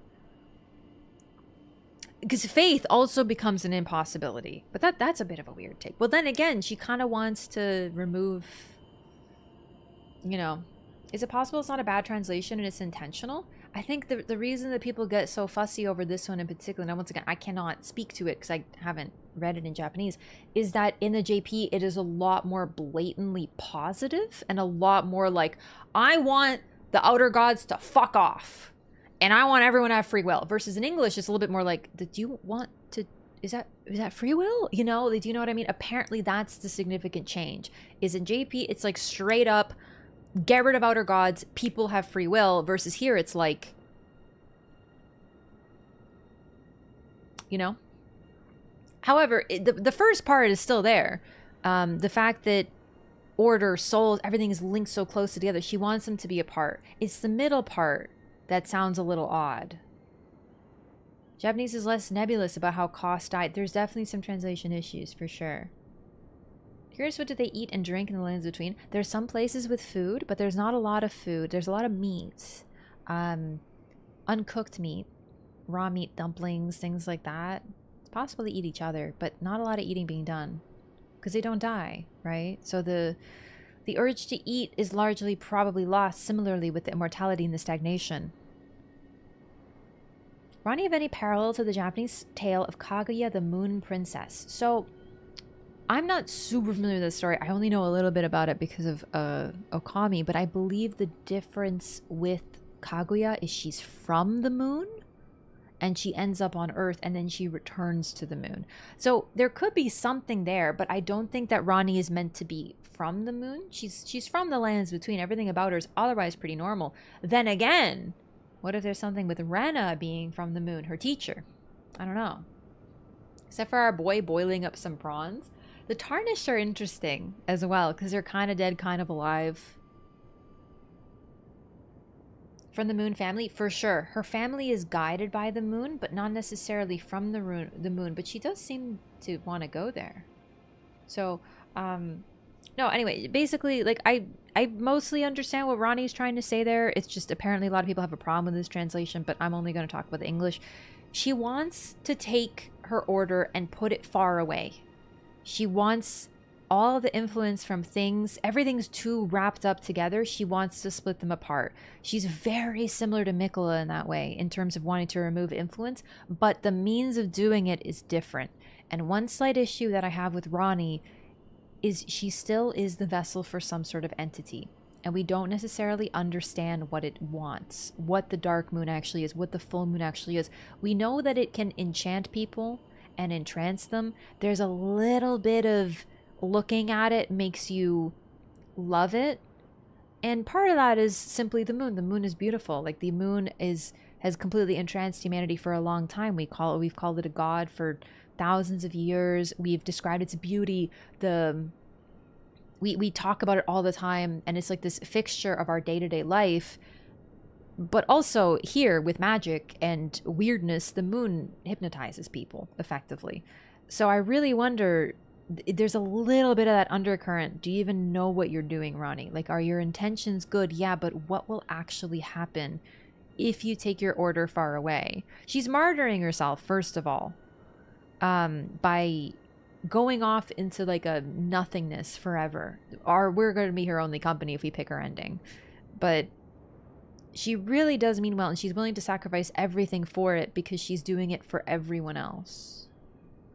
What if the moon doesn't want anything, or at least anything to do with the lands between? It's possible, but like, if it's some sort of entity, unless the moon is supposed to represent a mirror, right? But I don't know, it's hard to say because she encountered the full moon. But okay. Oh wait, we gotta talk to Ronnie more, sorry. Hope the option isn't gone. Okay, good. They are forgiving. I want to make sure we get all the dialogue before we move on. But I'm thinking of the moon gazing pool because I feel like that might be where their moon was encountered. So I want to go there and take a look. Mine will be an order, not of gold. Okay, same lure. But the stars and moon of the chill night. Stars and moon together. I would abandon this soil with mine order. So she makes the order and leaves. Come to me even now, my one and only lord. Okay, so she doesn't talk about the rest of the motivations, but most of it's there. Mine will be an order, not of gold, but the stars and moon of the chill night. And I would abandon this soil with mine order. Wouldst thou come to me even now, my one and only lord? Okay, that's basically it. Very neat. Yo, take it easy. Have a good night. Bloodborne-esque moon entity. That's the thing that I'm a little bit suspicious. Like, I'm not... Listen, the reason I'm suspicious of the moon is not just because of Bloodborne. But there is a little bit of that Bloodborne. Like, every single... Here's the difference. In Bloodborne, we know one of the major motivations of the Great Ones, the equivalent to the Outer Gods. They lose their child, and they seek a replacement. So... they respond to the crying of babies. That's a huge thing. A massive aspect of Bloodborne centers around there being an infant Great One that cries eternally for his mom, and other Great Ones show up because they are devastated from having lost their child, and they seek a replacement child. That's like a very interesting difference. We know what the Outer Gods want, or the Great Ones want, versus the Outer Gods, we can kind of guess, but it's not told to us so blatantly. A lot of other things related to the Great Ones in Bloodborne are mysterious, but their purpose is different. Their purpose is... One of the things they seek is pretty clear. Marika lost her child and saw destruction. The thing is, I feel like sort of, it's not quite the same thing because she wanted to destroy the Elden Ring because the world that she'd created was not one worth living in, effectively. Life and death and souls far apart. What happens to souls absent the Erd Tree? Yeah, I think she's trying to just... Great Ones and Outer Gods in this case are gone. That's basically her main thing. Motivation of an Outer God can be summed up to the function of the God in control. They could have different motivations, but I really have to wonder, like, what does this entity, if it is an entity, gain? And I don't think Ronnie's stupid. I think she's incredibly intelligent. Her spell requires some of the highest ints in the game. Do you know what I mean? Like, but at the same time, Marika was clearly a tactical genius and a ruthless leader and truly thought she was doing the right thing. And then she absolutely realized she goofed it up. Marika was involved with Ronnie in killing Godwin 100%. I don't think Ronnie could have succeeded in that without Marika. Oh my god, we gotta give these spells in. I keep saying that, I keep forgetting. Okay, I wanted to show the spell real quick though. So Renala's... Oh, actually, sorry. Renala's takes the most int in the game. Ronnie's is just right under it. So still, even with everything, Renala still was in a way mightier than Ronnie. And it's more expensive. Interesting. Okay. I wanted to put the sword on for, like, roleplay, I guess.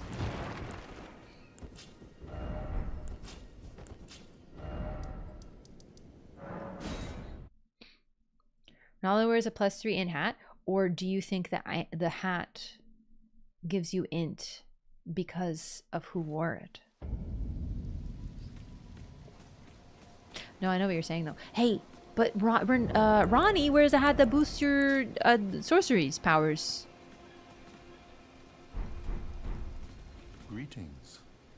Do you need anything? Read these books. All right, Godskin prayer book. What have we here? We read these a long Very time well, ago. let us both learn together. Heresy is not native to the world. It is but a contrivance. All things can be conjoined. Fantastic lore. Oh, what have we here? Very well, let us both learn together. Heresy is not native to the world. It is but a contrivance. All things can be conjoined. Based on the Seek 3 Wise Beasts and Great Wise Beasts and stuff, I'm pretty sure that there were probably multiple Muriels. Like, there was a whole bunch of very intelligent turtle people. And the thing is, you give him a prayer book and he learns it instantly. Like, he doesn't, like the others, they have some dialogue. Celavis and Selen will have a line related to, yes, this is from Ray Lucaria. I have some familiarity with this. Or, yes, I can understand this scroll. I have the knowledge, but you might not. You know, they have a slight background. Muriel's literally like, oh, what is this? Let's learn together. And then the moment you click study incantations, my man has completely figured it out. He's an absolute genius in both sorcery and incants. It's really interesting. So that's about the lore we have, but based on the fact that wise beasts are always portrayed as turtles, and then we have this also animals close to Crucible. And turtles, tortoises, incredibly long-lived species. They can live, like, I'm pretty sure tortoises can live for like hundreds of years. So there's a little bit of everything going on with turtles. How do we know that Ronnie is under the power of an outer god in a way that Mikola is not? So we're not entirely sure about that. The one reason about the moon is that her moon was encountered. And the thing about that is when it comes to encountering, it's the same as like Moog encountering the formless mother, or the frenzy flame being summoned by the nomad merchants, right? So that's kind of the thing. I'm not saying for sure, but the way that the moon is described is it is described as something to be encountered, an entity, not I looked in my heart and I found the moon. You know, you're becoming the vessel for something that you are incarnating. So that doesn't sound like something that comes from within necessarily, and that's why I gotta think it's gotta come from without. In other words, I'm not certain, but I'm a little suspicious of Ronnie. I don't think she thinks she's being dishonest, but I wonder if Ronnie's ending isn't just starting everything all over again with something else. Although, the one benefit is that it's far away. Apparently. So, maybe Ronnie will be in shit, but everyone else will presumably be fine. However, the other thing too is that the moon beguiles people who see it.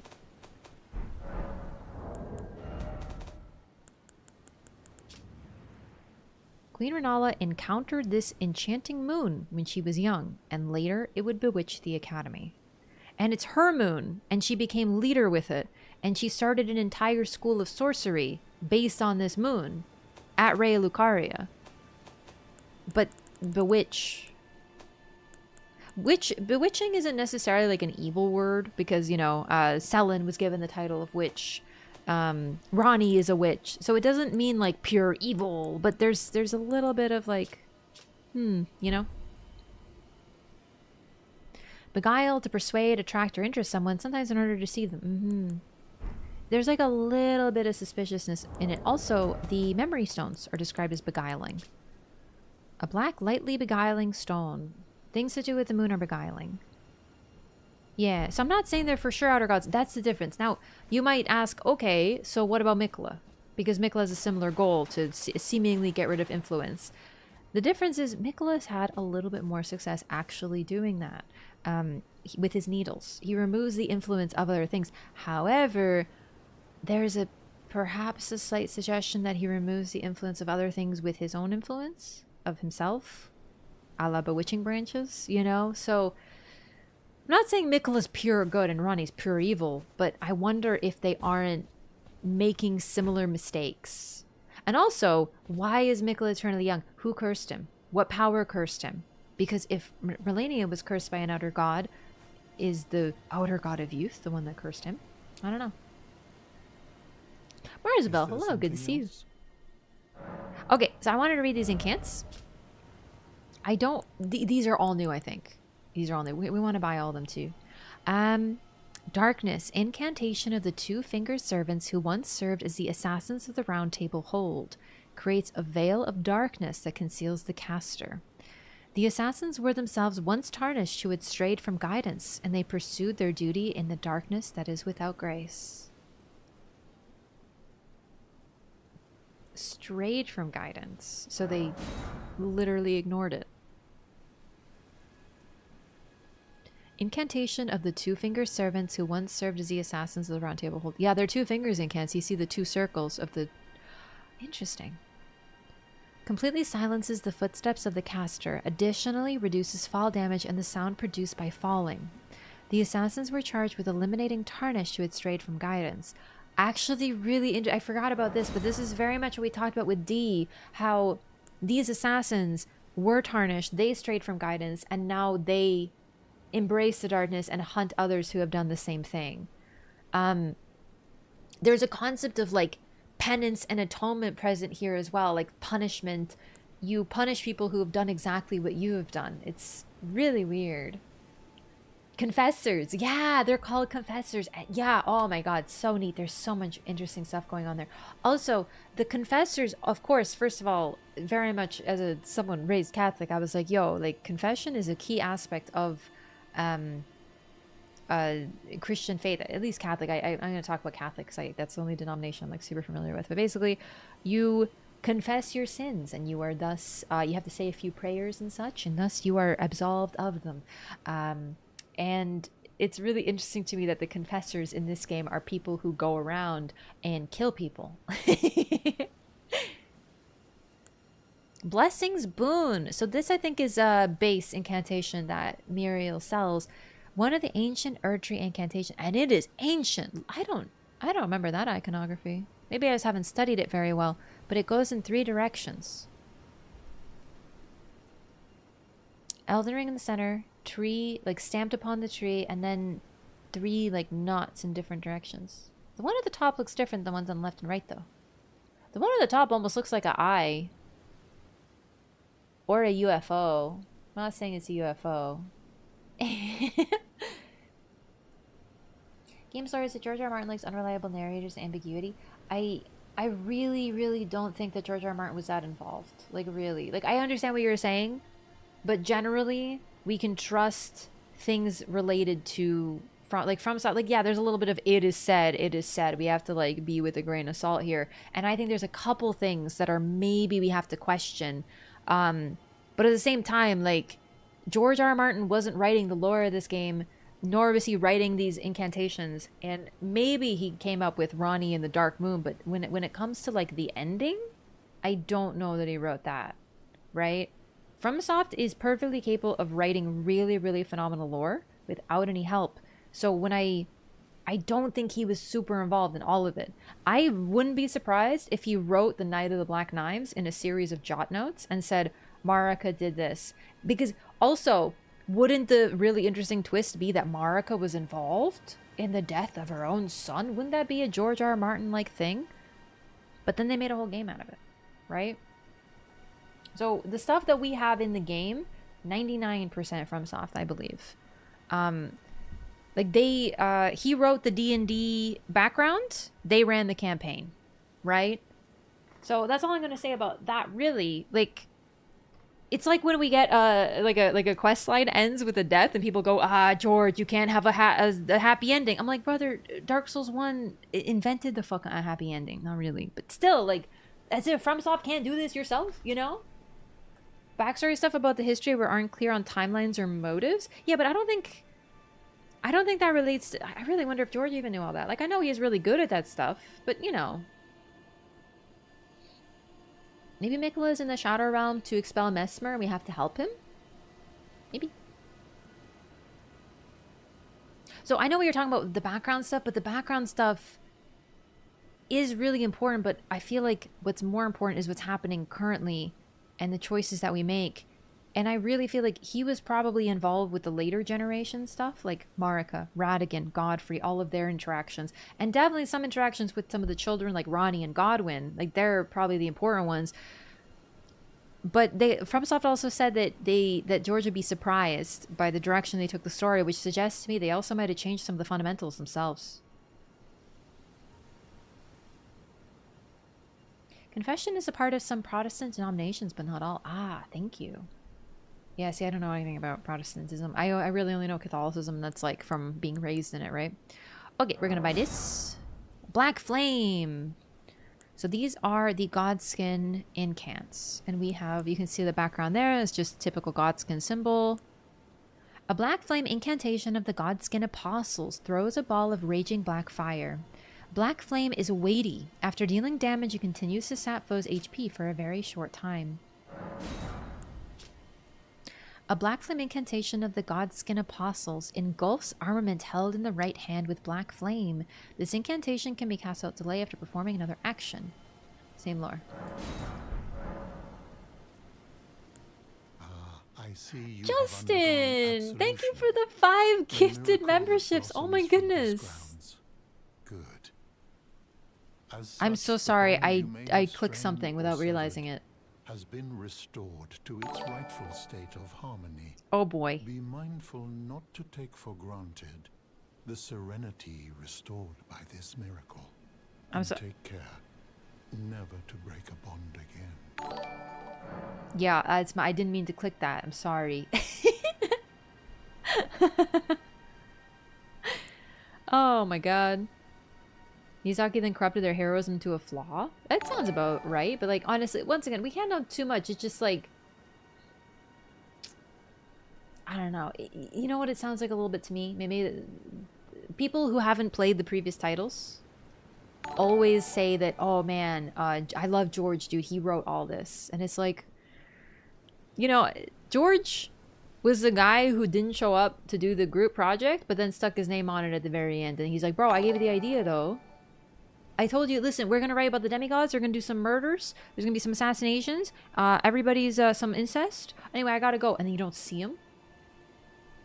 You know? That's the kind of vibe I'm getting from it. So that's why I'm like, bro, like, come on, man. Like, I know a lot of people's first entry is Elden Ring, but I swear, you're going to play the previous titles, gamers. We're going to do the Loreathon for the previous titles. You're going to be like, oh, are you sure George didn't write this? You know? Anyway, sorry. Justin, thank you so much for the 5 gifted memberships. I really appreciate the support. Welcome in. Please enjoy your emotes. Welcome. Thank you so much. I'm still getting settled with like the whole co-streaming with YouTube and stuff, so I really appreciate the support. It's very kind of you. Never understood what that fountain thingy next to the turtle was for. So that is for absolution. That's actually what we did. So earlier, I punched Via so that I could get some dialogue. And I had to say sorry, so I went over here and I poured some Celestial Dew on myself, and it made everyone forget that I did it bad. But he talks about it, like he sort of tells you the meta level. It restores your bond to the previous state, and you must never take that for granted and do not damage the bond again. But how that works really fundamentally is like, you can punch people in the face, you can kill NPCs. They don't come back to life, you can't undo that. But you can absolutely cause huge issues, and you just take a little dip in the forgiving water and you are cleansed. And what's really interesting too is that is actually the concept of baptism and confession does relate to that. Like, you are supposed to be absolved of your sins so that you can be pure. And there is something about like the water as cleansing and, you know, that sort of thing. The fact that they gave the turtle a Pope hat will never not be funny to me. I need to know how, like, what if it falls? You know, like, who puts it back on, you know? Space water? Yeah, it's sky water. It's celestial dew. Is from the sky. Made by the people who create artificial people, artificial skies, and effectively worship the stars. So it's really neat. So that's what it's for. Also, it's a little subtle, maybe. You know what I will say too? I kind of forgot. The Church of Vows is quite large. And it has a very similar style to the Cathedral of Manicelis. And here we have those same statues, except they have swords rather than torches. And then this statue here is, of course, a Nox Maiden. We see this everywhere, but the place you atone with Celestial Dew was apparently initially created by the Nox.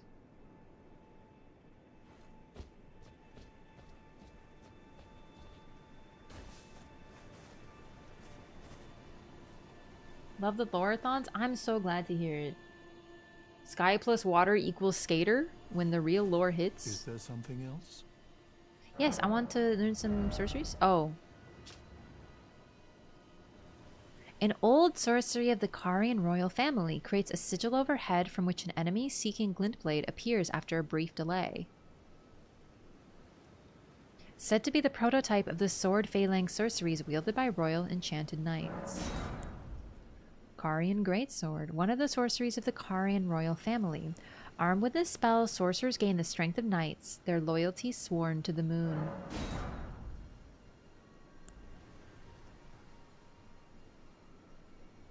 It's very similar to knight sorceries. Like, I know that they come from a different place, but that's another reason I really think that there's like a split evolution, like a fundamental difference of what they wanted to follow, with the Carian royal family focused on the moon and the Nox still focused on the stars. Dog Pope automatically forgives you if you hit him. If you kill him, you don't have to ask for absolution.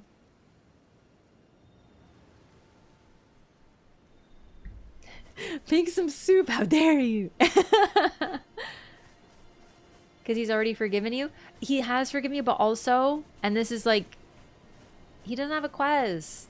There's nothing, there's no, well, really, what the Celestial Dew does is repairs a broken bond. So it's true, he doesn't, your bond is not damaged by you killing him. The invasion happens here? Do you think it's lore related? Oh, the bell-bearing hunter. So the bell-bearing hunter is after merchants, and presumably he's trying to go after Turtle Pope or something, but they just appear where merchants often are. It's really the one guy, Elimer of the Briar. It's just him going after merchants. It's a larger than human-sized hat, so somebody have to take measurements for the hat, and the hat maker have to make the giant hat. Well, yeah, of course. Are you saying that he doesn't deserve his own custom hat? Why did they pick the turtle for the character? Number one, turtles live for a very long time. Tortoise, we mentioned that. Number two, they're traditionally seen as wise. So, like, they are like a, when I think of like a wise creature, the slow-moving tortoise who considers his options and is very patient is definitely one of them. Like, typically it'd be like an owl maybe, but no, tortoises, I mean, the tortoise and the hare, it's literally tortoise takes it in his own pace but wins because he understands his strengths, whereas the hare is cocky and arrogant and moves too quickly and makes mistakes. However, another thing, George R.R. Martin apparently loves turtles. He often wears a turtle pin. Do I think he designed this character? No. I definitely think this is a Miyazaki little love letter. Like a little smooch to his friend. Carians have connection to Nox? I believe they both came from the astrologers, personally. It's not guaranteed, and some people disagree, which is like just a thing, but I'm personally like, their sorceries are way too similar. They come from the same place. They're star worshippers, you know? So anyway, but yeah, it's like a split between the age of the stars and the moon. But yeah, like the Ronnie's ending is of the moon and stars because the moon and the stars are linked. It's just which one you focus on more. So Renala focuses upon the moon. And what's interesting about that too is the moon is a guide of countless stars. At least the one that was lost. So presumably what that means is that Renala and... Hang on a second. Are those birds up there? They are, aren't they? Do you see those? At the very top? There's two birds. Yeah, no, dude, the bird iconography, I really think there's so much, like, subtle, like, sprinkled upon evidence that the Carians and the Nox just come from the same thing. How can you kill Turtle Pope even one time? It was really hard. You want to know what was harder? Jarbairn. He doesn't die, he just vanishes, but it's heartbreaking. Never noticed the birds up there? Me neither. I was so busy looking at everything else. But no, there's birds up there. So the birds are everywhere in Raya Lucaria, probably the same ones. All other face-based characters are represented as blind. Twin bird? Pff, could be.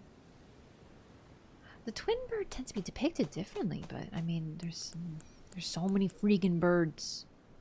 The twin bird's facing away from one another, but that doesn't necessarily mean too much, no?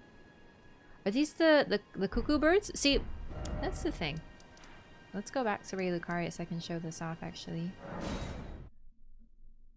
Birds looking down at the current. So the Nox wouldn't be primeval current folk. So they wouldn't be looking at the current. But I know what you're saying. Like the one on Raya Lucaria still. Yeah. Actually, this is a great way to take a look at this. Look right here.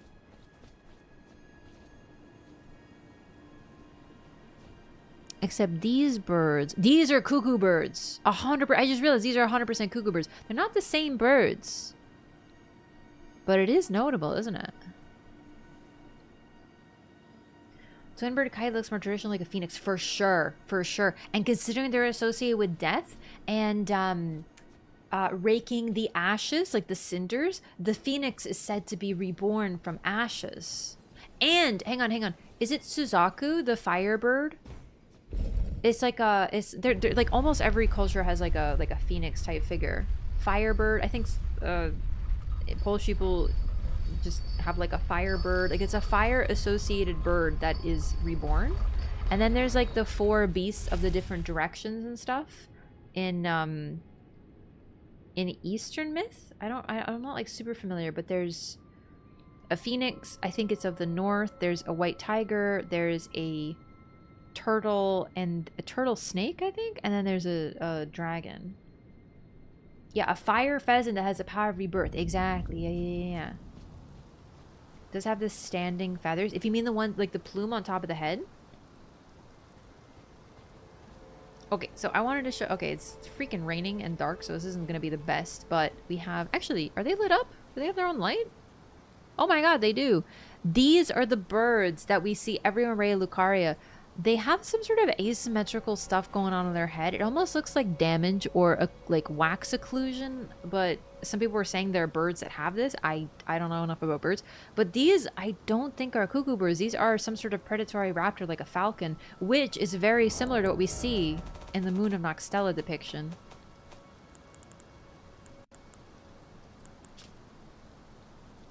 These could also be cuckoo birds. It's very small. The cuckoo birds tend to have like a different body type. You can see them at the other thing.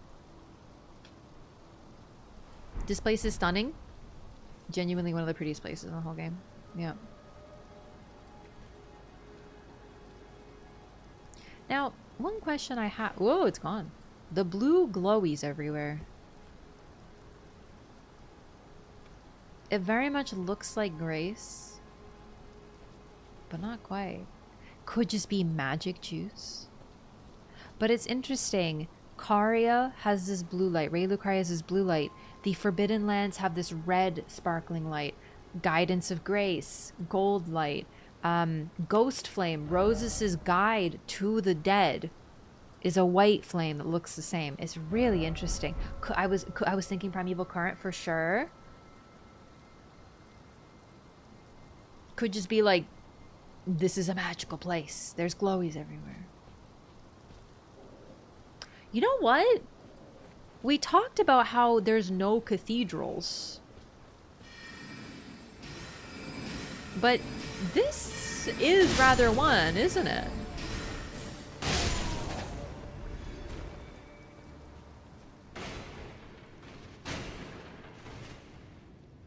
This is 100% a cathedral.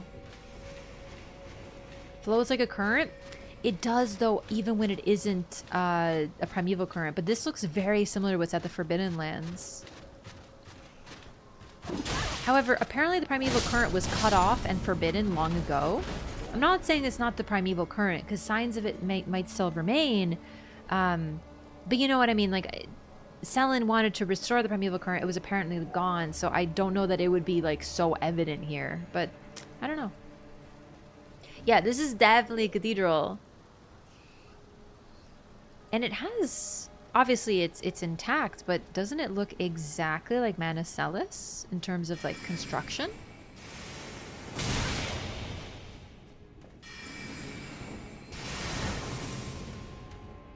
Yeah, hit me with a book.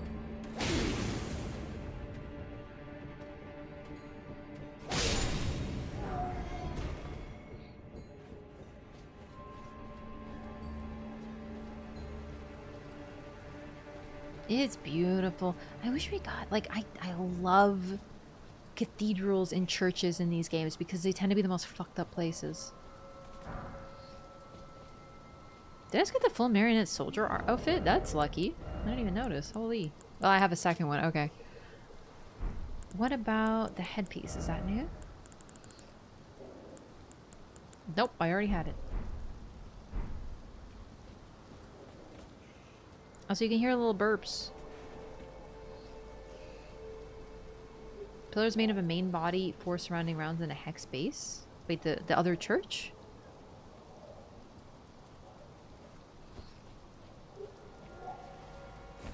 Yeah, these birds are still alive, too. I wonder if anyone's feeding them, what they're doing with them. Way more gargoyles here, though.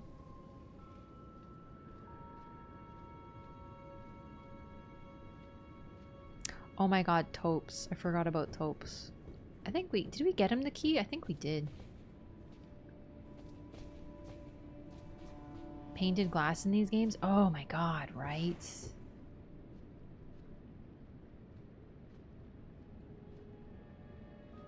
Sir?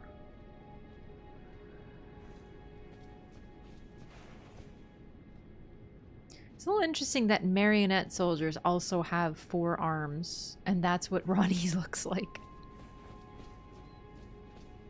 Get down from there, sir. Features on the pillars, which seem pretty unique. Yeah, they're very decorative. See, it's hard to say, are the pillars different in different places? Like, this architecture is different than we've seen. Oh, those pillars looking pretty old. I love this. I don't know what this thing's called, but they store like the important things in it. Okay, I wanna go to Taupes real quick because I totally forgot about him like 500 years ago.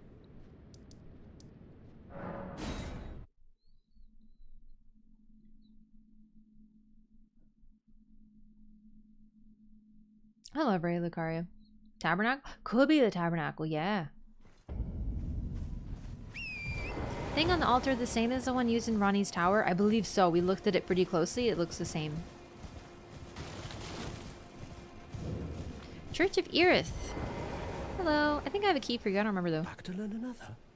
Wonderful. You're most welcome to any of my anemic little spells. Aww. Give the Academy Glintstone key. You're willing to give your glintstone key to me. My, oh my. Thank you. Thank you dearly. Now I can go back to the Academy to resume my study of glintstone sorceries. And the very stars.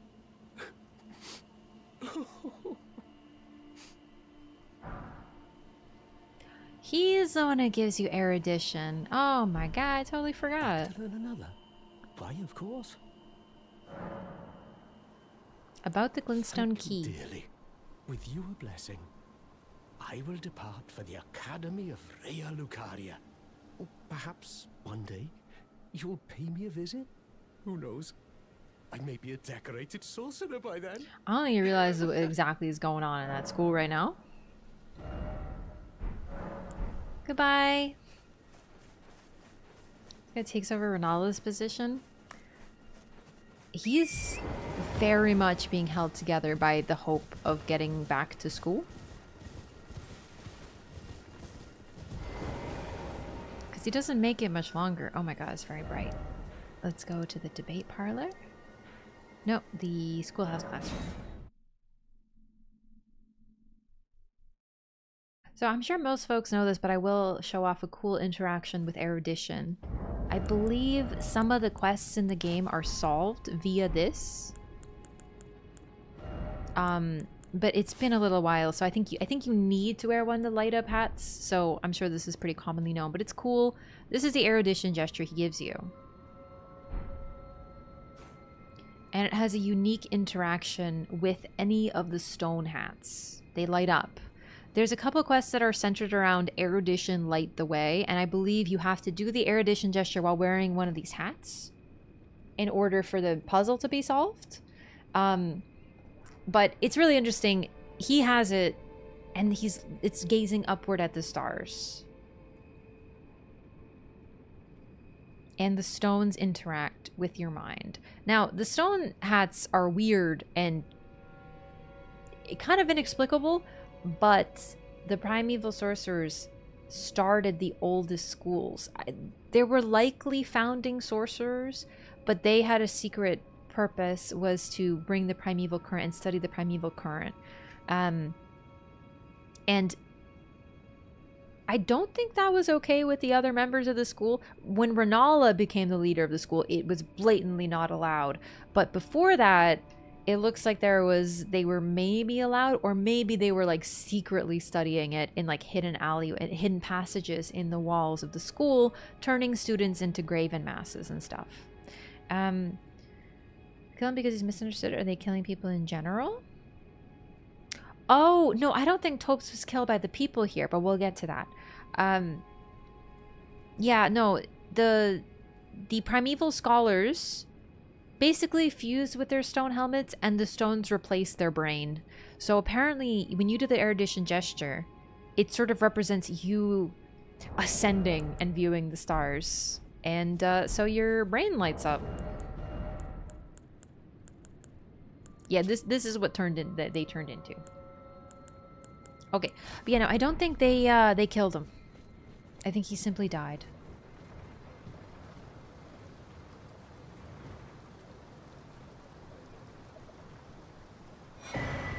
Topes' bell bearing, Academy Glintstone staff, and Topes barrier. He didn't get killed, he simply keeled over because he achieved his goals. It's like he put everything that he was into this spell. And he holds it lovingly, and then he settles in for a nap. It's also possible he literally went to sleep, and he's simply somewhere else.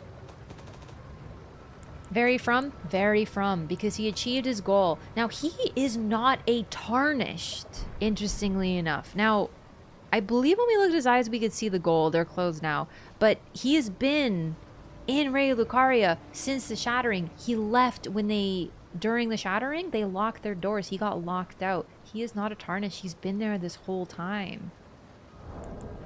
And he was holding on to get this done. So he has a very interesting spell. Here we go. Topes' barrier, the lifelong pursuit of Topes the Bluntstone, creates a magic force field that deflects sorceries and incantations. Future generations will learn. They will know the foolishness of the sneering sorcerers who ridiculed this theory, little realizing that it was in fact a discovery worthy of a new conspectus of the Academy. They didn't believe him, and they laughed at him because he had ideas that were outside the box. But he had a genius all his own. Is it just me, or is there a person in there? Can you see a person? Can you see it inside the spell, or is that just... There's a person in there. Is that him? What the heck? I don't know if can I try it though? No. I might be able to get enough. I like to try, because I've actually never cast the spell myself, so...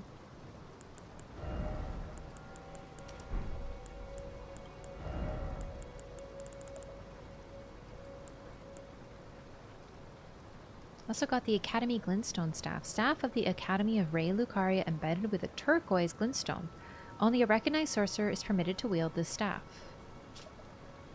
I need something for, like, stupid people.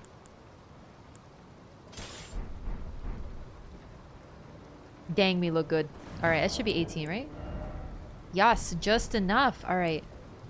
I have to equip it. Double perking helmet gives more in. Yeah, but you only need 18 though. The charm from Dark Souls 1 that parries Manus? Yeah. Do Tarnish get old and die, and do the non-Tarnish as well? We don't really know. Some Tarnish are old, so they apparently do age in some way, shape, or form. Demi-human is a dumb staff? Yeah, but I'm like, I can use this one. And this one's actually better. The staff for digging? Staff of a sorcerer miner who extracts glintstone from crystal tunnels. The staff itself is a tool used to mine, and the ferrule is also embedded with the glintstone. Boosts the power of stone digger sorceries. So basically they're saying that the miners are smarter than demi-humans. Okay.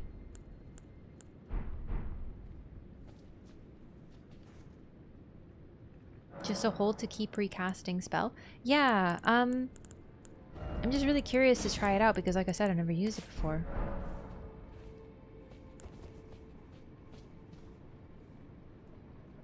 Oh.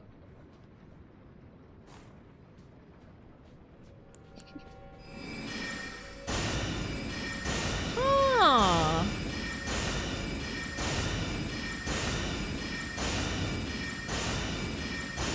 It's very, very similar to Counter Retaliation, but like massive, and it deflects. I wonder if I can hang on. Let's see if I can get them to cast to me, and I can try it. Grey Rat if he goes to the ground archives. Oh my god, yeah.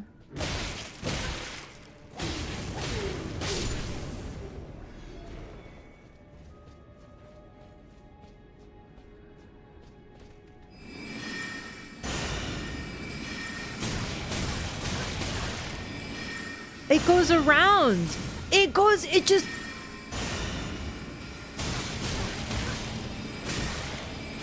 It has a gravitational well and it just reroutes.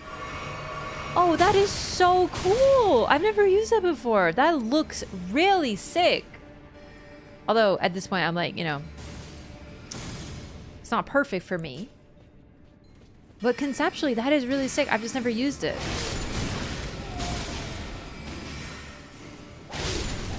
I get overwhelmed by having too many spells, so I never got to... Wait, hold it down? Hang on.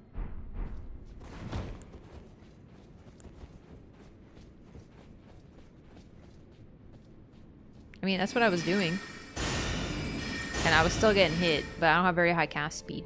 Actually, I should. I have Dex. Hey, nerds. Bro! Oh no, I'm out of juice. Alexander, no.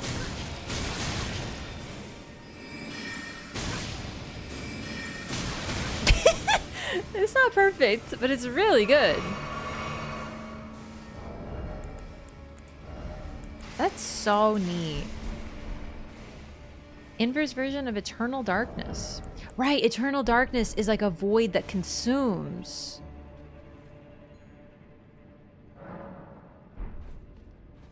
Sometimes it just bounces back into you. I see. But still, that's really cool. So basically, he would have created a school if they understood him. Oh, sorry. I didn't realize I didn't have a weapon out.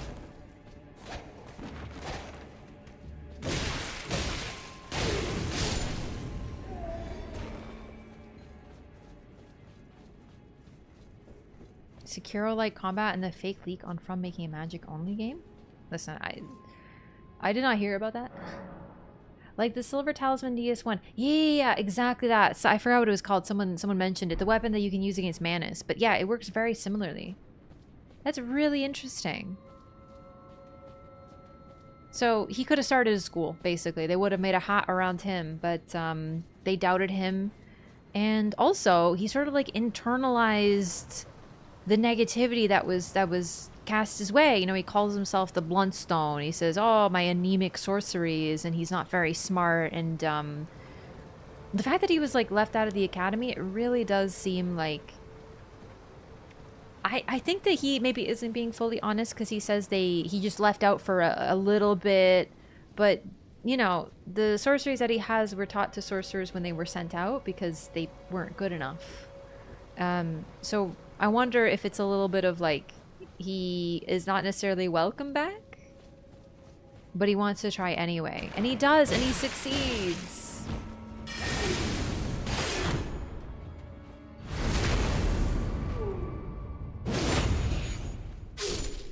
I remember this guy can drop his sword, not that it stays in his hand or anything. And I think I got it off him once. I tried it. It wasn't particularly good, but maybe I just didn't know the scaling. Okay.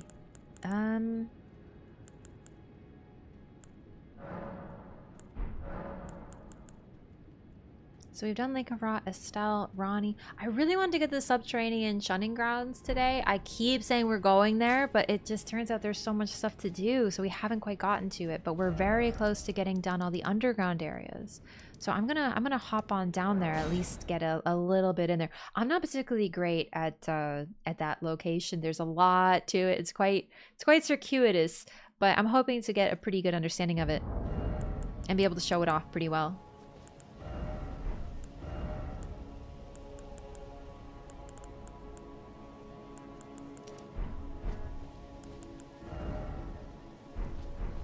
Okay.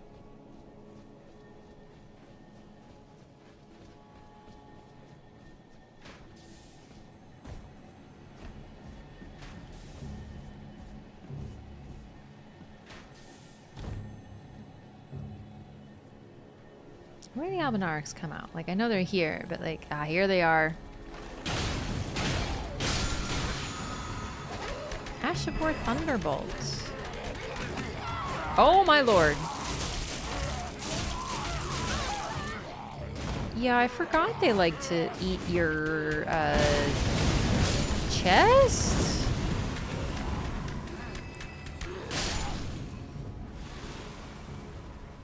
Popped out when the academy cast a spell, or they literally popped out from the academy. No, I know, I'm just saying I think that maybe he's a little bit like on the copium because the spells, there's something about how the Ray Lucarians often, oh shit, I did not mean to do that.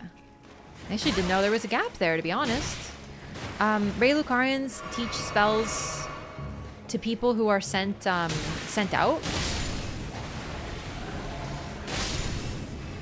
because it's enough to keep them safe when they're traveling, but like they, you know, they won't be able to learn much more. I'm just saying there might be a little bit more to read into what he's saying. He's just really determined to go back.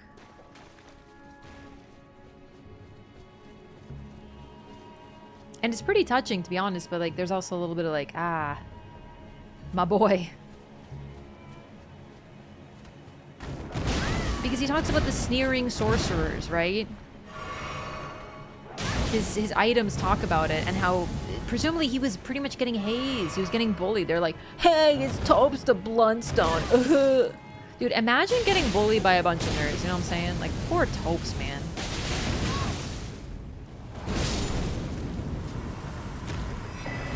Omen Smirk Mask. This is one really weird thing about the Omen that I'm still not certain about. So, take a look at the face, first of all. Scary.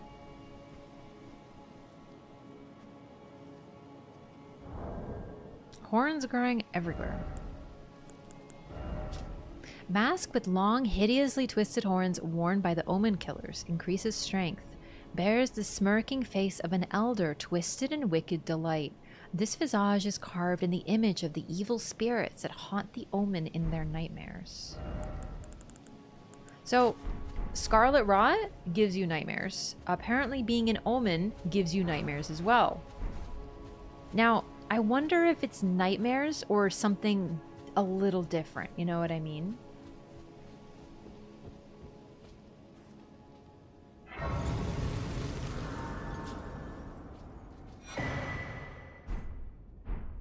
Okay, so this is Lionel's garb, right next to the deathbed dress. It's possible they were just chilling, but there was definitely perhaps some cuddling going on. Nightmares or visions. Yeah, that's the thing. So, Scarlet Rot is depicted as a curse. It is an infection that infects people, causes them agony, nightmares, their body rot. So it's bad for sure. Omen, though, the Omen curse is linked to a completely natural thing in the world, the Crucible. The Crucible has now been co-opted and is basically being... Its energy is being rerouted to some sort of space entity. And I wonder if those nightmares aren't perhaps tied to that. This man cuddled too hard. Look at that stretch. That's the stretch you do when you're done cuddled too hard. So, I really wonder... And also, how do they know what the face looks like? The face that, you know, the evil spirits that they're so scared of. It's interesting.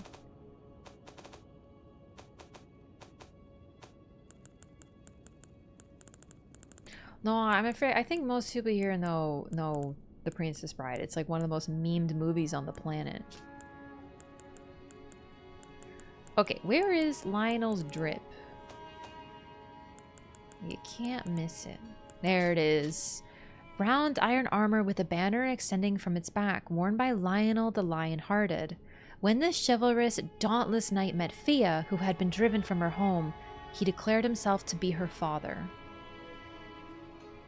Which is why he's likely the only knight that actually chose to be one of her soldiers.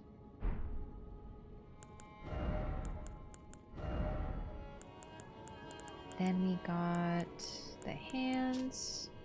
Same thing.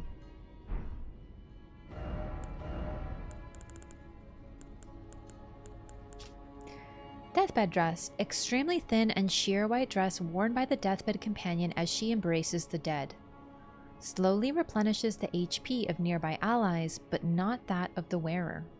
The touch of the fabric is exceedingly soft so as not to harm even the most withered corpse while still sharing her warmth.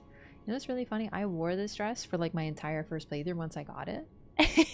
And I actually didn't know that it has that effect. I totally forgot. I just never had allies. That is super cool. It says a lot actually about the outfit, but also what the purpose is, that it gives support to others, but it doesn't work on yourself. It's very neat. It's actually, so I'm rewatching JoJo's Bizarre Adventure, and there's a character who similarly can heal others, but not himself. And it's interesting that that's what they do. Try that in co-op. The one thing I'll warn you, healing items in these games tend to be not super effective because that would be too strong. The exception would be Demon Souls. Self-healing items are so effective in Demon Souls.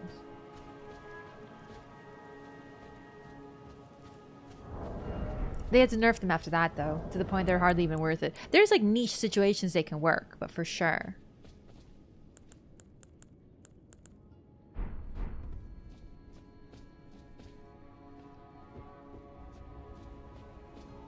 Yep, exactly. Josuke. Heal others but not himself.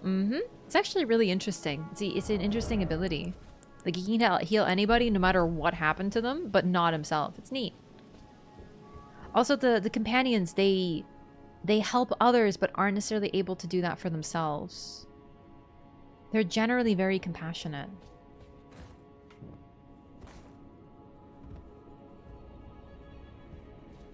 What's this place called even? Lower Capital Church. We see these in Fia's bedchamber as well, but, you know, at the round table, which is all different kinds of iconography.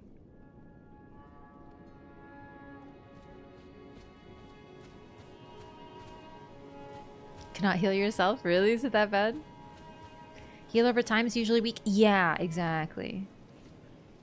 I'm not saying it's useless, I'm just saying, like, in Demon Souls, it was so strong. Okay, right,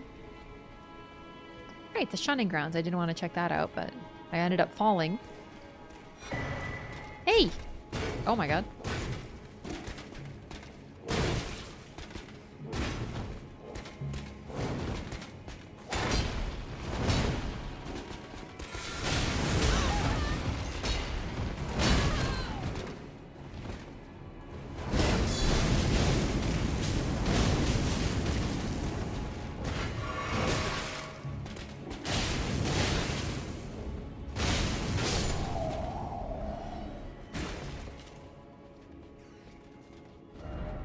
Okay, you know what? I am gonna call it here for tonight. I'm sorry, it's hitting me so hard today. I'm exhausted.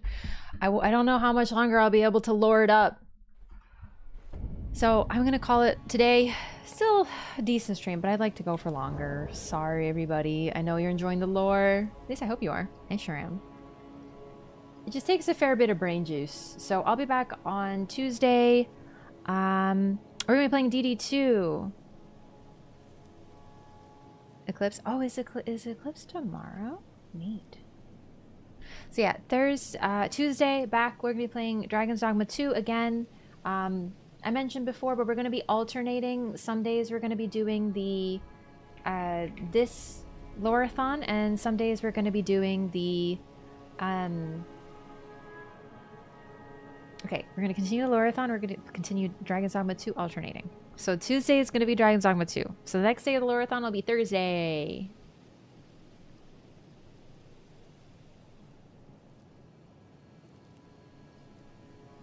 A lot of folks playing Dragon's Dogma today.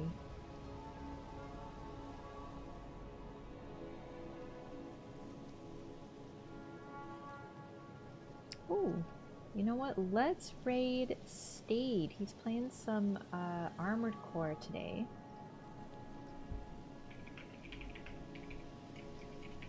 Gotta make sure I spell the name right. And that actually reminded me, the Armored Core co-op mod came out today. Yeah, so I'm really, really curious about that. I don't know if I'll play Armored Core again. Oh! The evil cat! Yes! Thank you for whoever posted that in the general chat. Sorry, I just saw that. Praying for the wrong work meeting tomorrow? Oh my god, yeah. I was gonna say I didn't think it was tomorrow, but that's perfect. Either way, yeah, Armored Core 6 co-op mod dropped. So if you're curious in playing that game, that game's a little interesting. It's not necessarily designed for co-op, but the fact that Luke Yu was able to make it happen at all is pretty neat. So it just kind of reminded me. Sade does a lot of Dark Souls 2 mod development. He's working on a mod for like lighting and such. It looks really cool, but yeah, I'm gonna send you all over there. And thanks so much again for hanging out for the LOREATHON. It means a lot to me. I hope to see you on Tuesday for more Dragon's Dogma 2. And good night, YouTube, as well. Enjoy your... I guess Easter's over now. April Fools, be careful. Don't fall for any tricks. Remember. Be skeptical. Don't listen to goobers on the internet. They're tricking you now. See you next time, everybody. Good night.